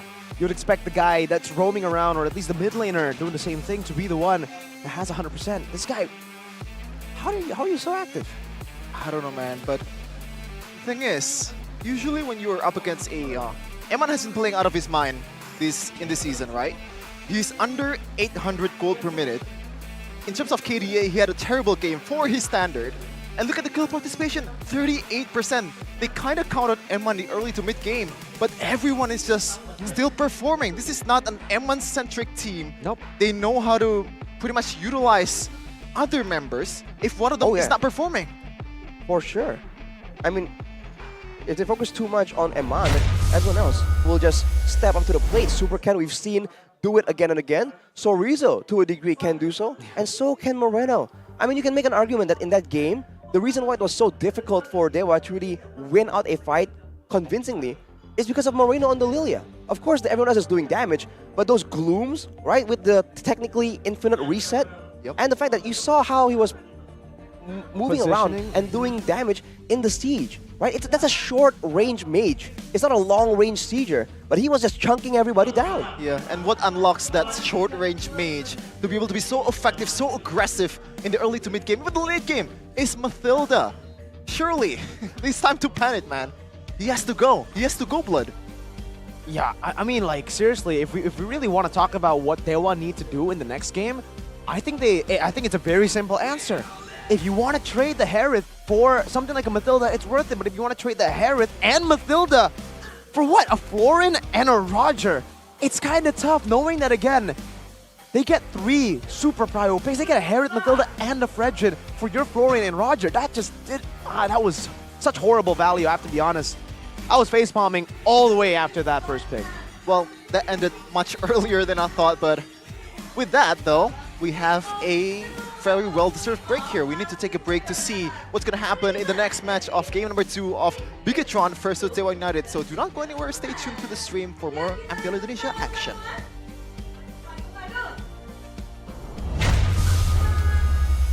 Dan tentu saja semuanya lagi kira-kira nih, apakah ada di Jakarta, Barat, Timur, atau mungkin ada di Bali, atau mungkin, nah, masih tanda tanya, masih rahasia nih. Tapi menarik pastinya untuk kita saling tebak-tebakan nih, kira-kira akan ada di mana season 13, karena season 12 ada di Mahaka Square, season 11 ada di Gia Expo Kemayoran. Jadi udah melintang ya ini Jakarta, dimanapun ada. Yang terakhir season 13 ini, tanda tanya, kira-kira di mana? Dan Bude di sini punya merchandise dari MPL untuk bermain bersama Bude. Topiknya masih seputar MPL dan juga venue-nya. Udah ada 2 orang yang akan beradu satu sama lain. Bukan mewakili timnya ya, tapi mewakili diri mereka masing-masing dan ilmu mereka mengenai MPL. Jadi yuk kita panggilkan kontender pertama. Ayo. Dan kontender kedua, let's go. Halo, Bang Botak. Iya. Sekarang Bang Botak gitu. Iya. Kenalin diri Bang Botak. Halo, nama aku Reja. Kontender pertama, Reja Botak. Kontender kedua. Halo, nama gue Mokers. Mokers nih bos. Serem nih. Siap untuk beradu? Siap gak siap? Siap aja. Yang bagus. Yakin aja, yakin dah. Sing penting yakin. Ya. Nah, kalau di sini Bude akan kasih pertanyaan, tapi Bude akan bingung kan, kira-kira siapa duluan yang jawab. Jadi kalian bikin bel masing-masing supaya itu untuk menjawab pertanyaan. Belmu apa? Bip bip. Bip bip. Bip bip bip. Bip. Aja. Bip. Ya. Bip bip bip. Oke. Kalau kamu mau harus apa? Duar. Duar. Kena Oke. petir. Petir? Iya. Oh siap, karena dewa ya, dewa petir nih. Kamu bip-bip karena robot? Iya.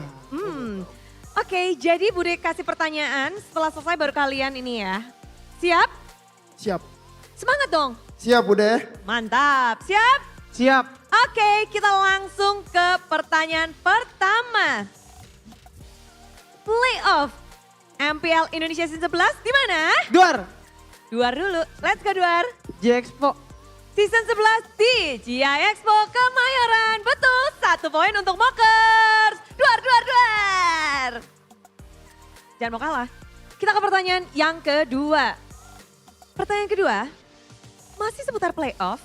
Berada di mana venue playoff MPL Season 12? Duar, bip. Duar. Oh baik banget sih. Bip akan Ya. di Mahaka Square. Mahaka Square, betul? Betul. 1 poin sementara. Nah tadi kan mungkin mudah karena Bude udah kilas balik duluan ya. Untuk pertanyaan selanjutnya. Kapan pertama kali MPL playoff berada di luar Jakarta? Bip bip. Bip. Iya bebek apa? Loh, salah. Ngaruh. Kan pertama kan yang playoff season pertama itu kan Taman Anggrek. Heeh. Season kedua itu ada di season 5. Di luar 7. Jakarta. 7 kan di MPL Arena. 9 gak sih Bude? Jawab, jawabannya adalah? 7. Net not. Kamu mau jawab? Duar. Season 8 kayak. Salah. Net not. Apakah kalian Yaudah. lupa? Di season Skip ya. 2 MPL Surabaya. Indonesia berada di Surabaya. Aduh. Lupa. Iya gak apa-apa. Kita kilas balik lagi gak apa-apa. Dan pertanyaan selanjutnya ya ke pertanyaan keempat. Poinnya masih 1 sama. pada season berapa kali pertama MPL berada di luar Jawa?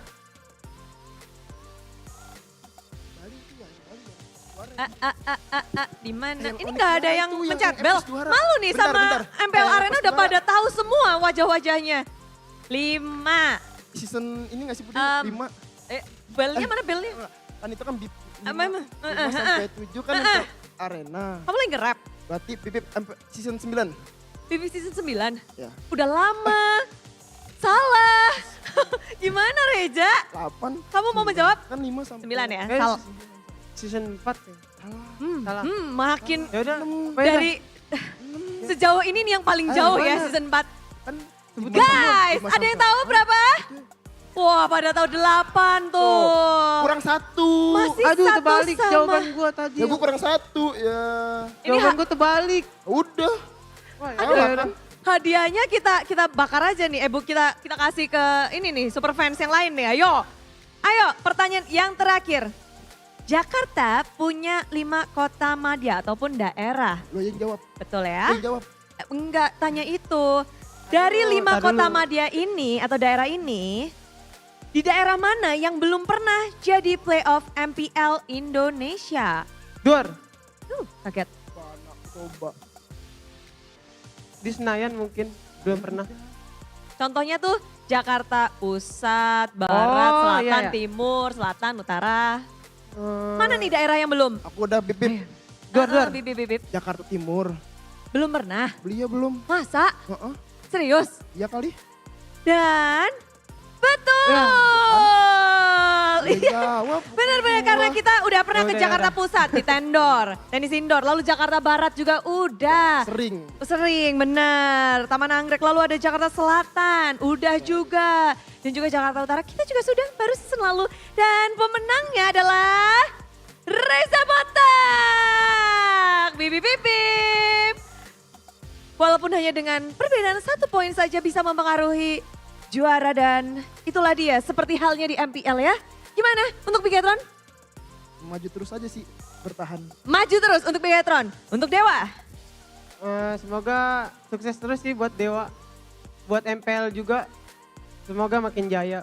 Amin. Dan untuk kejayaan di match play teman ini, siapa yang akan mendapatkan poin kemenangan? Akankah Dewa menyamai kedudukan dengan 1 sama? Ataukah Bigetron akan menutup hari ini dengan 2-0? Mari kita sambutilah dia game penentuan. Game kedua akankah ke game ketiga atau tidak? So caster, monggo.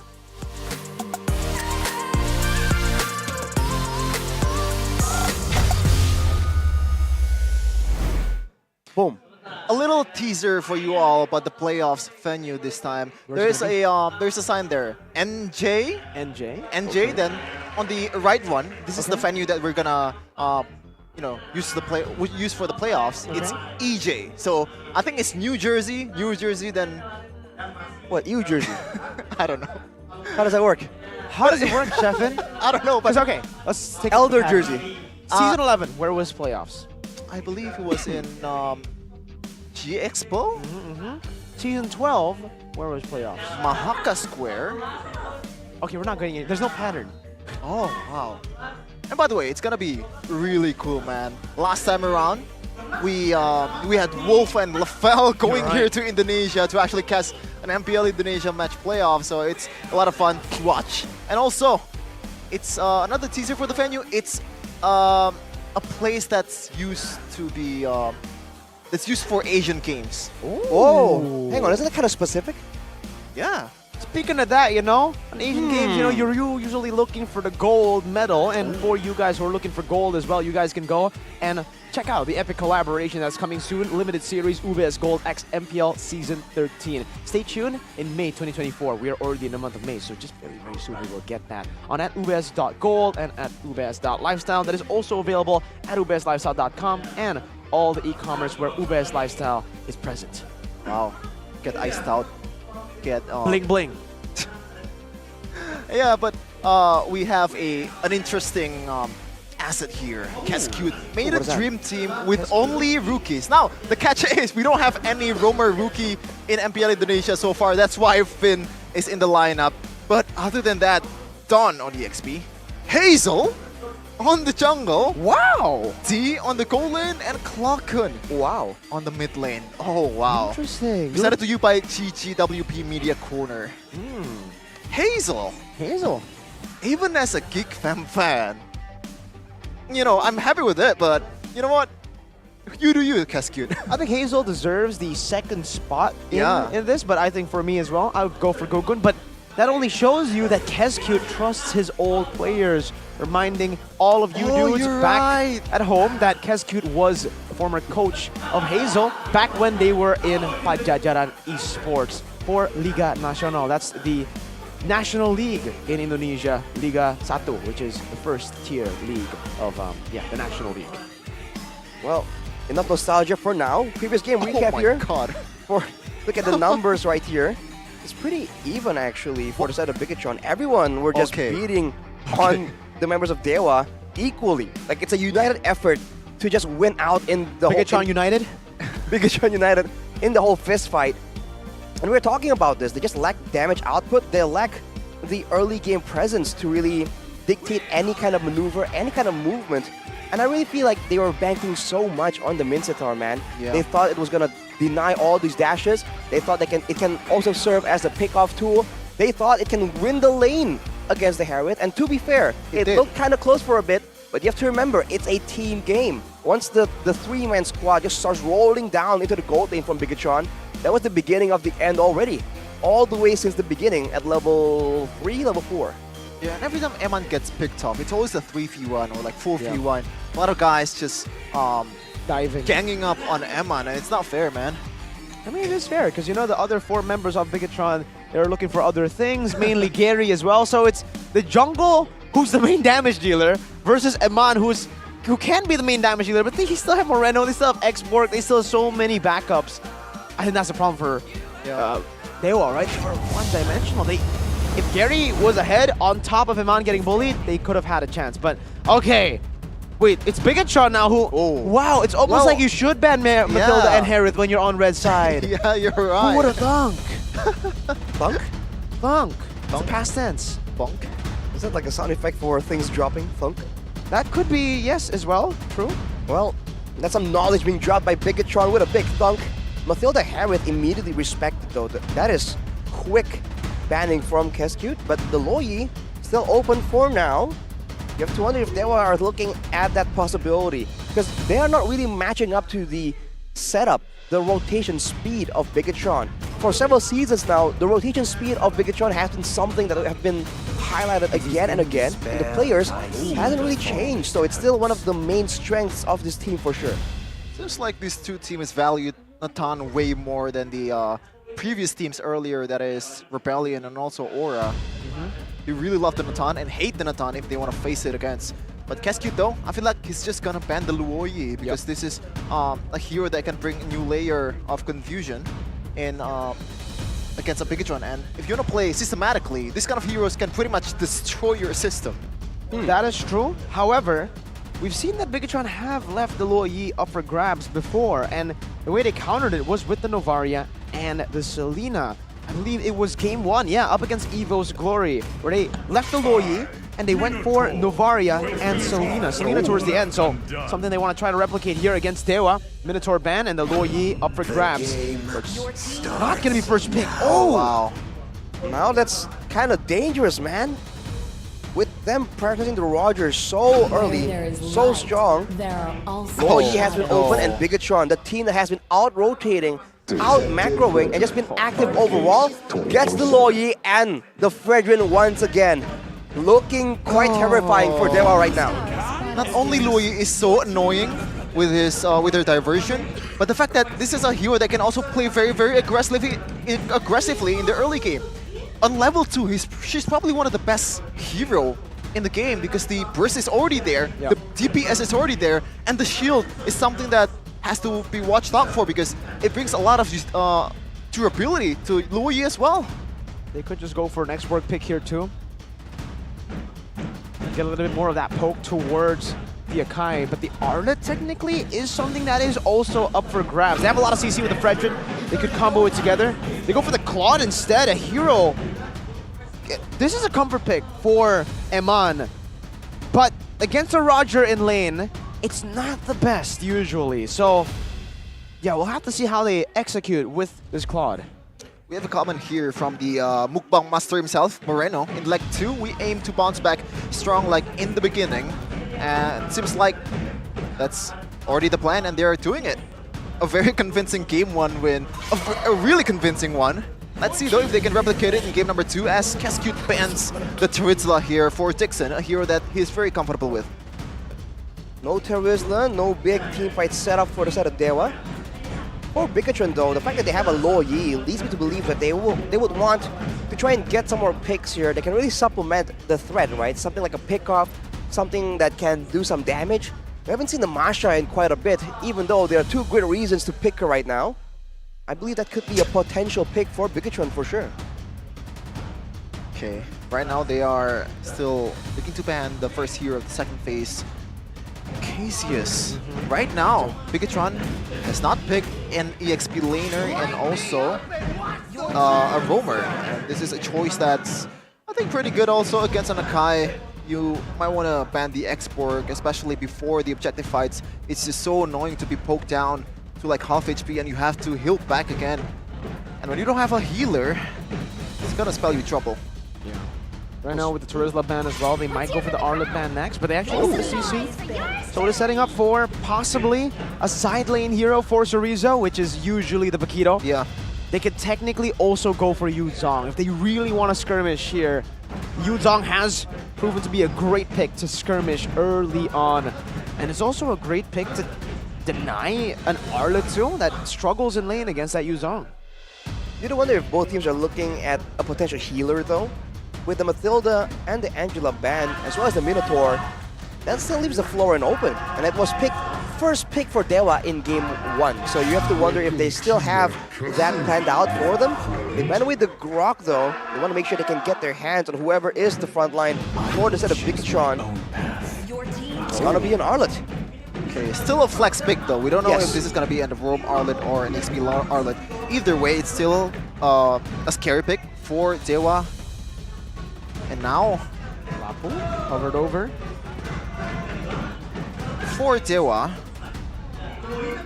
What else is going to come out here? A roam for Drian. Or is the Navaria going to be flexed into roam? It does seem like they are hovering over Mage earlier. No, it's a Dyroth? Whoa, Dyroth and roam? What? No, okay, Okay. there you go. Oh, Franco, all right. So it's more of a high-risk, high-reward hero, and I understand what they're going for it at this point in time. Because, oh, never mind. It is the counter. The Selena Novaria is going to be the option for Drian and Keys. A combo I believe we saw first from Geek Fam earlier this season. Novaria with the Selena means more arrows hitting, a lot of scouting potential to deal with the Logi as well. For Bigetron, how do they want to deal with this? They want a beefy frontliner that can tank all of these shots, someone that can just take all the traps just to leave the jungle less visible to Dewa.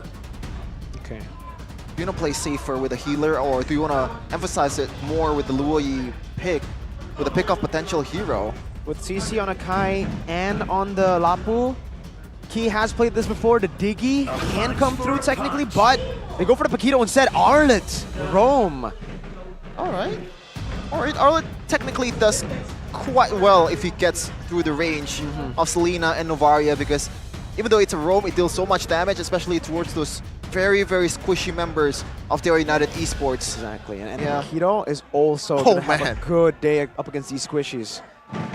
Well, it depends on whether or not they can actually tank a bit of the damage coming from Dewa though. But with the Arla just matching the Selena, I believe the idea is just let he just go to town on that Selena and just go full aggression. And the arena though, Mr. Dreamasol or Mr. Randy Saputra gracing us with his presence, the gold medalist of ISF 2022 Bali. Hope you enjoy what you're watching right now. In Bigetron versus Dewa United, looking at the counter index and lineup rating, it definitely favors Bigetron Alpha, or like Bigetron much more. See that? And man in the flicker, Claude. Oh wow, that is huge. Against the Selena, against an Akai, you want to play the bit aggressively, but let's see though if we can close this out for Bigetron versus Dewa United Esports. lot of potential for both these teams to go aggressive in the early game. But who will get the edge first? For the side of Dewa, they require all these skill shots to land. For Bigetron, it seems like it's the same old aggressive style. 3-man rotations. We'll see if the Akai will be enough to really stave off that aggression, especially that mid lane. Already though, that's what I'm talking about, the pressure in the mid lane. But Emman already losing a 1v1 against Vlad. He might want to go back here. Yeah, that's what I was saying, right? In that matchup, it's so tough for the Claude. That's why it's strange to see the Claude picked up so early against the Roger. But hey, Flicker again on Emman, on the Claude. Thoughts? That means he's going to be a lot more vulnerable, and I think he believes he won't really take a lot of these big crowd control tools from the side of Dewa. And with the Flicker, he can reposition out of the most difficult of situations, generally being caught off guard, being jumped on by Dixon, or being attempted to be pinned by Gary. So not that bad, but it definitely leaves him a bit more vulnerable. It's something he has to adjust around. Tenacity for both him and Key, though. So both are going to be scrapping away in the early game. And you can see, Key is set on babysitting that lane as much as possible. Moreno is just keeping the lane shoved as much as possible to try and ensure that he can get the lead and set up for those big diversion plays. The pressure in the mid lane, you can see it right away. And by the way, look at the skin in front of you. It's Chorizo with a Tyree Bogard. King of Fighters exclusive skin. Don't forget to get it. Power Wave. Power Wave. That's what he usually says. He says it a bit too much sometimes, you know. But hey, the skin is great, so we'll give him a pass on that Power Wave spam. But Moreno, Bargain Hunter on the Lo Yi. He knows that he needs to get those power spikes early on, especially the Lo Yi. You're just a lot stronger when you don't rely on your ultimate. But look at this, Gary already getting jumped on. Some poker ready, the heavy spin used up, and it's Keys who secures it. Meanwhile, Chorizo with the knockout strike displacing Dixon, who's all alone now up top, uses the Bravest Fighter's CC immunity to get out. Retry, not used up earlier actually by Gary, and Superken will try to take it away from Gary with the Retry. With Key with the final slash now knocked up as well. It's going to be the Abyssal Trap landing on him, but Key is just going in now. Whoa! First blood over to Bigetron Alpha, and Key gets out as well. One last shot, dodging away from it. And Superken with a big bomb, Dixon flickering out of it, and now dodging away as well. Now is the Bravest Fighter. 2 big slashes to get rid of Superken and Dixon. One last hit should do it. Key holding on there. Gets out with Chorizo, provides him enough space, but Key! Wow! Key, what the heck? The jukes! Oh man, the happy feet from Key just read all the arrow shots from Keys. Beautiful plays. But look at the goal, Arashi. It looks like a dominant fight or like a favorable fight for Dewa United, but they're only up with 100 gold. A whole different story in the game 1 just now. That is Bigetron's efficiency just showing again. Even though they lose out, in some moments, they make up for it somewhere else on the map by farming, by rotations. That is what you're seeing. And Key is just going full aggro right here.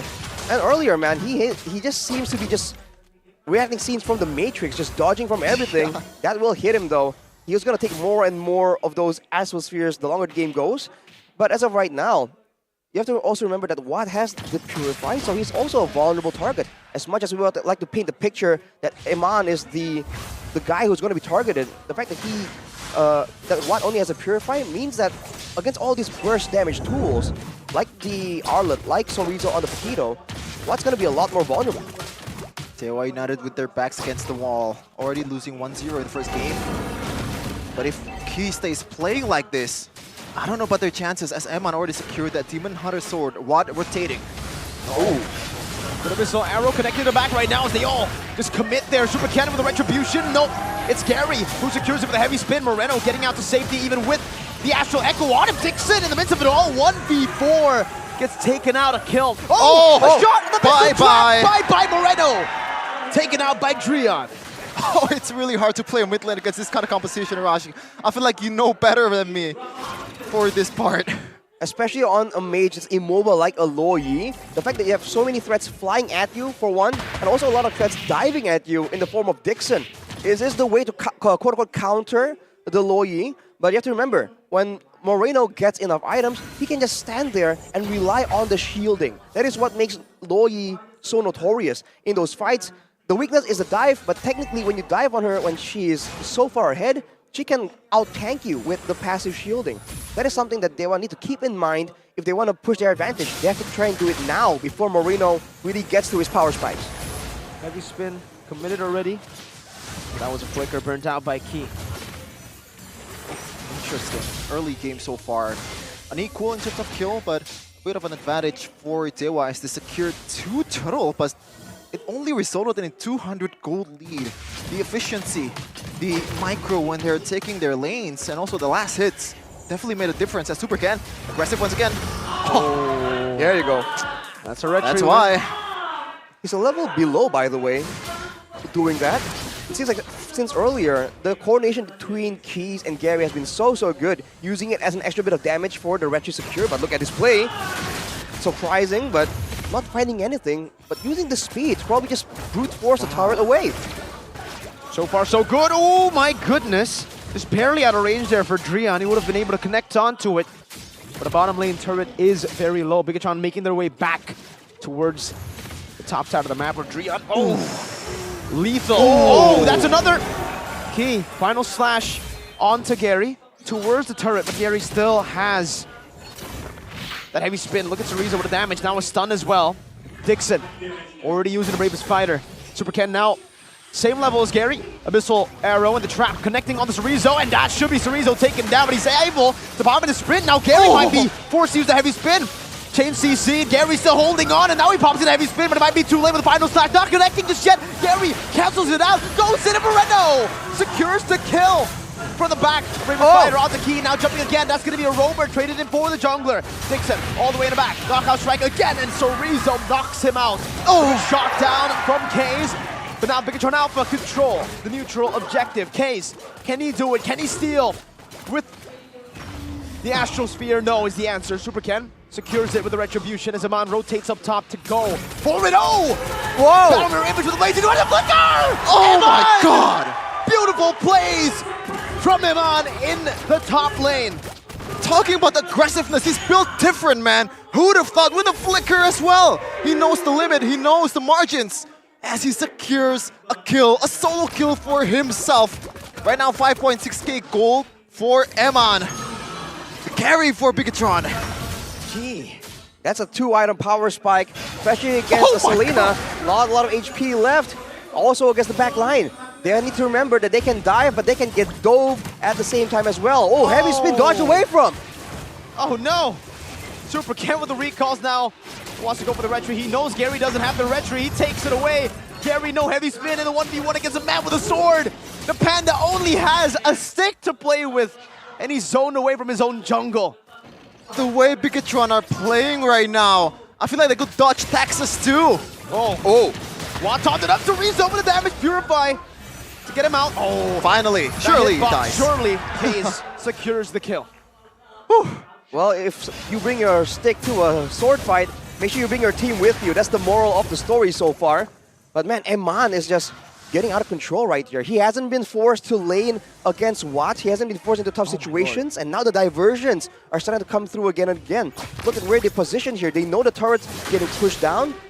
They thought someone's going to come and rotate. But even if they don't, they still get value out of the diversion play. No real way to lose out there. I mean, Cerezo going with the Bloodlust Axe, by the way. It doesn't seem like he's going full aggression. Probably going for more of a split push, but Keys almost half HP by Key. The diversion play so far has been very effective. As you said, Arashi, it doesn't really convert to kills, but every time he does it, it's always a turret secured, or maybe a pressure, or burning a flicker. It's always meaningful for Moreno so far. Not the greatest KD out there, but you know what? As long as it does the job. And right now they're leading about 2k gold lead despite down 1 turtle, despite only equalizing in kill department. They are very effective on their approach. And look at Cerezo. Look at the bottom wave. How heavy spin committed early. Wasn't able to find Eman and Cerezo in the back is just distracting them now, running away. Full control of Bigetron Alpha on the Lord. Superken gonna be knocked up now. Abyssal Arrow not connecting, but Superken still able to secure it for the team. Dixon in the midst of it all. Chase down Fraser's Rat, not gonna be able to connect. El Momento finds a 4-man final slash. And what is forced all the way back. Look at into Bigetron's territory.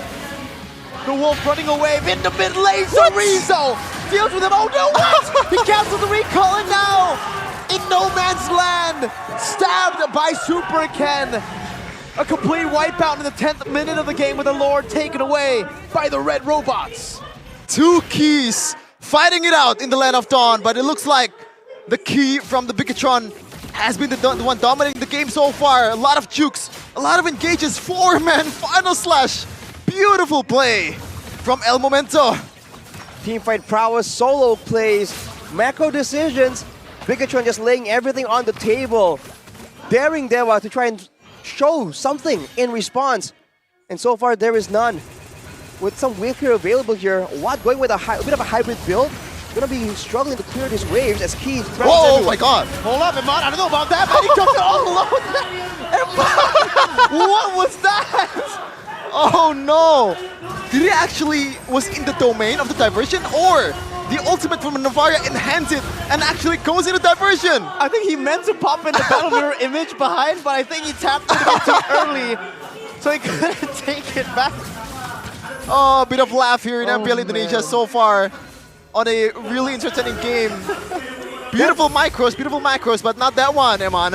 I mean, that was a strategy we saw highlighted in a lot of YouTube videos I've seen online, actually.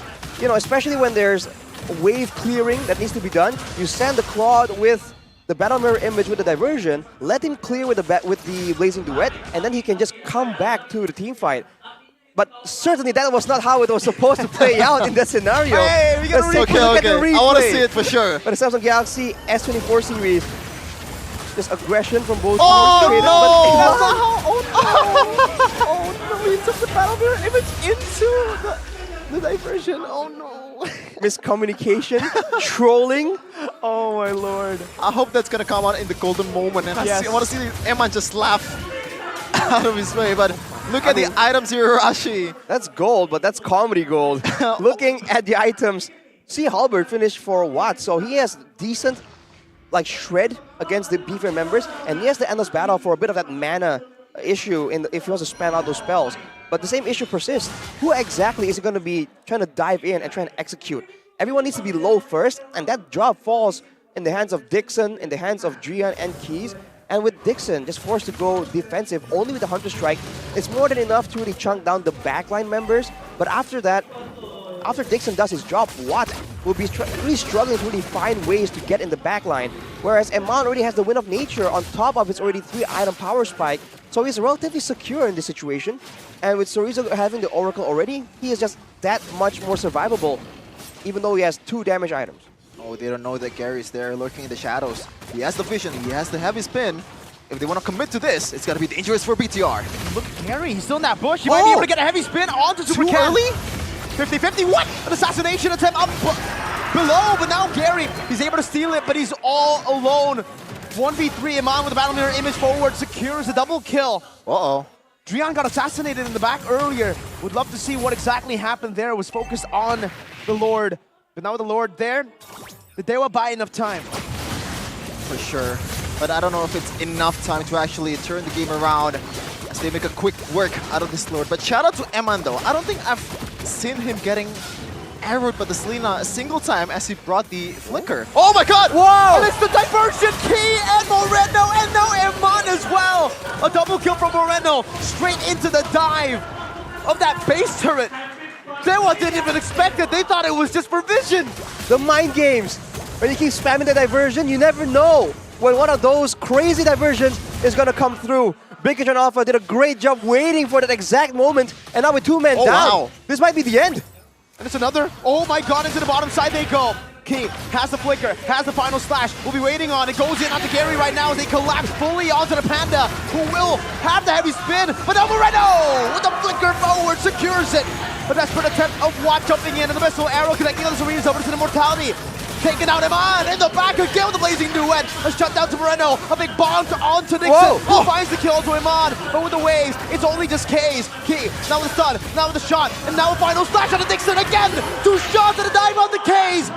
Chorizo on the base, Key as well, the Astral Meteor will not be able to save the game. Key, very low, shut down. But Bigetron Alpha do the same to Dewa. They shut down Dewa United in 15 minutes. It's just, wow. The way they use their diversion is just so systematic, so unpredictable. When you know you have the advantage with the Lord, Dewa United just breathed a sigh of relief. Finally, I have something to use. But they make a quick work out of it, and they didn't expect the diversion at all, and I believe they actually placed it outside of the map. That is why Dewa United didn't expect it at all. What a match. What a way to show off how dominant you are. Bigetron solidifying their place in the first place. Qualifying to the playoff stage, what a great feeling it must be. Doing it on the back of such an insane performance. Making their opponents look like complete amateurs. That is how good Bigetron Alpha is right now. And they've secured playoffs just like that. Clean 9-3. Bigetron becomes the first team to secure a playoff ticket in MPL Indonesia Season 13. What a way though. But on the other side, Dewa United Esports 9, and they are continuing to struggle in the standings. 2-0 loss will not do you any good when you are already in the depths of hell. But anything can still happen for the Apostles of God in this Season 13. What a season it has been. How unpredictable is it? The changes, the turn of events. Bigetron will have something to say with Budi Clara after this. Mari kita sambut pemegang tiket pertama di babak playoff MPL Indonesia Season 13.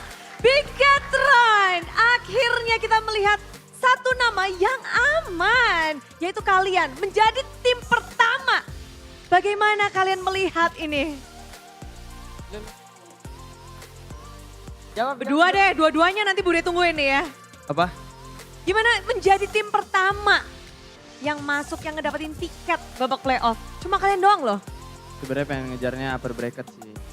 Upper. Iya. Berarti ini masih bonus aja buat kalian. Loh, Iya, bentar. bonus lah. Bonus masuk playoff tapi yang penting uppernya. Iya, upper. Soalnya Upper. playoff pasti. Maksudnya? Sudah pasti? Iya, udah pasti. Sudah pasti. Jadi ngejarnya upper lah. Memang dari awal tujuan kalian tuh udah ngeliat, oke, upper bracket gitu kah? Enggak sih, main aja sebenarnya. Cuma ya sekarang lagi dikasih rezeki di top 1. Di nomor 1, jadinya kita pengen upper lah. Mempertahankan Benar. yang sudah kalian miliki. Benar. Benar. Dan ngelihat tadi pertempuran kembali bersama dengan Dewa.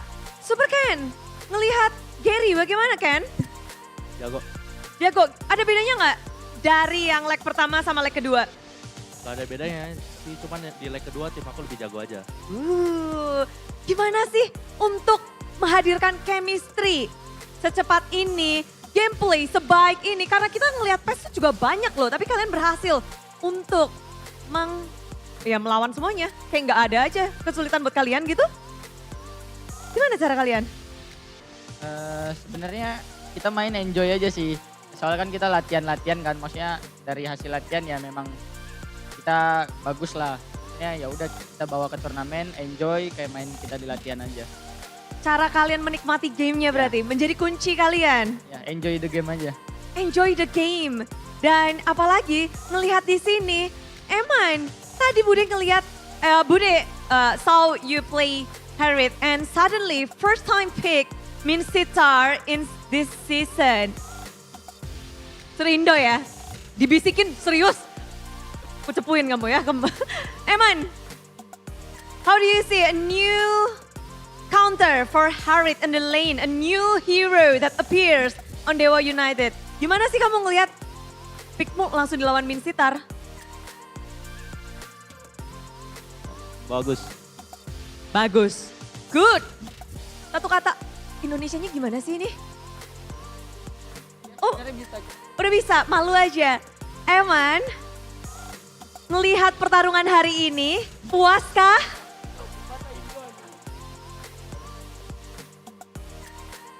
Bagaimana kamu melihat pertarungan hari ini untuk Eman? Puas. Puas. Oke, 2 kata. Yeay, kita cari kata lain ya. Oke. And you guys, kalian tim yang lagi menang terus, lagi di atas terus. Nextnya, lawan kalian adalah tim RRQ. Tim yang juga lagi dapat kemenangan terus di minggu lalu. Bagaimana kalian melihat RRQ untuk next battle kalian? Eman? Lebih kuat. Lebih kuat. Apa yang menyebabkan RRQ lebih kuat?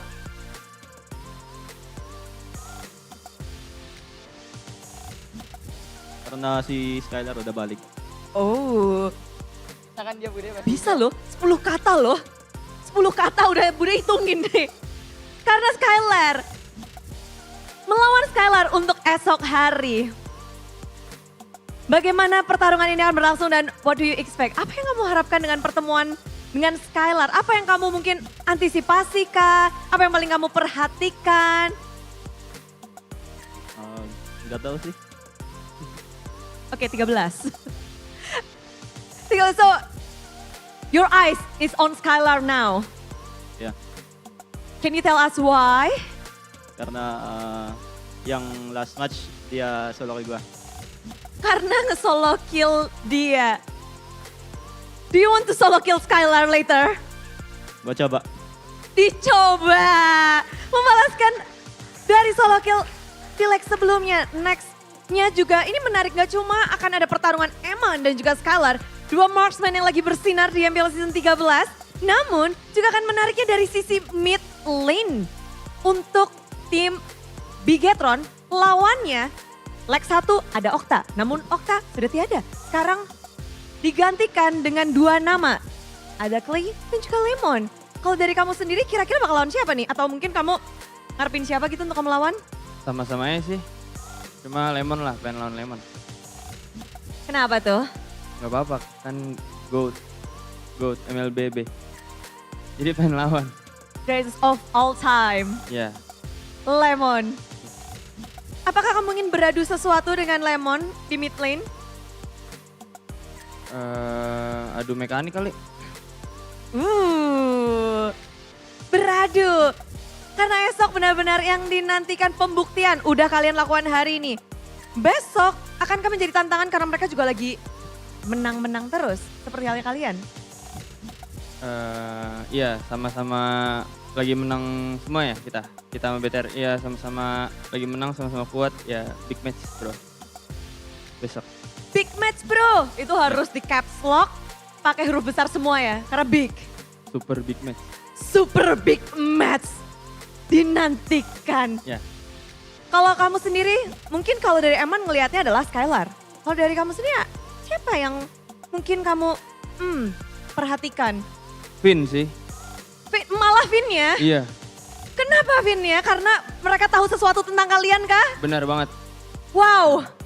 Kamu takut Vin ngomong apa tentang Bigetron nih? Membisikin sesuatu kah? Ada rahasia yang Sebenarnya gak ada rahasia apa-apa sih. Cuma karena dia kapten juga, ya jadi serem aja. Serem? Vin serem. Yes, untuk Moreno, Ki juga merasa seperti itu nggak? Apa? Bahkan kamu Romnya juga bisa ngelawan antara 2 nih. Siapa yang kamu harapkan untuk lawan? Apakah mantan teammates Kapten Vin? Atau? Siapa aja lah sebenarnya, kita lebih fokus ke tim kita sih sebenarnya. Soalnya kan target kita, ya jujur aja di season ini target kita pribadi tinggi. Jadi ya sebenarnya siapapun lawannya ya kita siap lah. Oke, untuk ngeset tentu saja impian dan harapan yang tinggi itu, apa motivasi terbesar kalian nih? Pengen keluar negeri kan, mau ke Riyadh semua mereka. Ingin ke Riyadh? Iya. Untuk bisa dapat tiket MSC berarti ya? Iya, anak-anak pengen keluar negeri semua. Pengen keluar negeri semuanya. Oke, ini menarik banget tentunya untuk semua hal. Tapi tadi ada titipan ya, maaf ya. Tadi ada titipan Eman, one more question please. Because Everyone say that Harith is the top heroes on gold lane. Do you agree with that? Yes. Is there any counter, hero counter for Harith? Insitar. So they did it? Minsitar? Okay, only Minsitar? Ya. Esme juga. Esme juga. But you face both of the heroes and you win. Gak tahu. Nggak tahu. Cuma hoki. Cuma hoki. Oke, kehokian mereka akankah berlanjut? Kita pengen denger dari Sorizo. Satu kata terakhir untuk match besok Sorizo. Seperti apa dan mungkin untuk Bigetrovers juga Sorizo? Mainin Calvin. Oh, mainan Vin untuk RRQ. Kenapa? Kapten Vin. Kita kangen soalnya. Vin, ada yang kangen nih. Dan mungkin untuk Bigetrovers supaya datang besok hari mungkin kalian mau request chant yang lebih keras kah atau apa? Silakan. Buat Bigetrovers, ya tetap datanglah besok. Soalnya kita bakal kasih match seru lah.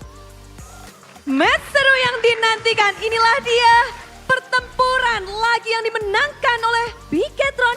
Di hari pertama mereka muncul di minggu ke-7, pembuktian. Dan akankah besok berlanjut? Mari kita cari jawabannya bersama-sama dan beri tepuk tangan untuk tim Bigetron Alpha. Caster 2-0 begitu cepat, begitu kuat Bigetron. What happened?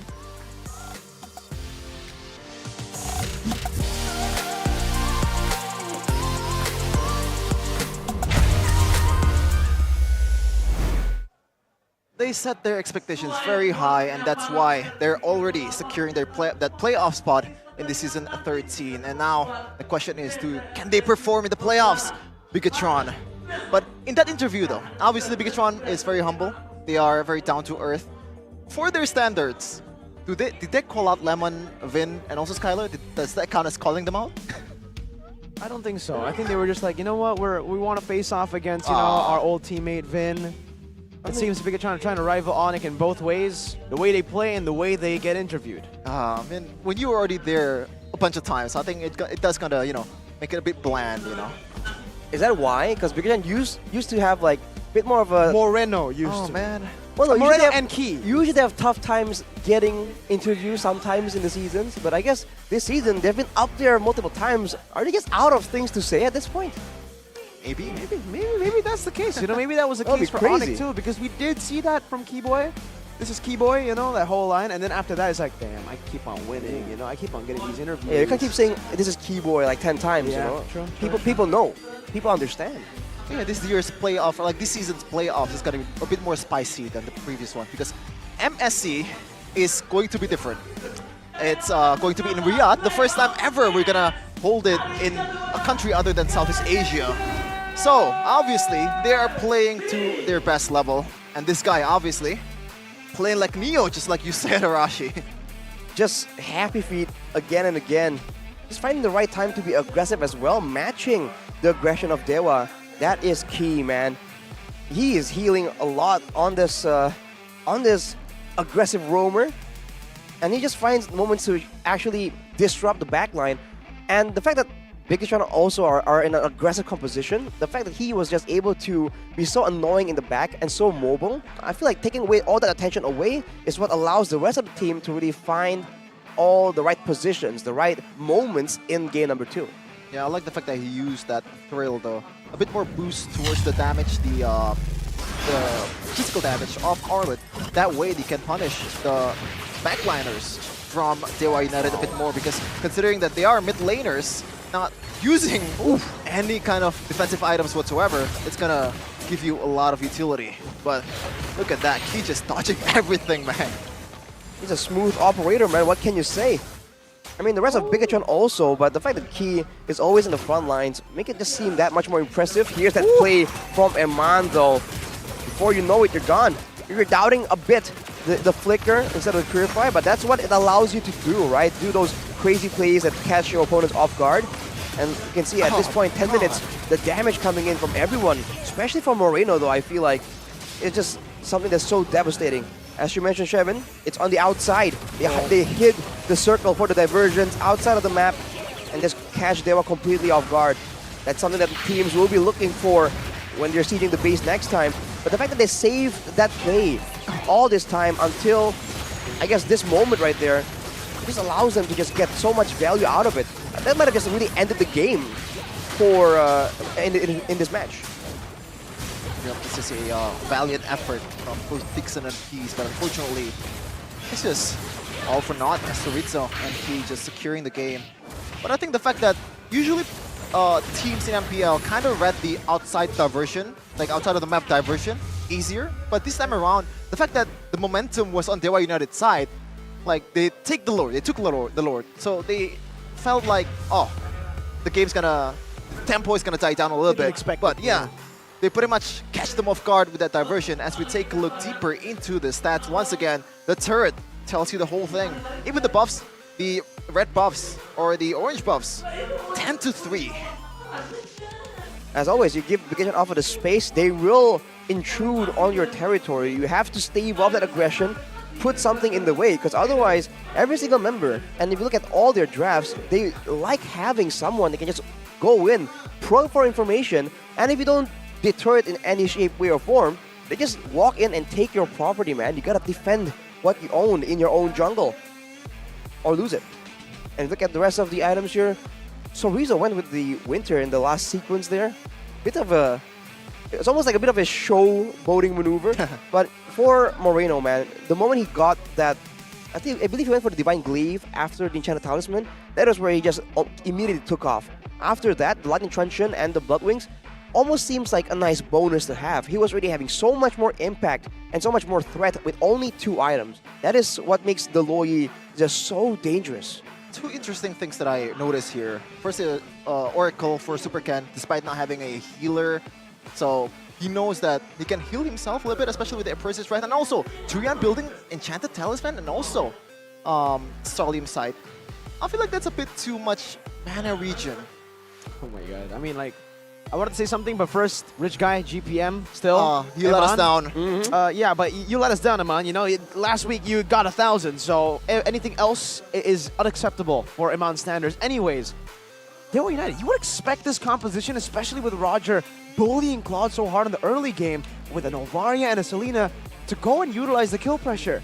It just seems like they were disconnected with their own drafts, right? Because they weren't using their strengths that well. Sure, you go for these neutral objectives, but after that, the Roger's still winning in lane. I don't think they needed to play passive all the way. I don't think they needed to go and counter jungle Bigetron Alpha. There were other ways to get a lead, and it just seemed like they didn't have that vision. They can just slow down and kind of moved around less decisively whenever there's no neutral objective. And sometimes maybe that's what the issue is, right? You're tunneling on the neutral objective. Once it's gone, you're like, okay, now what? Right? And you need to have that planned out from the beginning. You need to know what exactly is your composition supposed to do. And if it's supposed to find all this pressure, all this kill threat early on, then you need to push the tempo a bit more. Because you have to remember, there was one moment there where a single Abyssal Arrow combo with the Astral Sphere hit Moreno, and it almost one-shot him completely. At that point in time, all the backlines, even Eman, we did give him credit for being able to dodge away from the multitude of the skill shots coming in from the side of Dewa United.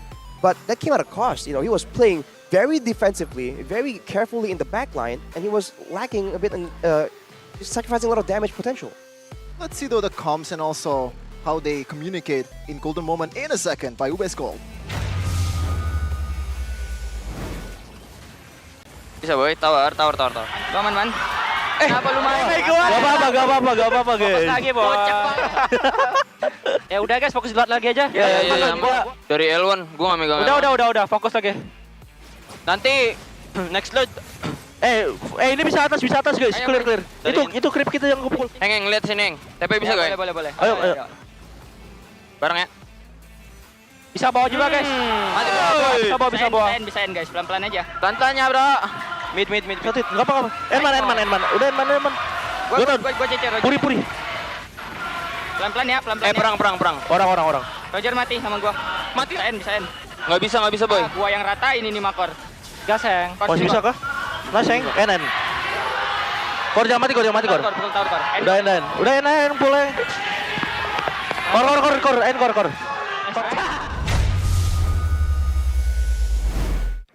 Thank God we took. That was Thank so you. funny. Thank you. So That was perfect. The translation there, once M1 was going into the enemy space, was one of them said, "What the hell is that, man?" Even Eman was like, whoa, whoa. Yeah, after he died, he looked both left and right. It was like, what? What was that? What happened? Like, he thought there was a play confused. happening somehow. And everyone, look, that's how dominant they were. That They were happened, laughing. a big mistake. The gold laner just dying out of nowhere. Wow, dude, that was hilarious. focus, Anyways, focus. Yeah. to the next play. Yep. It's also mentioned in the interview, This is right? MPL. They spoke about enjoying the game to be able to win games, because when you enjoy something that you do, you gotta give it your all. And you get in the zone. Yeah. Right? They were all in the zone. They were locked in. Yeah.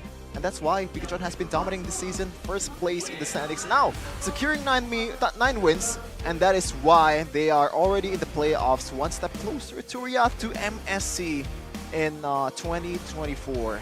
Let's see though, the standings after that game. I don't think anything's gonna change, because the first placer won a game and the 9th placer lost the game. And that is trouble for the Apostles of God. They are 4-8 in match win and lose ratio.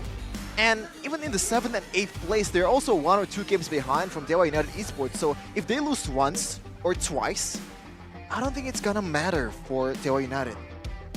Man, the guys on top just rack up more wins. The guys on the bottom keep losing more. It's almost like a social commentary about the economy. Oh no.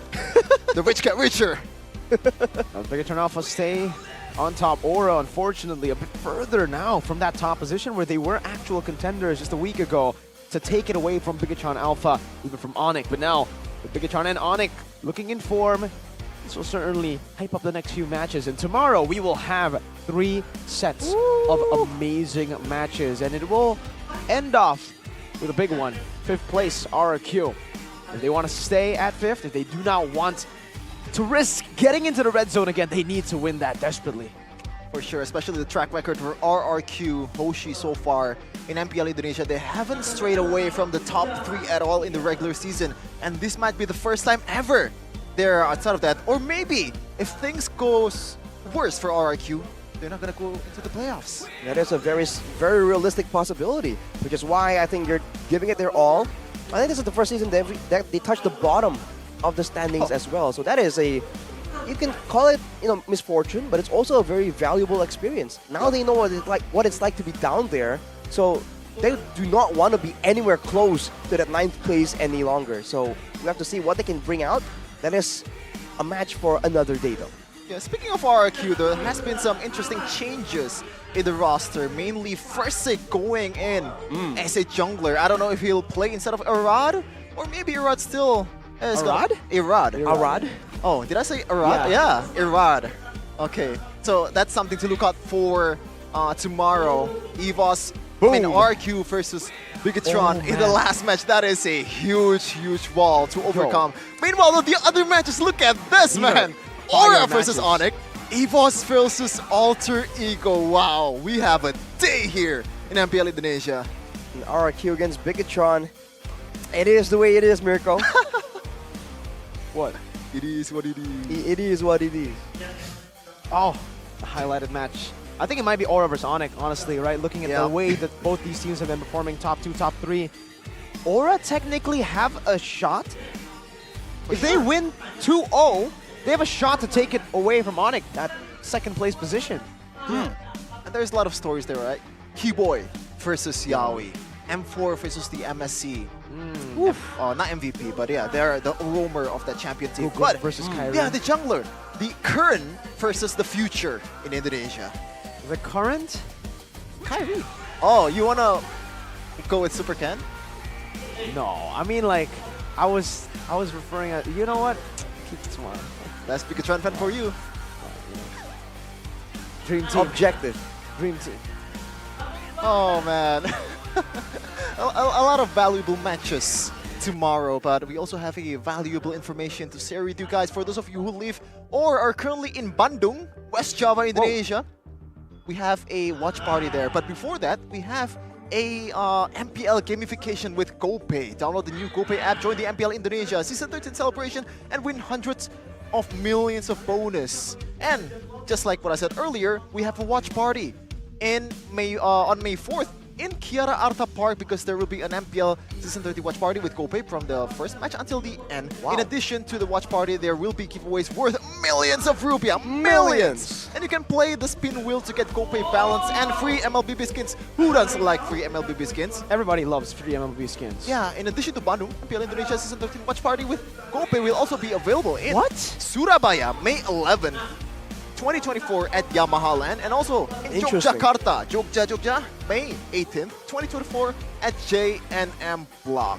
Got you covered everywhere, so if you guys want to catch some MPL matches live in the venue, but you can't join us here in the MPL Arena, the watch parties are a very, very good way for you guys to participate and join in with all the other fans in your area. So with Jogja, Surabaya, and Bandung in the next few weeks, for Bandung this week.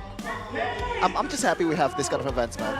Yeah. It is a place. Chef is definitely going to be waiting for the solo one, maybe in the playoffs. Who knows? Maybe I will go to Jogja because that's like 1 hour away from Solo. There you go. You know, with a train, only costs like 5,000 to go there. Whoa. Very cheap. According to plan. Yeah. Man, like we have a lot of good fans here in Indonesia, a lot of fanatics, a lot of people that's very, very, what? Passionate. Yeah, passionate. Okay, that's the better word. I'm sorry. Okay, we have a lot of passionate fans that's gonna be there to hype up the party, to make it even more memorable for all of you guys that's gonna join in our watch party in Bandung, Surabaya, and Yogyakarta. So it covers all of Java, right? West Java, East Java, and you know, it's not really Middle Java, but it's like a special place, Yogyakarta. But speaking of that, man, when you go there, you have to have the prime tool for you to stream. Well, you don't really have to watch the game through stream, but you still have to have a good internet with GamesMax. Mabar anting lag pakai GamesMax booster. That means playing together anti-lag with GamesMax booster. Buy the package and also activate it in tcell.id/GM booster. It's as simple as that. Go ahead and check it out because you guys can get up to 36 gigabytes of data, and it starts massive. Prices start from 25,000 IDR. So hurry up, buy the package, and activate the booster in the Dunia Games app right here, right now. That don't make sense. 25K for 36 gigs? It's not supposed to make sense. Are you kidding me? It's just value, bro. The value, bro. The value, dude. Not bro, dude. Okay. You gotta listen, My Sherman. boy G the Ico will be mad at you if you I'm sorry. say it wrong. The bro. value, dude. But I want to hear it on a better device, on a better... No wonder, okay. Yeah, with Oraimo. Check out the Oraimo FreePod Slide exclusive Edith Edition. The ultimate choice for gamers with Edith's distinctive sound. Shout out to Sante Win for voicing Edith, and gaming mode that takes your gaming experience to the next level. Plus, as the official partner of MPL, there's no doubt about Oraimo's quality. Get a 10% discount at the Oraimo official store at the Orange Store with code OraimoMPL. So enter the code in the coupon section before checkout. Unleash the unstoppable sound. Whoa! What was that? If you are using Oraimo, you would have heard the bass of that. And if you are using some solid glasses, mainly Saturday's glasses, you should be able to see properly. Unlike the dude over here, Sheffin, who still hasn't got Saturdays, but it's okay because MPL ID X Saturdays, we've got you covered with the MVP collection. Sheffin, now you can truly see, not with these Garbo glasses, but with the real Saturdays glasses. Arashi, show him. Show him. Where is it? Boom! You see that? Oh my god! Gifted to yours truly, Sheffin. How does it feel? Real testimony right here on the desk. That is swag, bro. Oh man, I'm vibing. I am vibing. That's how you look the part. Is this more comfortable on the ears? Oh, for sure. Like, you know, we were talking about this glasses, hurts headsets. as hell with the headset on, but this is like very, very comfortable. Like, I'm not even joking. This actually hurts, man. So I'm very happy that I got my Saturdays on. Yeah. Can I steal this? Oh, can I pick this up? It's okay. You can buy it on at Saturdays.lifestyle on Instagram and TikTok, where you can follow to see more of that collection later on. But now, with those glasses, you can see very clearly, right, Sheffin? Yep. I need a tool, though. Exactly. If you don't have a good TV, it's not really gonna be good, right? You have clear vision, but the resolution is not that good. Yeah, what are you looking at? If you want the Neo QLED, super smart TV, LED screen, you go Samsung. Ooh. I need something that wows me, and that is why... Are you a gamer? Yeah, I'm a gamer. Well, this is for you gamers out there because it is shutter-free and smooth with Neo QLED. Not just QLED. You guys probably know QLED, but it's Neo QLED. Oh, so you're like dodging all the shots? Exactly. Oh, what's that look like? It probably means something like that. So you can play like, kind of like with the Inception, like Neo, watching Neo to Neo. What? You can. That could be it. Yeah, watching Neo through the Neo QLED. Yeah, you watch Matrix and Neo QLED. Samsung. It's too big brain for me to comprehend, man. But if you have big brains and if you wanna join us in esports industry, we have a program for you. Students who are interested in esports, let's register now for the MDL CSR program 2024. Get the opportunity for mentorship with expert mentors in esports, internship opportunities at partner companies of MLBB Indonesia, and internship opportunities from Munton Cares. Scan the QR code below to register. A lot of people have been asking me, how do you join as a caster? How do you join the esports industry? Well, we have a solution for you. That is the MDL CSR. Well, esports is not all about the players, the coaches, or the team that are playing with it, playing in the league, but there's a lot of things going on in the background, right? The planning of the events, the talent manager, shout out to Cynthia, these casters, us as well. A lot of people is needed to make this event, possible, and that is why we have MDL CSR. The people in the production, backstage as well, the observers, so many different roles that you guys can attempt to try as an intern, and maybe could be your future as well. If you're looking to join the esports world right now, there are ways. We are facilitating that. So hashtag thank you MDLC. That's not a real hashtag, I just made it up. But thank you to MDL CSR program for giving students and everybody who wants a chance now, join the esports industry, an actual chance. What do you do? How do you make R? I did C. I did C. I did S. Here, this is R. That's a weird R. How would you do an R? I don't know. That's why I asked. A weird you. R is better than no R, bro. Okay. Good point. That's a fair point, man. Good point. Yeah. Good point. Without R, it's just gonna be like blank blank Q. Blank blank Q. Oh. Okay. Sometimes my IQ is not IQing. I'm not really the sharpest tool in the shed. That's why I catch up things for. It took too long for me to catch up the things. Why you just trauma dumping? Roasting yourself, man. It's okay, Sheffin. Is this the moment of the show where we trauma bond? I like to do some self-deprecation, not defecation. What? There you go. But deprecation, that's why I misspelled that. We understand. We understand, Sheffin. Yeah. For Rashi, are you ready for tomorrow? I'm very ready. I'm going to watch all the matches because it's going to be so good. So do not go anywhere. Well, you can go anywhere, but tomorrow you have to tune in for the Prime MPL ID Season 13 action. So, we, Sheffin, Mirko, and Rashi will be signing out. MPL Indonesia, we own this! Bye-bye! Yang merindu, bagaimana dari semua tim ingin memberikan yang terbaik. Bigetron Monster mengucapkan terima kasih buat kalian semua yang memberikan dukungan, membanjiri kolom komentar dengan hal-hal yang positif dan yang juga sudah datang ke MPL Arena. Dan khusus untuk para sponsor karena MPL Indonesia Season 13 powered by Munton, presented by Official Turnamen Smartphone Samsung Galaxy, Official e-wallet GoPay, Official Gold Partner UBS Gold, dan juga ada partner in esports kita, ada Dunia Games, Games Max, Ora Imo, Telkomsel, bersama dengan supplier Indomaret, Point Coffee, Samsung Neo QLED Super Smart TV Plus, dan juga Saturday. Last but not least, our government partner PBSI. Hari ini begitu meriah dengan 2-0, banyak pesta telur dan banyak tim-tim yang menunjukkan kekuatan dan kegigihannya. Esok hari 3 match, tentu saja hari yang cukup panjang untuk kita malam minggu bersama. Untuk hari ini kita sudahi dulu, namun sebelum kita berpisah, mari kita saksikan bersama dari perjalanan seorang kapten. Bagaimana bisa membuat timnya mendapatkan tiket playoff.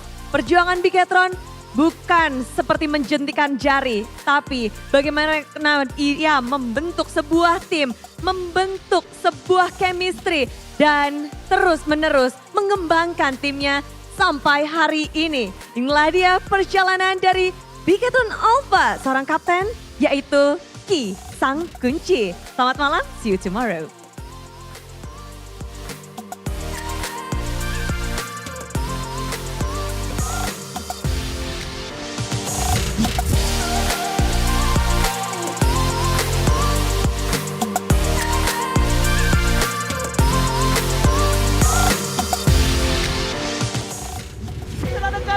Comeback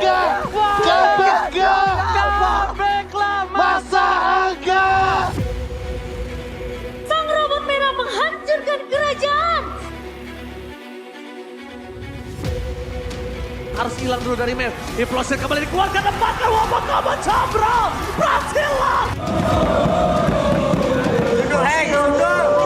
Tuntaskan!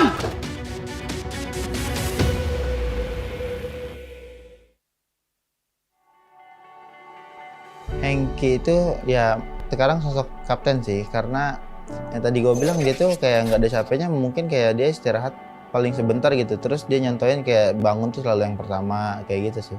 Dan dia tuh nggak ada capek-capeknya untuk ngajak kebaikan timnya sendiri, kayak ngajak ngereng atau ngajak review dan lain-lain. Dia tuh terakhirnya gila sih dia. Mungkin itu salah satu alasan dia masih bertahan di Bigetron kali ya. Gua kiranya lu pada bisa deket kita, Jo. Kayaknya kalau gua mau kayak gitu kita mesti deket deh. Awal-awal Hengki join ke BTR masih zaman gue dulu ya, pasti dia kayak masih bocah polos gitulah. Cuman dia sampai sekarang ini kayak improve-nya tuh gila banget. Setiap season selalu improve. Bahkan bisa dibilang juga mungkin di tim dia sekarang dia mungkin yang sosok leadernya ya. Ya pasti gue bangga lah kayak Hengki sekarang bisa se-improve itu, bisa lebih dewasa. Terus juga ya tapi yang penting kalau ketemu gue ya semoga underperform dia. Coba lihat, no more mukbang for Bigetron Alpha. Yang ada mereka digajak kickbang. Sosok paling tegar gitu, mungkin dia karena belum juara dari awal dia berkarir, mungkin jadinya misalnya buat kita yang baru ngerasain mungkin pahitnya kalau di playoff gitu ya cukup kebantu lah dengan adanya dia. Berarti dia yang ada buat kita pas kita down banget, padahal sama-sama down sebenarnya, cuma dia ya tegar. Lu gak lihat improve lu dari awal season sampai sekarang, bro? Gue selalu percaya sama lu, kan gak aja. Lihat gua, orang yang juga kita pulang duluan di playoff, kita bisa buktiin kan, kita masih bisa menang 3-0 malah. Kita kalah bukan kita nggak melawan kok, kita kalah comeback semua. Lu improve jauh banget, yuk bangun yuk. Kalau gue salut sama dia dengan loyalitas dia selama ini di Bigetron sampai sekarang, ya gue rasa patut dijadiin contoh buat semua orang. Kalau gue jadi dia, dari gue nggak jadi apa-apa, maksudnya Bigetron tuh udah ngerekrut gue. Ini anggap gue jadi Hengki. Dan selama gue di Bigetron ya belum bisa ngasih apa-apa, jadi bakal tetap di sini sampai bisa ngasih piala. Dari umur gue 16, udah hampir 21, gue udah lumayan lama lah di Bigetron, udah 4 tahun. Jadi kayak ya ini ibarat rumah lah. Sebenarnya gue punya pencapaian yang belum gue dapetin di sini, di tim ini, dan ya itu gue pengen dapetin dulu. Selagi gue masih dikasih kesempatan, selagi gue masih mampu ya gue berusaha lah.